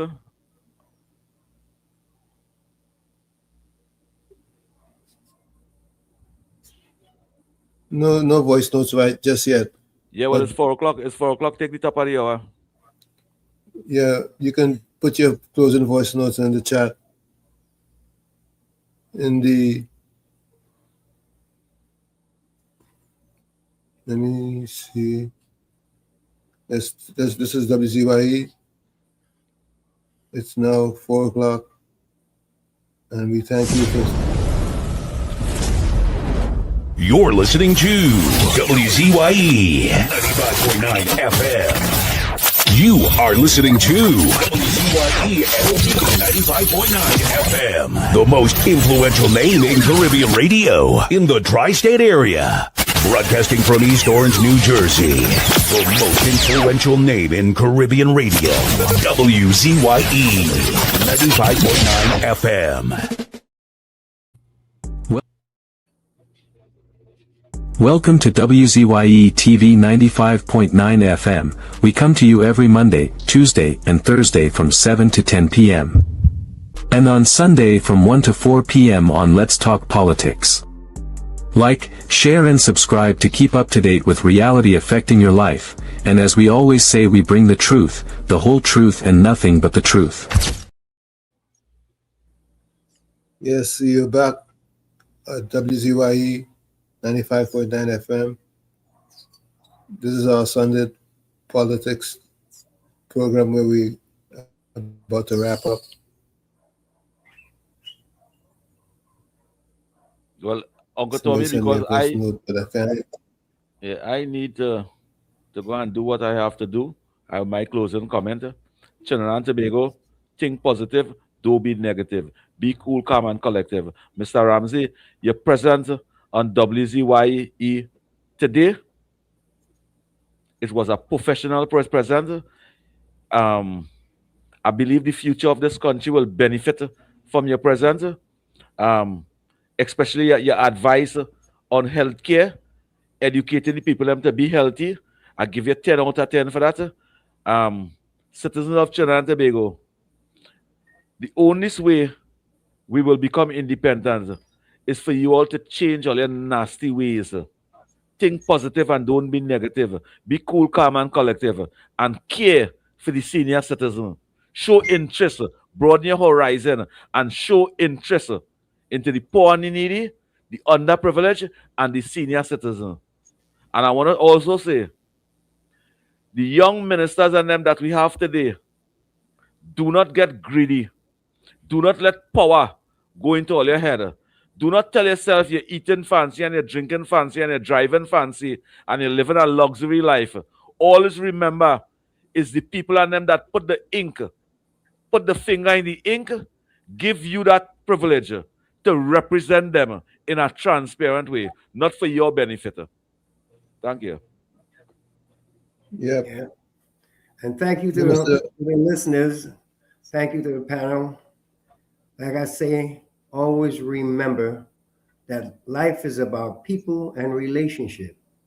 Treat everyone the way you want to be treated, for that is your treasures that life have for you. Love and happiness. Thank you, Mr. Ramsey. Thank you, COP. Before I give mine, let me just see who left what. Let's see.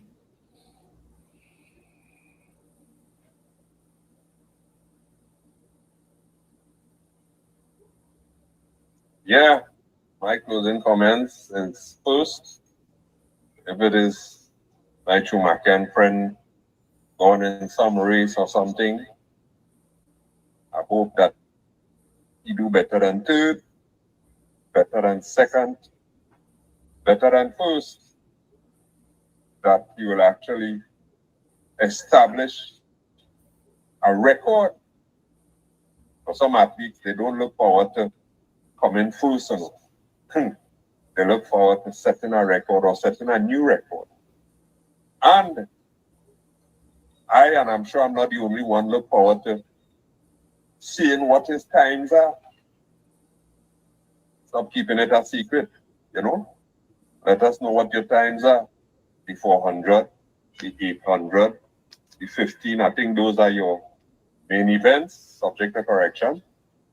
Yeah, let us know the times now, because we keep hearing that, you set a record, you break a record, but up to now, the past 65 years, we ain't seen no kind of time.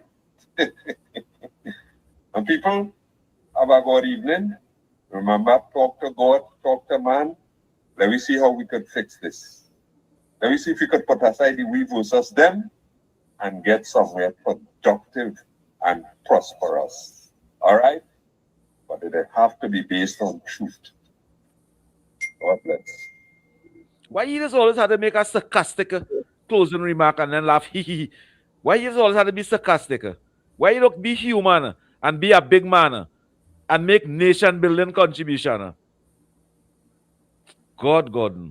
But anyway, have a good evening. Well, Uncle Tommy, let me say good evening to all the chatters of them, Julie Ali and all of them. Good evening. Miss Santa Cruz, good evening. Monica Ramke soon, Semantic, Julie Ali, all of you, good evening. I just forgot to go through all this. You see with my glasses? I didn't have on my glasses, but good evening. All you have a wonderful evening. Uncle Tommy, I want to go. I have to work to one day.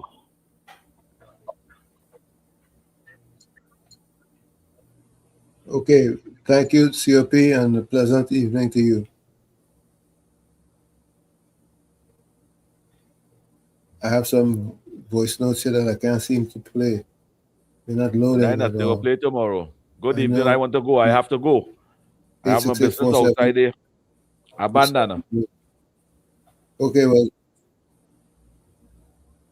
Mr. Ramsey, you have a good evening. Yes, great. It was We'll great. See you tomorrow. Yeah.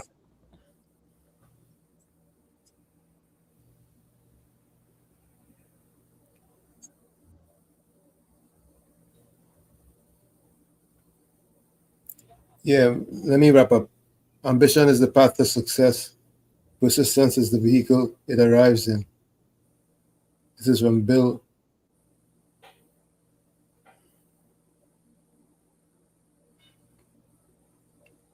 Brothers. Anyways, you're the man in the mirror. You have to become the change you want to see. However, if you look at the mirror, you don't like what you see, you cannot blame the mirror. No, don't look down on a person unless you give them a hand up. Love you all. Be safe. We'll see each other tomorrow, God willing. Till then, pleasant good evening and good night. Thank you, Ramsey. Yeah, thank you. We'll see each other. All right. See each other soon. Tomorrow. All right. God willing.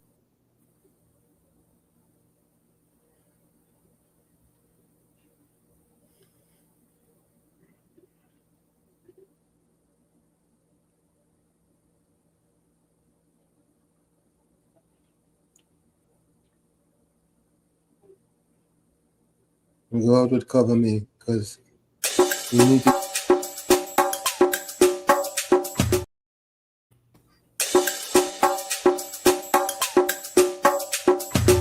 Keep me as the apple of thine eye. Hide me under the shadow of thy wing. O Lord, my Savior. It's so hard to deal with personal struggle. So sad when you feel alone in your trouble. It's real hard when you want to talk to a brother. It's so bad because of how some look at you after. So Jesus, cover me while you fix it. Cover me while you fix it. Cover me while you fix it. Jesus, cover me. Cover me while you fix it. Cover me while you fix it. Cover me while you fix it. Jesus, cover me. Cover my head. Satan want me dead. Cover my back from human attack. So Jesus, cover me while you fix it. Cover me while you fix it. Jesus, cover me while you fix it. Jesus, cover me. People see you smile, but don't know the hurt that you're feeling. Even as God's child, at times your heart does be bleeding. Where can you go when you're really looking for healing? Who know how to flow when your soul needs some restoring? So Jesus, cover me while you fix it. Cover me while you fix it. Cover me while you fix it. Jesus, cover me. Cover me while you fix it. Cover me while you fix it. Cover me while you fix it. Jesus, cover me. Cover me home from evils unknown. Cover my feet so I'll never retreat. Oh Lord, cover me while you fix it. Cover me while you fix it. Cover me while you fix it. Jesus, cover me.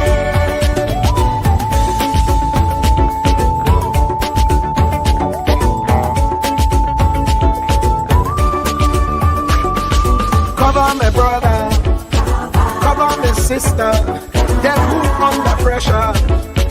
Cover, cover, cover, cover the preacher, every church worker, the young believer. Cover, cover, cover, the worship leader and intercessor, every gospel minister. Cover, cover, cover. Jesus alone is the one who has the real answer. The one on the throne is the true and loving Father. He will hold your hand and keep you from going under. He will make you stand and let you know he's a fixer. Cover me while you fix it. Cover me while you fix it. Jesus, cover me while you fix it. Jesus, cover me. Cover me while you fix it. Cover me while you fix it. Cover me while you fix it. Jesus, cover me. Cover me, man. You know this struggle sometimes. Cover me mouth, that the wrong thing wouldn't come out. Oh Lord, cover me while you fix it. Cover me while you fix it. Cover me while you fix it. Jesus, cover me. Cover the Christian in the midst of aggression with the power of your right hand. Jesus, cover, cover, cover them helpless children. Jesus, defend them. Send help from heaven. Jesus, cover, cover, cover all them radio stations that blessing the nation. Grant divine protection. Jesus, cover, cover, cover, cover me.